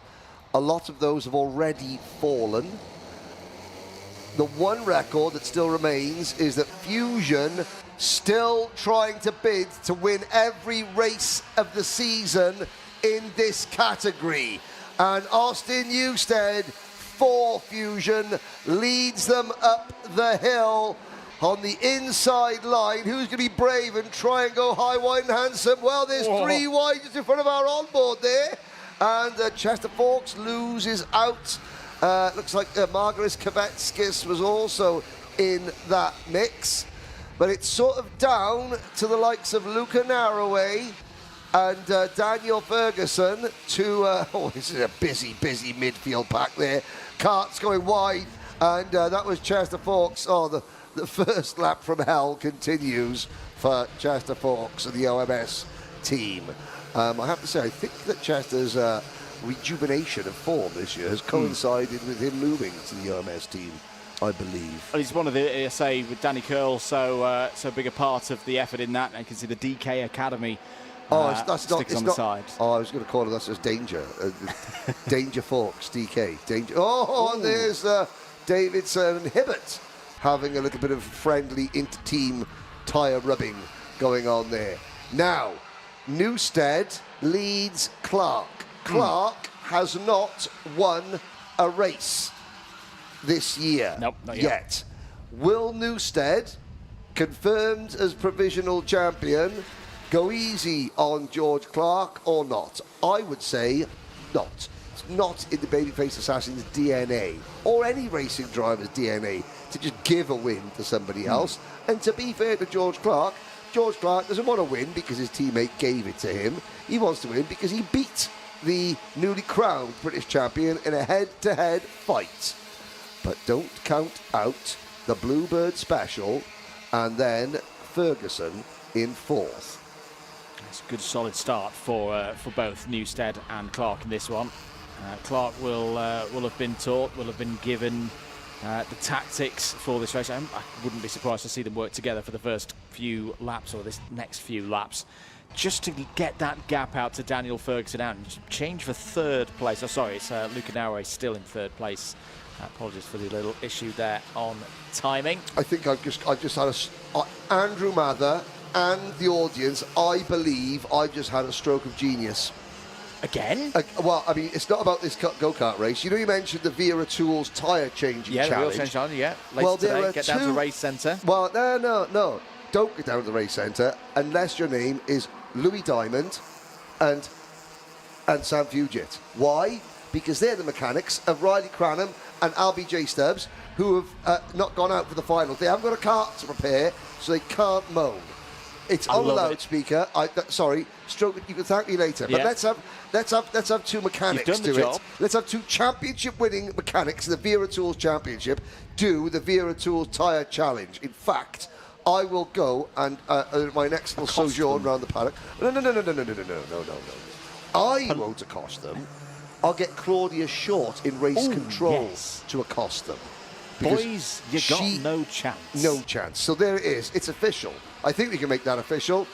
Louis Diamond, Riley Cranham's mechanic, and Sam Fugit, Albie J. Stubbs is a mechanic, who they will do the Vera Tours challenge. And if they don't, then you know, well, if you do, they're big girly, they're big girls' blouses and scaredy cats. There's a move for third place. That was Daniel Ferguson. Yes. There we go. Sometimes, Andrew, I even surprise myself. Yeah. Ferguson there up to third place. It was a good move from Mason Hibbert as well to push himself into the top 5.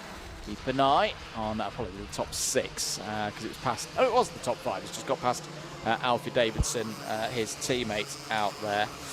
So good stuff here in IAME Water Swift. George House making progress, up a few positions. Henry last Clark weekend still winning down the in 15th. Sorry, our onboard camera meanwhile. House last weekend won the IAME Euro Series title. As there is a change, and through goes Alfie Davidson. So Davidson back up to 5th, now to 4th place, ahead of Narroway. There is Hibbert. So that must have changed in the early stages of this lap, that Hibbert now down to 6th. It's all changing once again. There's a quick shot of Austin Gibson.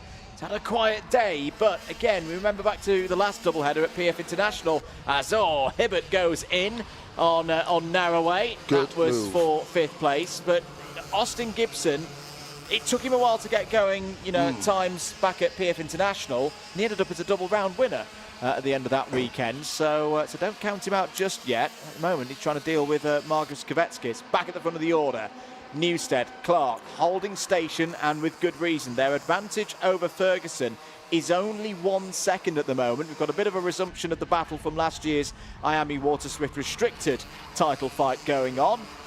Ferguson, of course, was second in that championship to Alfie Davidson. Alfie Davidson, no fastest lap of the final so far. Looking good there, the Kim Bolton winner, a 50.77 last time around. Yeah, Austin Newstead, he last won a round on the Sunday of Glenagors, which was round 4. But again, has only been off the podium once this year. That was at the opening round of the championship at Warden Law on the Saturday. Now, what can Luca Narroway do? He's coming back and trying to attack the 133 of Mason Hibbert, coming up the hill towards Christmas Corner. The Bluebird Special, you can see it at the top of our screen there. And here's another move into Christmas Corner. That's Henry Clark for OMS Racing, gets the job done. And that's what you've got to do, because you've got to make the move and then you've got to wipe the driver's nose you've just passed and get that curb at Inkermans to force the passee, to back off. So therefore the passer has a better chance of holding on to that position down into Ashby's. So into the second half of time in this race. Plenty to be decided. Andy Stewart's having a good race, just to note. Yeah, she's the Northern Irish lady. Northern Irish driver is up 5 places, just outside the top 10 at the moment as things stand. Clark continuing to hold in second place. Why? If you're just joining us, as Patterson looks down the inside of Narroway, that's a nice move. That's Colby Patterson up to P6. Ferguson's got pace here for me, Henry. 50.78 last time around. Took a 10th out of the 2 race leaders. So it's too early. It's too tight a gap for them to start squabbling over that race lead, because in the form that Daniel Ferguson is in, and it's been a tricky season to describe for Daniel Ferguson. The pace has always been there. He's had some decent results. He's never quite had the look in a final here, but we shouldn't forget it's a podium finisher in IAME Euro Series. Look at that. Earlier this year. Absolute artwork, ladies and gentlemen. Now, Luca Narroway, fading a little bit. Now, he said he hasn't been very well over the summer. This is fitness coming into fitness, it. This is race fitness as he goes back in for a move. No, it's not, Henry. Yeah, shut up, Henry. What are you talking about, you absolute buffoon? But, I'm sure that it will come... joking about 2 days of racing, plus testing yesterday, here at Wilton Mill. That is a lot harder on the body than 2 days of racing plus a day of testing at most other tracks in the country. No, yeah. So race fitness, or lack thereof, for Luca Narroway, it will play a part at some point in the weekend. I'm sure it's just natural. With your body gets used to the rigors of this muscle memory. These youngsters are very, very fit young individuals. As we look at them coming up the hill, but Narroway seems to be coming back. The Evolve Motorsport, Evolve Motorsport.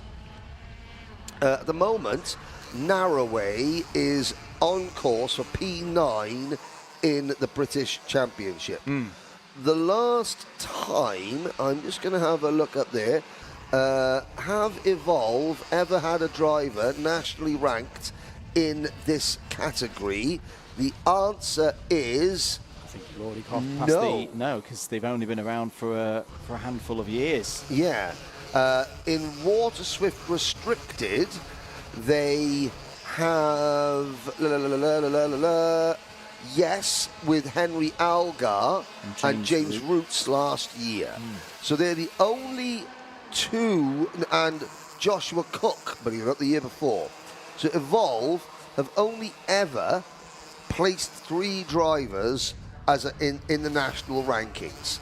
All of them in Water Swift Restricted. This is the main class, and Luca Narroway is on course to become the first driver to get a national ranking for Evolve in this class. Good few laps are being turned at the moment by George House. I've just been following this group 6th, 7th, 8th, trying to close in on Mason Hibbert.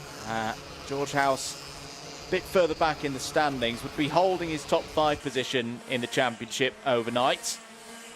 And the championship for everyone. But Austin Newstead is going to be a bit out of reach. Here comes a move. Alfie Davidson trying to make it a 1-2-3. Oh, and Davidson is coming through whether Ferguson likes it or not. As has there been a change? No, there hasn't been a change for the race lead. Davidson, that's good for the top 2 now. This is a very good team position for Fusion Motorsport, of course, because Davidson will spend the next lap or so solidifying this 3rd place. But may start to become a bit of a blockade for Ferguson and stop his progress of being able to close in on the top 2. They may still work together, of course. Trying to close in on Clark and Austin Newstead, but again, not long to go on the stopwatch. Yeah, you've got to say, that was cutthroat from Alfie Davidson. However, that is the same Alfie Davidson who at Sheddington last year, after being beaten on track fair and square by Daniel Ferguson, only for Ferguson and every other driver on a KR chassis getting excluded temporarily on a technicality, eventually got the win back weeks later. But that was the same Alfie Davidson who turned around and gave his winner's trophy to Daniel Ferguson because he said he deserved it. So, Narroway, sideways, Patterson, also House getting delayed. I think Colby Patterson also. And who's this? Marcus Kavetskas up in the P6. So, I finish my point. Alfie Davidson, he gives a gesture like that of total sportsmanship of failure, but on track, cutthroat. But do you know what? They wouldn't want any other way. Ferguson wouldn't want any other way. That is what we're trying to get all these young drivers. We talk about driving with respect and things like that. That type of thing. Respect off track, respect on it, but no quarter asked and none given on it either. Time is up. I think the leaders just got over the line before it expired, so we're not on final lap yet. Henry Clark. How's he getting on? P12 at the moment. That's Johnston Stewart just ahead of us. You can always tell the difference between the Stewarts. Johnston wears the blue version of that helmet design. Andy wears the red, as here's Hibbert trying to go around the outside. This is for a spot on the podium, and Hibbert's got it. Hibbert takes 3rd place away from Ferguson. Not done. Now we're on the final lap of the race. In terms of podiums, well, Hibbert could be on for back-to-back podiums here. Meanwhile, battle for the race lead is on.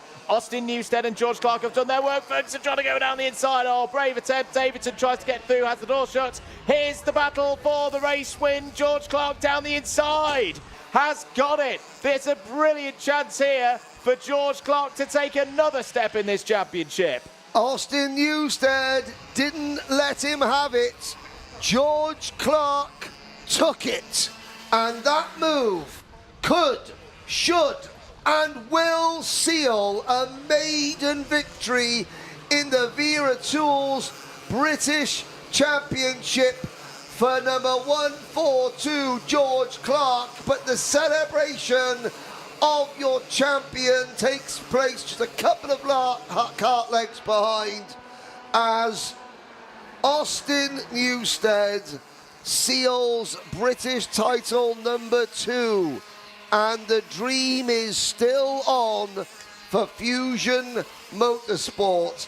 That is 8 wins out of 8 this year for Fusion Motorsport, and they have come with 4 different drivers. It's not been a cakewalk for one driver. It has been a complete team performance from Fusion, and you saw their teamwork at Kartmasters getting Alfie Davidson and Harry Williams back out. There's George Clark. He gave me a thumbs up as he walked past the commentary box earlier. He's going to be giving us a big thumbs up when he speaks to Nicole Sutherland very shortly. 8 wins for Fusion from 4 different drivers.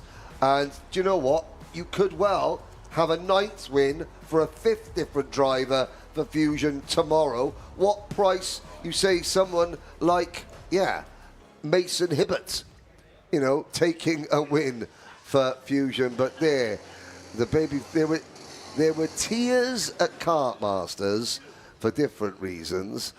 I'm not sure. Well, we're not going to get tears now. He's the baby-faced assassin. He takes it all in his stride, the winning side of things. And there is Daniel Ferguson, who comes home in 4th place. Right, so we got the top 5 drivers in there as well. So as they come over the weigh scales, let's have a look back at that one. And to be fair, Newstead did part of the job. We thought he might have did the whole job there early on into turn number 1. That was the start of Chester Fork's bad day, which got worse. Davidson and Hibbert swapping stickers, even though they're teammates. You think to yourself, how have the drivers got room to look up and notice the mechanic signalling and then decipher what does that signal mean? Again. Narroway was strong early on. He finishes down in 9th place. Good onboard camera work there from Henry Clark as well. But as Narroway, a couple of great moves, but eventually faded back to 9th. And then, Davidson and Ferguson took over. But you know what?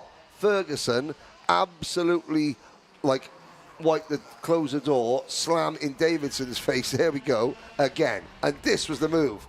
But very similar to Kim Bolton in a way, where Austin Newstead and Alfie Davidson went wheel to wheel. They had a really good scrap, but it never overstepped the mark. Nope. So great stuff from George Clark. But started, back at GYG, he'd never been on the podium, had a double break, a double podium that weekend. He's now a race winner in the Wera Tools British Kart Championships, and he's now speaking to Nicole Sutherland. He absolutely is then, Andrew. Thank you very much. George, that was a good race. I think you bided your time, not only during that final, but all year. We've seen you on the podium. We've seen you consistently get better, especially since jumping over to Fusion this year. Tell us about that race, and I want to hear about how you pulled that move off as well, because, teammate Austin did not give that one to you. The race went good. Had Austin in my favour to push away from the whole pack. He did really good, really quick for Austin. And then I just went for the move. I saw that he went tight and then he was going deep, so I just opened it up, got the cut back, and then it was quite tight, but then I got the move done, and then we won it. And this year we've seen you on the podium a couple of times. You had good success at GYG, and I think, in Europe as well, you've had great pace. You've always been pushed by your mechanic Alicia and driver coach Teddy. Tell us about the partnership between you three. Would you say they're, 2 big people and who's helped you to collect some trophies this year? Yeah, they've definitely helped me this year to collect some trophies, boosting my confidence to actually get in the battle. And you know, George, now that you've sort of got older through this class, you know, you might be looking to graduate out of it soon. Coming off a big win here at the last round, of course we've got another day tomorrow, but what sort of comes next, George? Junior, really. We're just going to go junior, and yeah, we're going to see what happens there. Well, congratulations for today's result. We'll see you on the podium later on. The next driver we're going to grab then is the driver that looks like they provisionally just grabbed the championship, Austin Newstead. Austin, you know, you've worked really, really hard this year. You know, it's not always been easy. You've not been given it. You've really had to pull out all the stops. Tell us about how happy you feel. Yeah, I'm over the moon completely. As you say, the end of the year has been really good now. Beginning of the year, second round, first round, we've really struggled, and we've struggled a bit, but I managed to keep it up. And to become, you know, a provisional British champion throughout the year, what's that really taken in the hard work? What's it actually looked like, Austin? Yeah, obviously it's really hard, like really hard. And basically the whole year I've just been having to take it one race at a time, and especially in going into this last round, not be thinking about the championship and other drivers, just thinking about my own race and trying to get as high up in the race as I can, not worrying about the championship. Well, Austin, there's a lot for you to celebrate about today. You know, we'll see you again tomorrow in the paddock, but congratulations. Thank you. That's it then from our Water Swifts for today's racing. We'll head up for a quick message and then we'll see you for our juniors.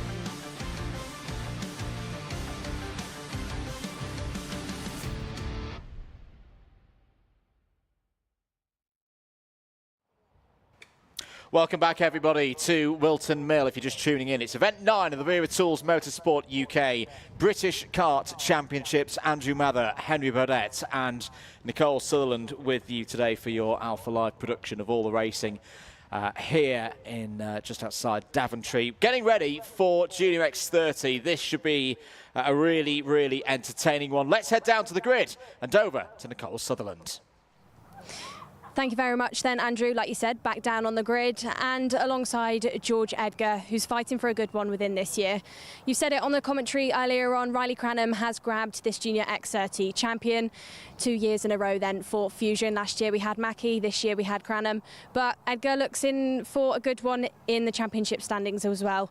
Top 2 for George, it could look like. George, you know, good race for you, good racing for you this weekend, this final, on for a win? Yeah, hopefully. We've been missing a tiny bit of pace so far this weekend, but we've managed to put it on the front row of the grid, so hopefully we can go forward from there and take the win. And in the previous heat, you had a bit of drama out on the track. When you have drama like that and with a competitor that you're really fighting hard against, how do you go into your next race and not let it put you off too much? Yeah, I think obviously even though we had a bit of contact in the last race, we then got our head down after that and still managed to come through and finish P4, and we've just got to keep doing that and just not think about that. And, you know, we've seen Riley now is our provisional British champion. It's a great result for him. You headed into this weekend maybe looking for a championship win as well, but it has been secured. Do you feel despondent at all because of that, or is, you know, top 2 result good enough for you? No, I think top 3 results really good this year. Obviously, this is Riley's 3rd year, only my 2nd, so we've still got next year to go and try and win it. Well, fighting talk, George. I like it. Good luck for this one. It's time to clear the grid then. It's our Junior X30s that are about to go racing.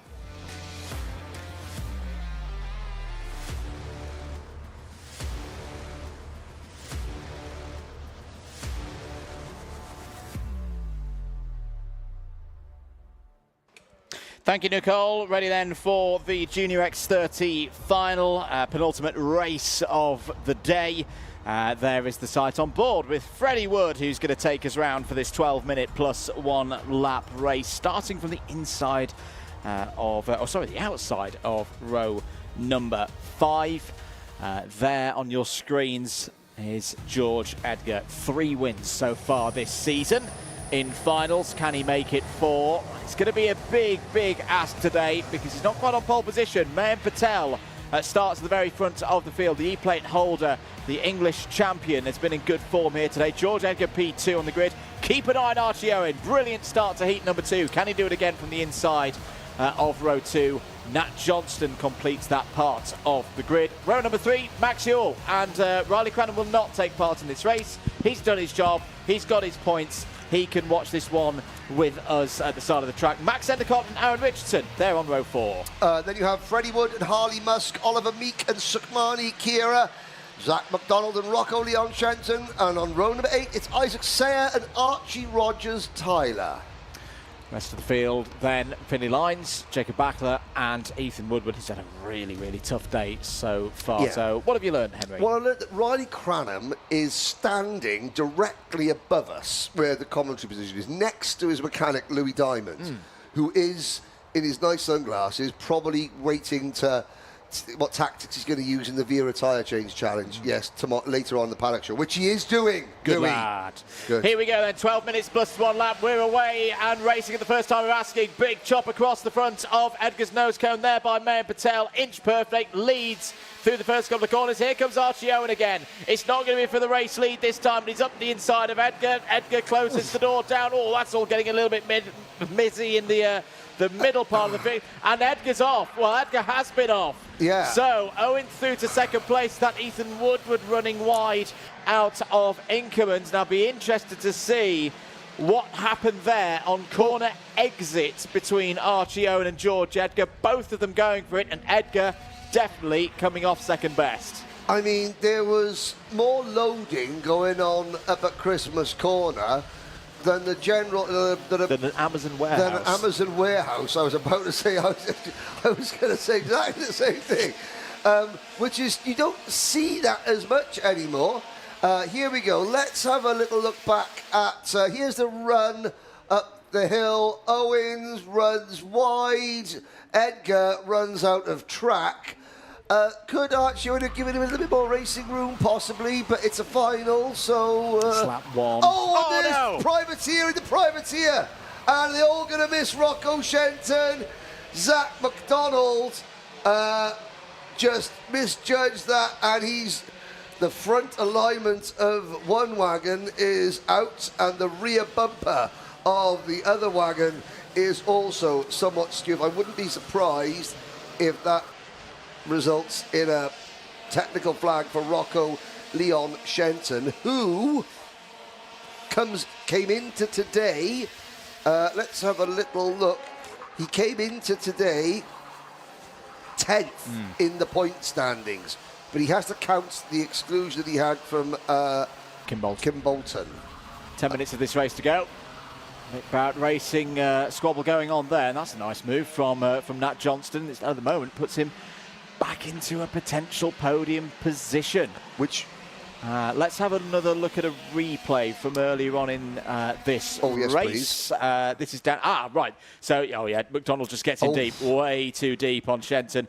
Good camera work there from Freddie Wood. Thanks very much, Freddie. The tenor will be in the post. And through he went. That'll be the easiest 2 positions that Freddie Wood has gained this season. You've got to say that the fact that after impact, the rear of McDonald's cart was clear 6 inches off the ground. You know, if you're gonna misjudge it, do it properly, like that. You know, no half measures from the Sky Sports F1 Kids commentator. Max Endicott. And here's Finley Lines. Right, where has Finley got to? Because he's got to push up the field up to 12th at the moment. I think that's 13th. There are issues with transponders and loops out on the circuit. There he is. There's Louis Diamond, the sunglasses on. watching to see how quickly he's going to change a tyre in the Wera Tools tyre changing contest later. There's your champion, Riley Cranham, next to him. A little bit of an update. Under investigation, Kart 240. That's Archie Owen. I would imagine that was for the first lap. Yep. It's down the inside. Lines having a squabble there with Ethan Woodward, and through goes George Edgar as well. Where's Aaron Richardson? Oh, good to see Aaron Richardson. We should mention he's running in this race. We saw him, was in a little bit of discomfort at the end of heat number 2. He's holding 8th place at the moment. Yes, I have, obviously I think there was a bereavement in the Richardson family lately. Archie's granddad, Sam, has passed away recently, so I know that the family are, trying to encourage Aaron, saying that, still being watched, but maybe not from the banking. Here's the battle for 5th place. Sukmani Kira and Max Ewell. Sukmani Kira, particularly in finals recently, has been showing some really, really good turns of speed. He's got to keep a head down now to catch up to Nat Johnston ahead and Archie Owen. Sorry, no apologies. This is for 4th place. So Kira up to 4th place now. Looking really good at this stage of the race. Nat Johnston very quick through the first sector. That's good news. Now, can he find a way through past Archie Owen up the hill to Christmas Corner? That was a good exit out of the final turn. Down the home straight, through Oblivion, through the crook. This is where Nat Johnston will try and get the speed right. He checks over his shoulder, but elects not to go for a move on Archie Owen at this stage. How about the job, though, by Mayan Patel? We've not spoken much about him since the first lap. Here goes the move. I felt it coming. There down the inside. Nat Johnston, good stuff, up to P2, Henry. I've got to say, Sukmani's doing it a day early. She only gets on podiums either at round 1 or the last round. This is the penultimate round. She had 2023 third place in IAME Waterswift at PF International. 2024 third place in IAME at round 1, and then 2nd place, career best result to date in the last round of IAME Waterswift on Sunday at Three Sisters last year with a puncture. Yes. Oh, Owen fighting back, gets back down the inside, takes 2nd place once again. That's good news if you're a supporter of Mayan Patel, because he's extending his lead. Here goes Kira down the inside. Johnston switch back, brilliantly dealt with. Felt the attack coming in, holds on to 3rd. This is good news for Ewell. Good news for Max Endicott as well. Max Endicott's had a few good finals so far in 2025, both on a national and continental front. We're into the second half of time on this one. If these 3 drivers want to win this race, they've got to get themselves organised, because not only are they losing time to the race leader, Mayan Patel, but there's drivers closing in. And I tell you what, Aaron Richardson's one to keep an eye on in the second half of this race. Remember that amazing comeback drive to regain championship points at PF International that he did a few rounds ago? Another one could be on here, and with George Edgar a little bit further down the order, this is a big, big chance for Richardson to re-establish himself in the fight for 2nd place in X30 Junior for 2025. 5 minutes on the clock. Archie Owen has really turned up the pace again. I feared when he lost the position as Kira goes down the inside. She takes 3rd place away from Nat Johnston. It's a circuit that Sukmani Kira knows very well. Did a lot of her early days club racing here, back in her cadet days. She's had a sterling first. We've got to remember, she's one of the drivers who is still in her first year in X30 Junior, but she's been on form ever since the IAME Winter Cup, right at the start of the season. This could be her best result in the in this particular division to date. And what I have liked that I've been seeing is that there's been no shenanigans around Sukmani Kira. If you think back to Kart Masters, there were several drivers who will remain nameless, that every time Sukmani passed them, their next course of action was to put her on the grass. Unceremoniously, we don't like to see that. This is good stuff. This is good racing, where every driver is raced exactly the same, regardless of gender. I shall say, gotta say my bit, and this is what you want to see. Yeah, good, hard, clean racing amongst everybody. Big lap this, I feel, for this trio. As Johnston back down the inside, that's a clean move. Back into Freddie Wood's out. Oh, dear. Oh, Freddie Wood is out, and the rear frame of that kart has taken quite a hit. Now that's up at Christmas corner. Freddie is okay and walking to the marshal post. That's the most important thing. But that's a real shame. Freddie Wood was on for a top 10 here today. And that is lost now, and it's going to be a fair amount of work overnight. I wonder if we're going to see, well, the replay won't tell us anything about that, because I have a feeling that it'll just be a case of a replay of Freddie Wood going up the hill, suddenly the kart turning round and him going into the barriers. The assailant, you will not see from the onboard, put it this way. Sukmani Kira under investigation. Not quite sure what that would be for, as Aaron Richardson now passes Uncle Max Endicott. Coming out of Ozier's, 2 3/4 minutes to go. There is Isaac Sayer, who for the Jamie Green Racing team, and again, one Jamie Green kart exit stage left with a rather crumpled rear appendature, and another one takes its place in 8th position. Rocco Shenton is still out there. Finley Lyons is down in 16th. Archie Rogers, Tyler 15th. Ethan Woodward 14th. Jacob Bachelor 13th. Oliver Meek 12th. George Edgar 11th. Harley Musk 10th. Zach McDonald 9th. Isaac Sayer 8th. Max Endicott 7th. Richardson is 6th. Ewell is 5th. Sukmani Kira is 4th. Nat Stappen runs 3rd. Archie Owen 2nd.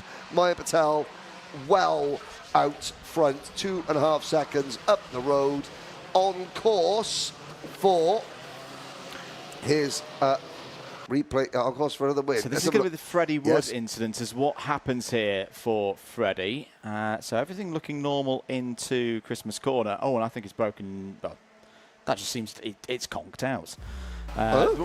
What's confusing me is well, how can we got that much damage to the rear of it? Unless the damage was the primary incident, and then what we're seeing there is the secondary. That is a strange visual from that angle. Or maybe the engine broke going up the straight, and there's a go-kart out there with a very, very damaged front fairing. But I can't see that one. 60 seconds remaining on the clock then. Mayan Patel, I think, has got this race won. 2.5 seconds clear of Nat Johnston. This result would move Patel ahead of Ty Buckley. Ty Buckley not racing here this weekend. Yeah, it's a strange one. It's a few of the Irish contingents I think have got other plans, obviously. Other plans. Yeah, not here. Isaac Sayer go down the inside of Archie Owen. Archie Owen, this race, I think, for Archie Owen, this will be a little bit of work for overnight. This race was 4 minutes too long for Archie Owen. His pace is really good over 8. Needs to find something perhaps over 12. But it's still on for a good haul of points. Richardson trying to find a way through there. And I just wonder, Andrew, obviously he's under investigation. Yeah. Now, that goes out on the digital display board. Number invest. Yeah. The drivers can see that. I'm almost wondering, is it his pace has dropped off a little bit since he went under investigation. Yes, you could be right about kart setup. Yeah. You just wonder if that has, put him in on a bit of a downer. Yeah. He goes, well, I make the move, and then I'm going to get penalised for it, and then he takes his mind. I don't know. I'm playing devil's advocate there, or the other option is, they got the pressures wrong. One or t'other.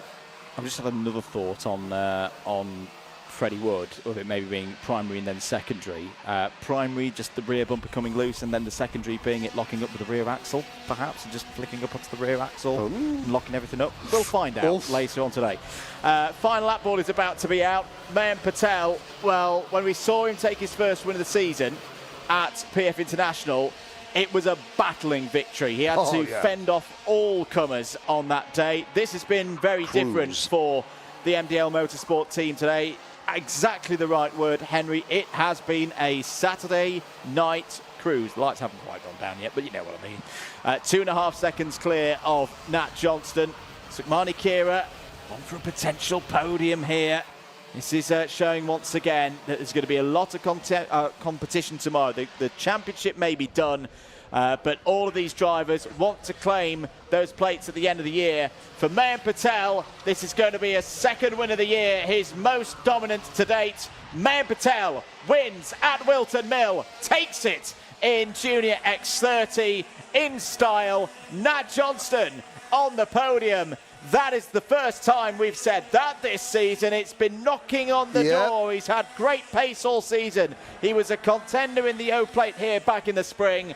He's second here today. Sugmani Kira as well. As things stand, is under investigation, but that's a first podium. Saying that a lot today, Henry, of drivers making breakthrough results in their respective classes. That was a comprehensive win by Mayan Patel. Why is the word comprehensive important? Because you look at the opposition and, you know, Riley Cranham not racing but standing. Yeah. The question is, would anyone have beaten Mayan Patel in that race? No. I don't think so. And that is the pleasing. Yeah, the races you win as a team, the races you win in a massive bun fight are one thing. The walking away from the opposition, those are the wins that gives the team, you know, even more reason to be happy. Because, like, yep, we showed up, put her down, got our shopping, and checked out. You know, and those are the ones that for a team are very pleasing, because yeah, it wasn't a case of, you know, just rough and tumble, you know, and passing. It was a case of, yep, I'm going to disappear off in 12 minutes. I'm not going to see another go-kart. I'm not even going to hear another go-kart, and I'm going to be, you know, miles in front. If the season was another 5 weekends, 4 or 5 weekends long, then Mayan Patel would be a major player for the overall championship. Sugmani Kira, she gets her first podium around early this year. Yeah. So if she did it the penultimate round, what's going to happen tomorrow? I wonder. Let's have a look at some of the highlights of this one. This was the race start. Mayan Patel, that was the most challenged I think he really was in the whole this race. This was the moment between Archie Owen and George Edgar, and deep there into the first braking zone. A moment between McDonald and Shenton as well. That was really the end of any hopes for Shenton to come through the field. Yeah, McDonald will look back at the replay on that. All I can think of is that computer game Worms. Incoming, wee! George Edgar was trying to find his way back up through the order. Now he's got to recover points in the second place battle in the championship with Aaron Richardson. Owen went for the move on Nat Johnston. This was an entertaining battle for second place. Kira getting involved as well. Johnston, really wise reading of the situations around him. Didn't overfight this one today. That was his move for second place. Decent drive as well from Isaac Sayer. More like it from the driver flying the flag for Singapore on his way to a top 5. But it was Mayan Patel's day. A second win of the season. Goes up to 5th place in the championship. We'll do the maths overnight. I think it still could get better for Mayan Patel if he continues that form tomorrow on Sunday. Let's head down once again, though, to Parc Ferme and over to Nicole Sutherland. Thank you very much then, Andrew. As you can see, man just having his driver photo taken for social media. Mine, great result. It's the second win here for you this year in the Virtuals British Kart Championship. You know, 2 results, but that one was a bit different. You had a nice, steady Saturday drive. This time you weren't under the pressure of Rocco Shenton. Yeah, no, definitely. This morning we were in warm-up and we just sort of seemed to find our pace again. And then in the heats, we just really took off, to be fair. We were gaining positions and then we were always catching and fighting for the wins. And then in the final, obviously starting pole, we just, you know, had a great start, and then I was just had my head down from there, try and make no mistakes. So like you just said then, you know, you feel like you found some pace as the weekend has gone on. When you head into a weekend and maybe you don't feel as strong as you think you could be, did you start to panic in the early stages? No, we just every practice sort of just get better and better, and plus everyone's on different tyres, so it's just you have to wait till the racing really happens to see where you're at. And like we just mentioned then, that's the second win you've had this year in the championship. We've got another full day of racing again tomorrow. You think you could be on for a third? Hopefully try to replicate today, and that would be a fantastic weekend. Well, then, mine. We're going to see you on the podium later on. Congratulations, another win and another trophy for you. We'll head up then to hear from our championship partners before we see you on the grid for the last final of today's racing.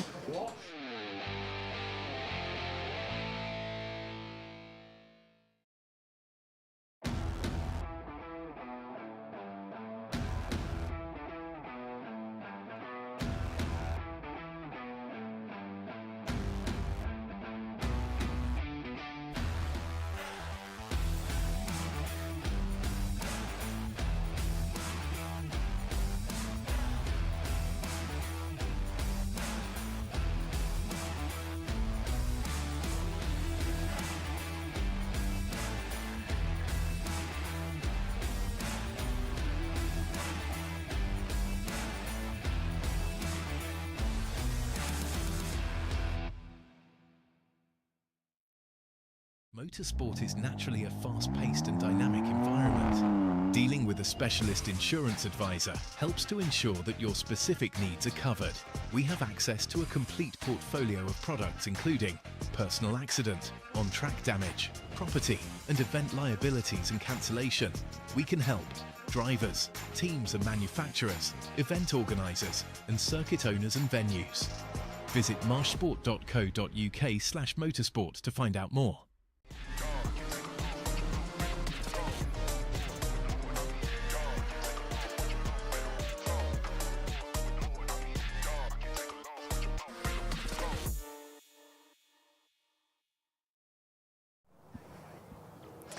Back on the grid then, and back in the wind as well by the looks of my hair, I'd say.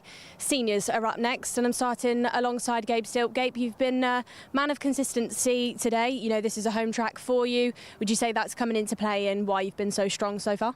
Yeah, I think, well, back when I was racing, more like 2022, 23, I was, here quite a lot, but I've not been here since O-Plate. But, it's not really slowed us down at all so far. And, you know, in the heats, actually, you've sort of run away with things. You've not been challenged too much. To do that around a track that is, you know, quite difficult, it's quite bumpy as well, how do you pull that off? It's definitely not been, like, easy, just managing the gap to Gus each heat. But, still having to push, and then just sort of slow down towards the end when I saw he was sort of half a second behind, and then, just managed it the whole race. And we all know that we've kind of headed into this weekend then, in the senior grid especially, a very undecided championship. You're not within that fight, but you could end up sort of unintentionally getting in the way for some people. How are you managing that? Are you just sort of thinking about your own race? Are you trying to stay out of anybody's way? What's going on, Gabe? Not really staying out of anyone's way, just mind my own business, just try and clean sweep it, hopefully. Here to win? Yeah, definitely. Good to hear from you then, Gabe. Go and speak to Gus then, one of the drivers that is in that championship fight, one of the drivers that could make history this weekend with being one of the biggest winners within this championship in its modern era. Gus will pull you over very quickly, so just sort of slot in here. Gus, big things are on the line this weekend, but, you know, as always, you're confident, you're relaxed. Mindset is what? Obviously, this very close to the championship. We just need to have a solid result. Obviously, winning is the main game, and see how it plays out. And, you know, to potentially pull off, 4 wins in the same class, nobody's ever done that before. What does it actually mean, not just for you, but for Paul Fletcher, for your family, for your mechanic as well? No, like when you talk to Paul, this is what he cares about, the British Championship. Like even all the other one-off races, he would rather win this than anything else. So we just, it's quite close at the front. Obviously, the racing's spread out a bit today, but I'm sure it won't in the final. So 12 minutes long, and see how we get on. See how you get on indeed then, Gus. Good luck for that one. Right behind Gus then, we've got Harrison Whitcomb. Harrison is a driver in the senior that's represented the UK this year in the FIA Academy Trophy out in Europe, jumping back into the IAME grid this weekend as always, and headed into this weekend in that championship fight. Harrison, maybe a bit of an up and down weekend so far for you, but the pressure of being in the top 3, how's that playing out? It's great that I'm in the top 3 of my first year in senior. We struggled a little bit today, but I think we might have found the issue. Time will only tell. Well, time will only tell then, Harrison. Good luck for this one. First final of the weekend for these seniors. Let's see how they get on. Let's see how these points play out. Time for me to clear the grid. Boys in the commentary box, it's your turn.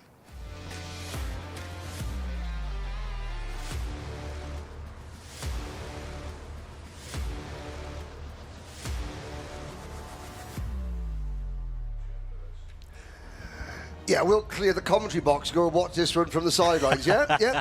No, here we go. This is going to be a good one, Andrew Mather. It is indeed. It's not a race that will necessarily decide the championship, but it's definitely going to be an important and pivotal one.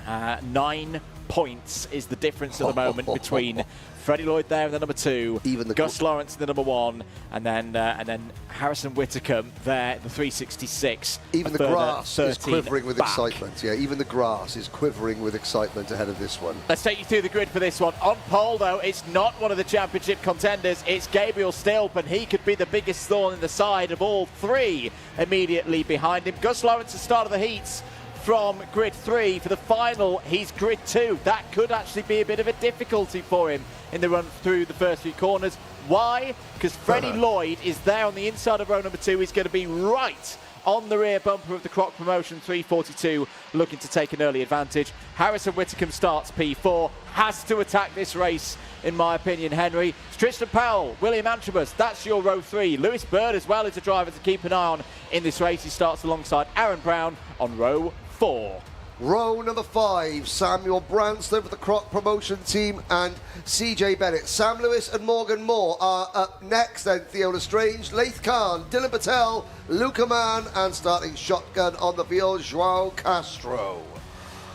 This could be interesting. As I say, it's not the last final of the year, but all 3 contenders in the championship are at the front of the field, with Gabriel Stilp taking us round Pitts Bend into the tram lines. 12 minutes plus 1 lap. X30 Senior is going. It's a good start for those on the pole side of the grid. Lloyd immediately up to P2. Lawrence has held 3rd. That is okay. That's okay for Gus Lawrence. He would have expected that. I would not be surprised if Gabriel Stilp disappears off in the early stages of this race. Tristan Powell's had a good start, up to P4. Harrison Whitcomb's fallen a couple of positions, is attacking William Antrobus for P5 into Ashby Corner. Out of Ashby Corner, they're all still running. Perfect stuff off the lights. Yet again, Henry, from Gabriel Stilp, he leads this race. I've got to say, you know, you're not going to decide a British title in this race. You are, this could have a big bearing on how the 3 title contenders manage their day tomorrow.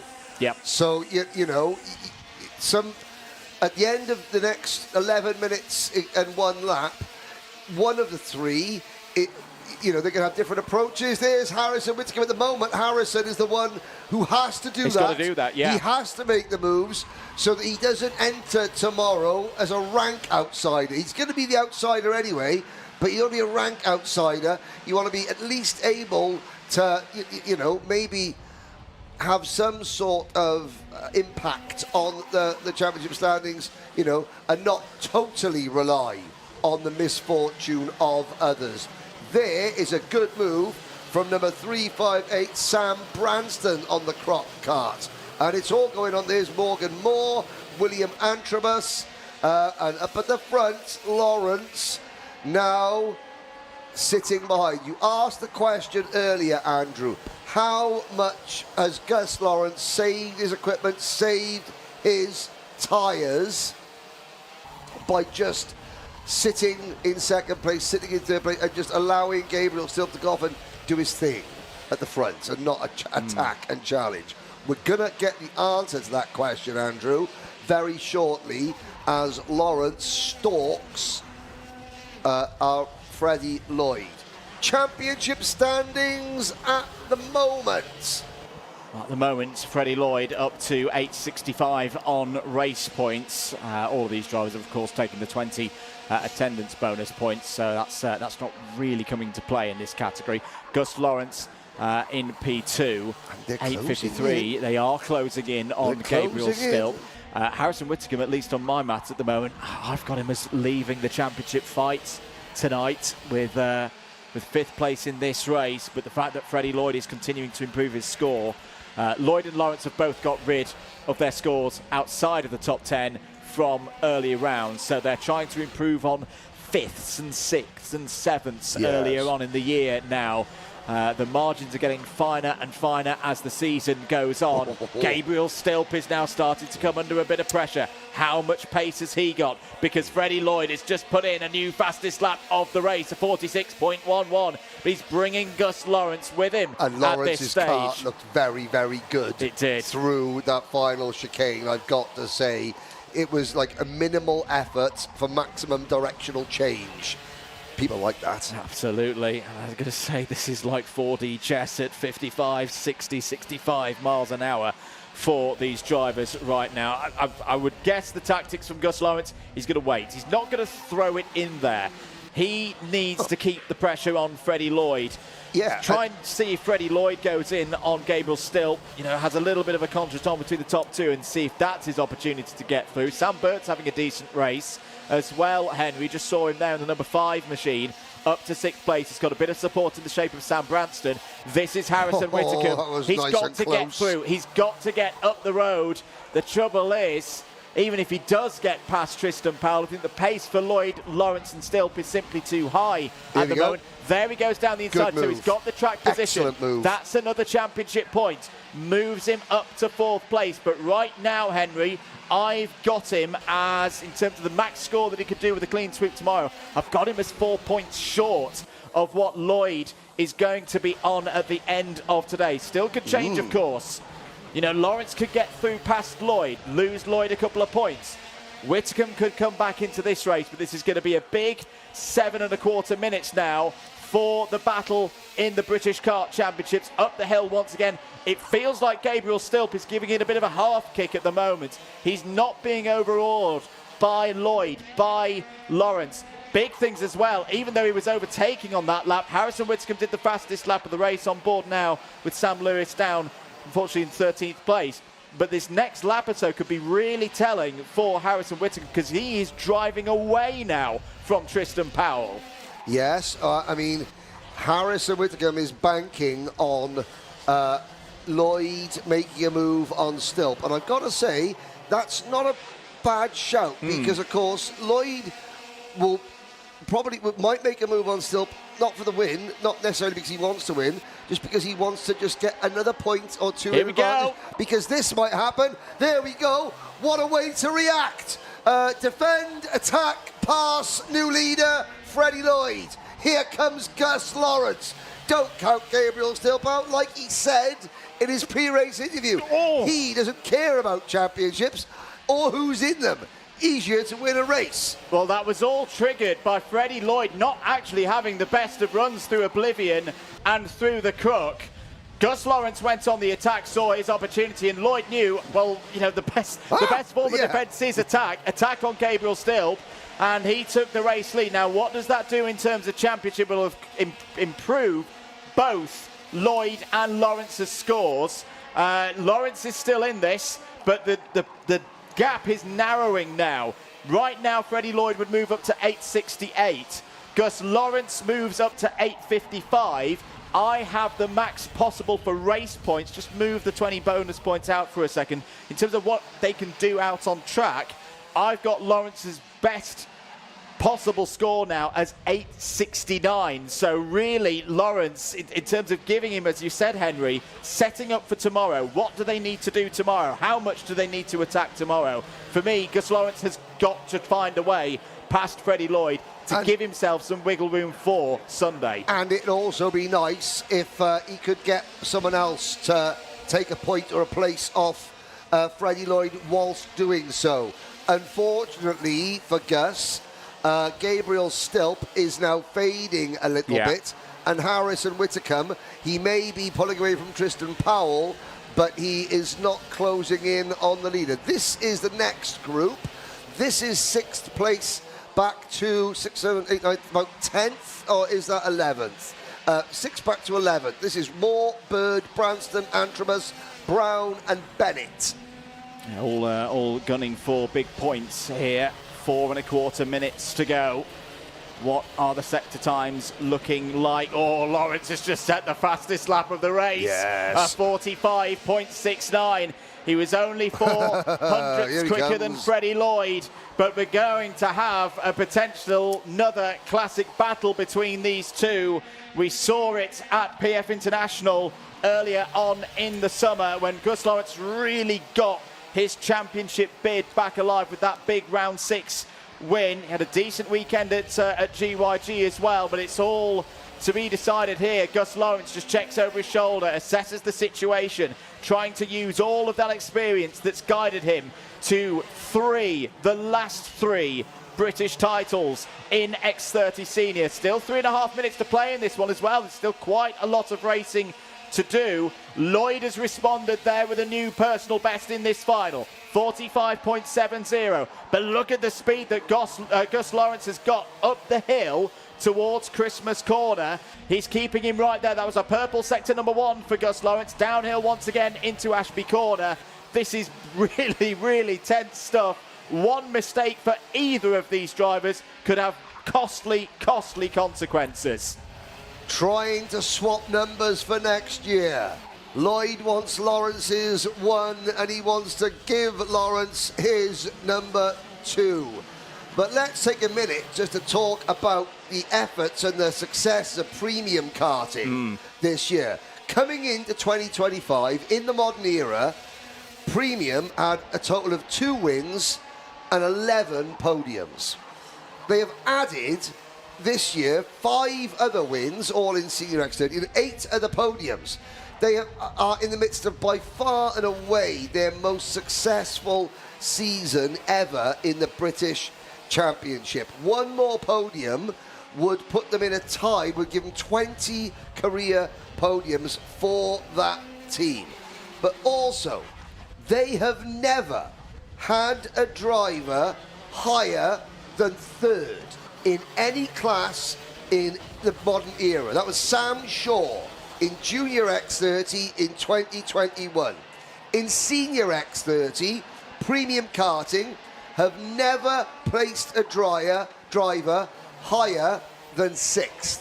Sam Shaw again in 2022 and Louis Johnson-Cool in 2023.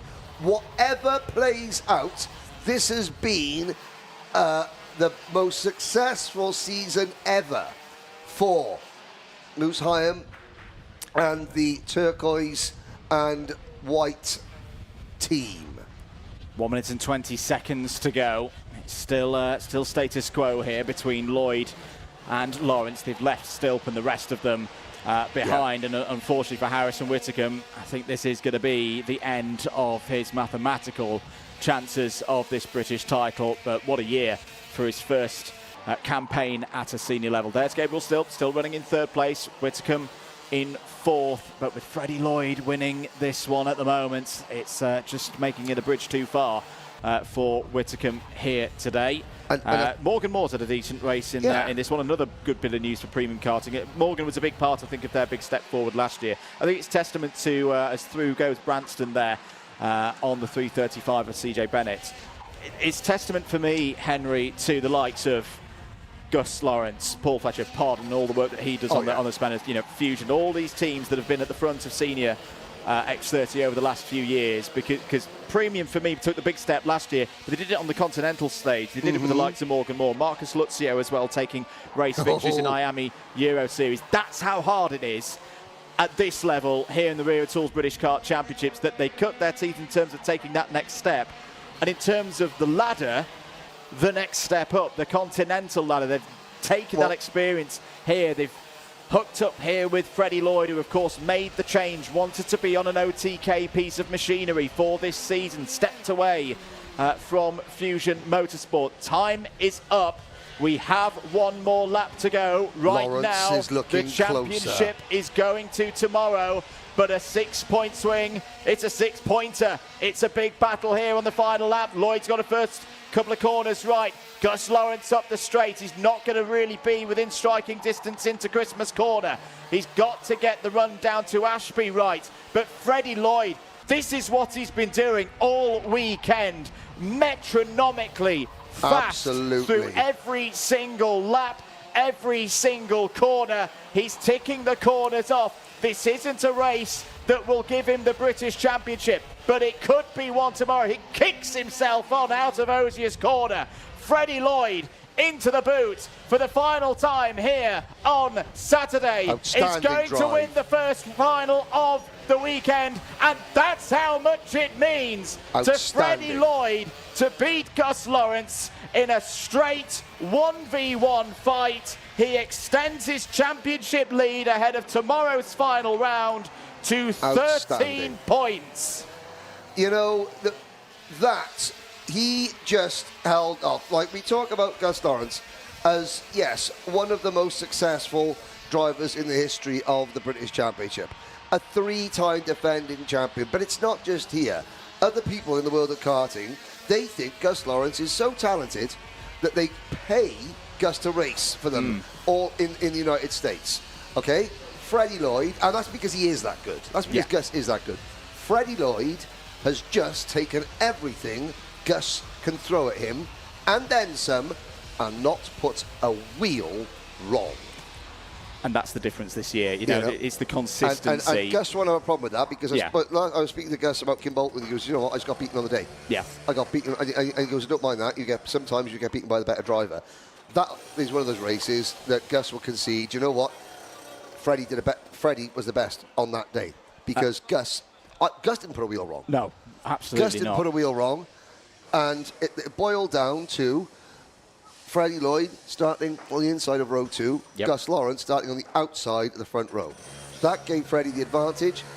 He never, ever lost it.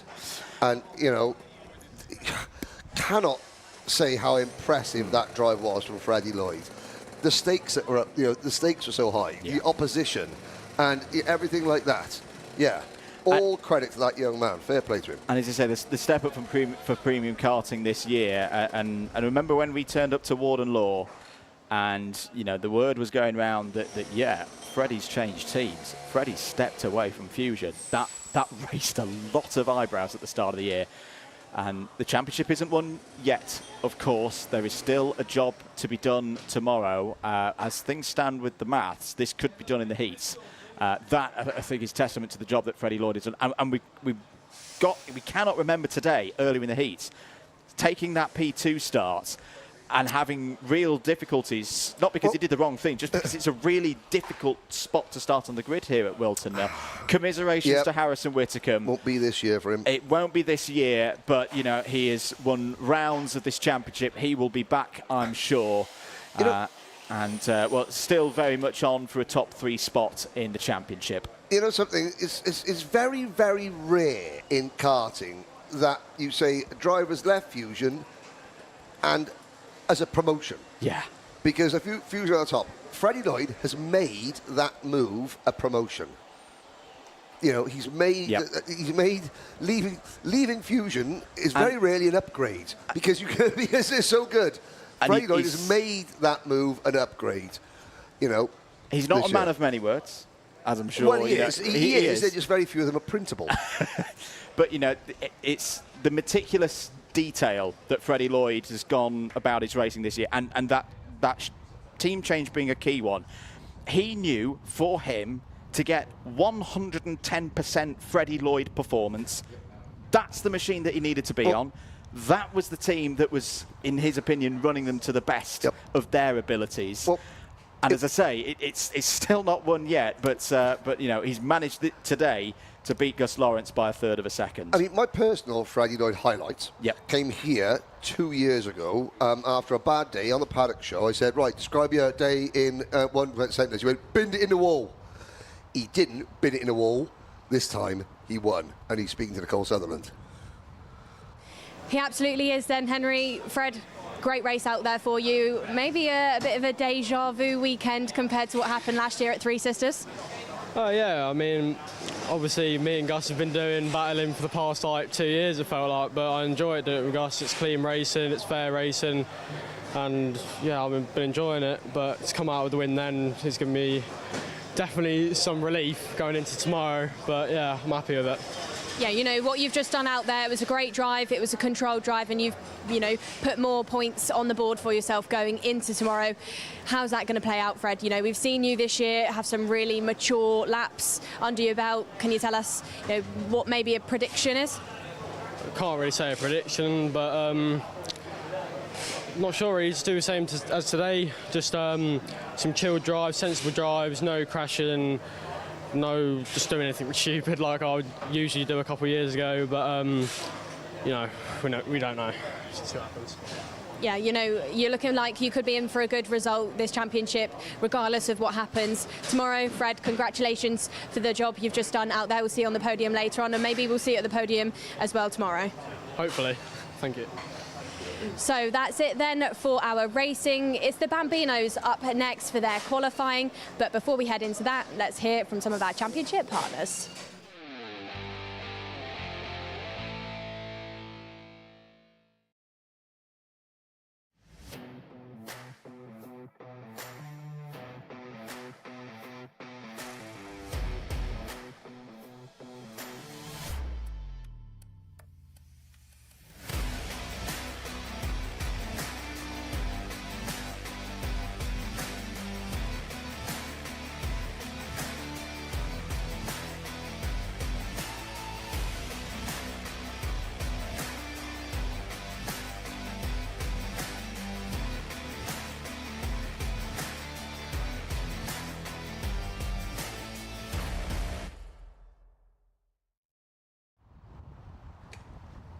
Thank you once again for joining us here at Whilton Mill. Henry, getting ready for M1 Bambino qualifying. We are indeed. They got just one round. Now, this is the M1 Cup. I've sat on the M1 many times, but not as a lot slower. These Bambinos are going to go. So again, is this the final farewell for Bambinos using internal combustion power units at the Wera Tours British Kart Championship? Who knows? Tomorrow you will see them there, and of course we're going to round out the broadcast with this today. We go from the final of the Premier Class of British Karting to a Bambino qualifying session. Let's just calm down a little bit. But, ladies and gentlemen, as you're watching this qualifying session, which will set to take place shortly, please keep your eyes and ears peeled to the Alpha Live YouTube channel, to the Karting UK YouTube channel, because in addition to today's broadcast, you could go and watch the build-up show that Andrew hosted last night. You can do that on what YouTube channels, Andrew? On the Alpha Live channel and the Karting UK channel. Tonight, there will be the Paddock Show, which we are going to film. You will be able to see. Now, if you watch the Paddock Show and Lewis Diamond and Sam Fugit aren't doing the Wera Tours challenge, then you could all mock them greatly, because it's a bit of fun. We thought, why not? Let's see if two of our championship-winning mechanics can do that. It's a bit of fun. So if they don't join in, then yes, mocking may commence. This will be a 6 minute qualifying session, so it's the same format that all of the older classes went through this morning to set the grids for their two heats. The reason why we're doing this at this point is the Bambinos just race on Sunday, so it gets their qualifying done, and then you can think overnight of how they're going to tackle the heats. There on your screens is Vinny Wright, if I'm not mistaken. Yes, the number 7 Kart there. Was doing pretty well earlier, 4th in the last practice session. Can I just say, the driver in front, that is superb T-shirt to wheel rim coordination. Oh, yes. That's Briella Stevens. Excellent. Briella Stevens. Well done. There you go, sir. Yeah, he's stretching out on the Alpha banners there with his purple T-shirt, and Briella's got her purple wheel rims on. Yeah, purple and black. Again, that's great work. Great work there from Briella Stevens and her dad. And yeah, Briella was one of the drivers that we saw at PF in the other Bambino competitions earlier on in the season. 1 minute board in the air then for the start of this time qualifying session. Mechanics and helpers instructed to clear the dummy grid, head through the gate there, to the left-hand side, just leave the drivers with themselves, their thoughts and their machines. There is the site on board with Shay Downey. He's definitely a potential for this pole position. Was second in free practice earlier on this afternoon. Top 3 covered by 0.04 of a second in that session. Now, obviously, that is the camera position for a Bambino car. Yes. I am thinking, if anybody tomorrow comes out with a sponsor sticker or an Alpha logo or a Wera logo on the underside of the seat, then they get a gold star and possibly one of my chocolate wafer rolls, which I'll save for them. You know, because that's a head. That'll be a heads-up move. You know, again, all these drivers and all these teams, you know, they need sponsors. You know, whether it's now or whether it's in a couple of years' time, if they want to make a move to cars, or whether they just want to carry on in karting. You know, they need peoples to pay for it. With the onboard cameras now, yeah, the first person that thinks, right, where does the camera go, and volunteer, say, yes, please, Mr. Alpha, we'll have the onboard camera, because they got a sponsor logo right where the camera is positioned. That's a heads-up move. Oh, hello. That's our room. That's the behind-the-scenes shot. That's behind the scenes. Oh, that's assistant producer Ryan going behind the scenes. Reese, sorry. 5 minutes. I say there's not going to be that many laps for the drivers in this one because they set lap times over 60 seconds. There may be a bit of racing in this one, proper racing. There's Welsh flag alert. Number 27, my favourite driver, Oisin Owen. Of course it is, Oisin. Of course it is. My favourite. Not allowed to have favourites, but he's my favourite. Got to remain impartial, but he's Welsh, so he's my favourite. So I think every single lap's going to count here because it's I say they're going to get 4 or 5 timed laps in. This is a qualifying session.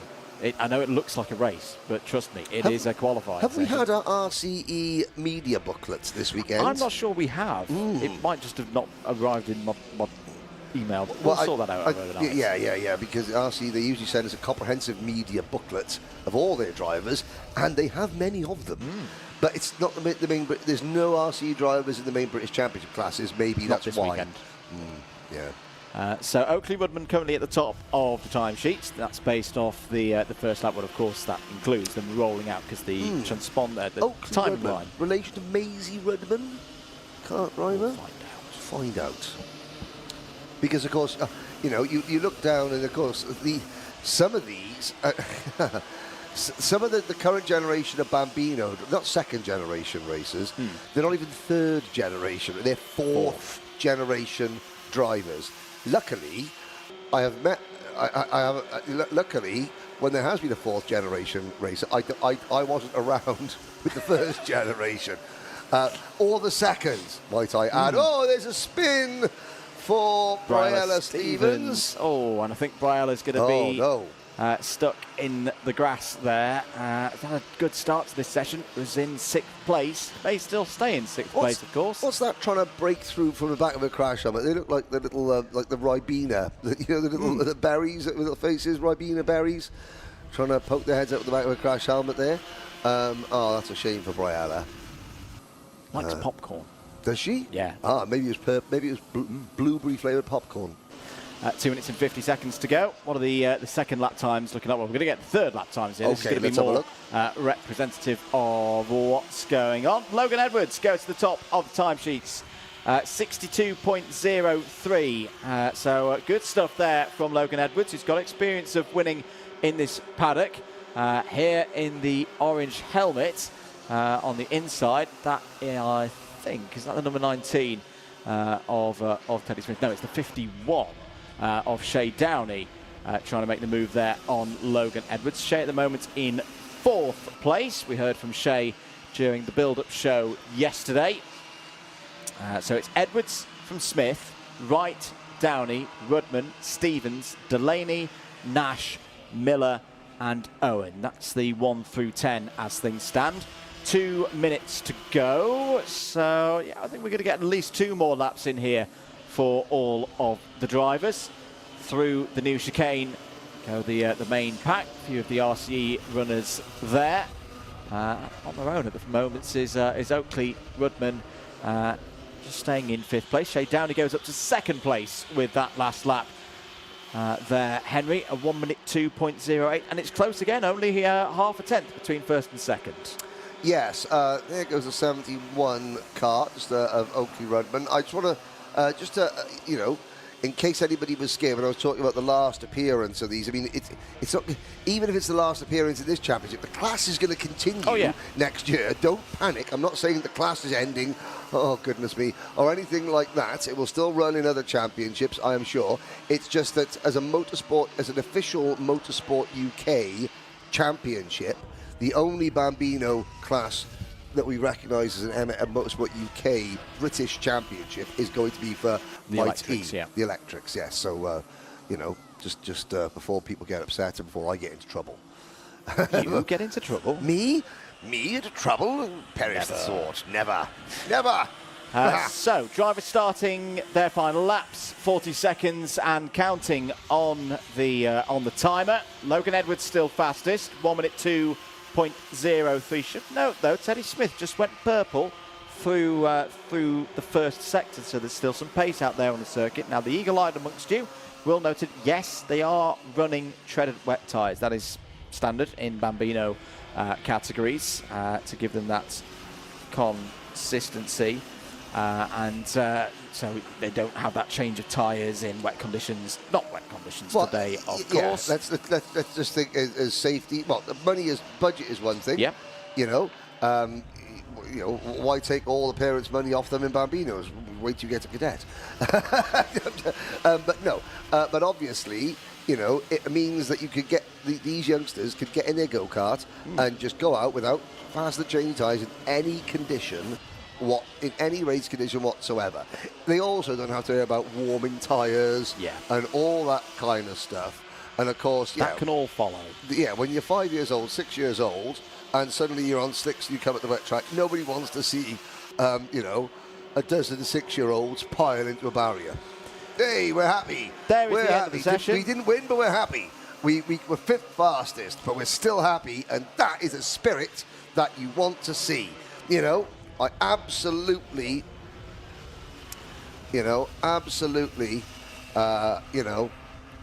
love to see the unbridled, just the joy of being lucky enough to race a go-kart. That's what I love. None of these kids take anything for granted. They all know how lucky they are, and they just love driving their go-kart. They'll go back to school on Monday and do colouring because, you know, because they'll do colouring because they're 6 years old. It's like, what we're doing this morning, class, we're learning how to tie our shoelaces. And yeah, this is, and they've been doing this on weekend. So there we go, ladies and gentlemen. Logan Edwards on pole position for tomorrow then. Took it by half a tenth of a second ahead of Shay Downey. Vinnie Wright, Teddy Smith, that'll be row 2 for the heats tomorrow. Oakley Rudman and Bryla Stevens, despite having that problem, stays on the 3rd row of the grid. Teddy Delaney and Ocean Owen on row 4. Jules Nash and George Miller complete the 10 runners for tomorrow's IAME M1 Bambino Cup. Well, that brings to a close here today. Don't go away. As usual, the wizards here at Alpha Live have got a very special video to close us out. But don't go anywhere. Keep the Alpha Live and the Karting UK channels open. The Paddock Show will be on later on tonight. Tomorrow, we crown our final champion. We've had 3 crowned today, but the big one, the main event, Senior X30, that is going right down to the wire. So, on behalf of everyone here at the Wera Tools British Kart Championship, all our partners, him and me, good night, see you tomorrow.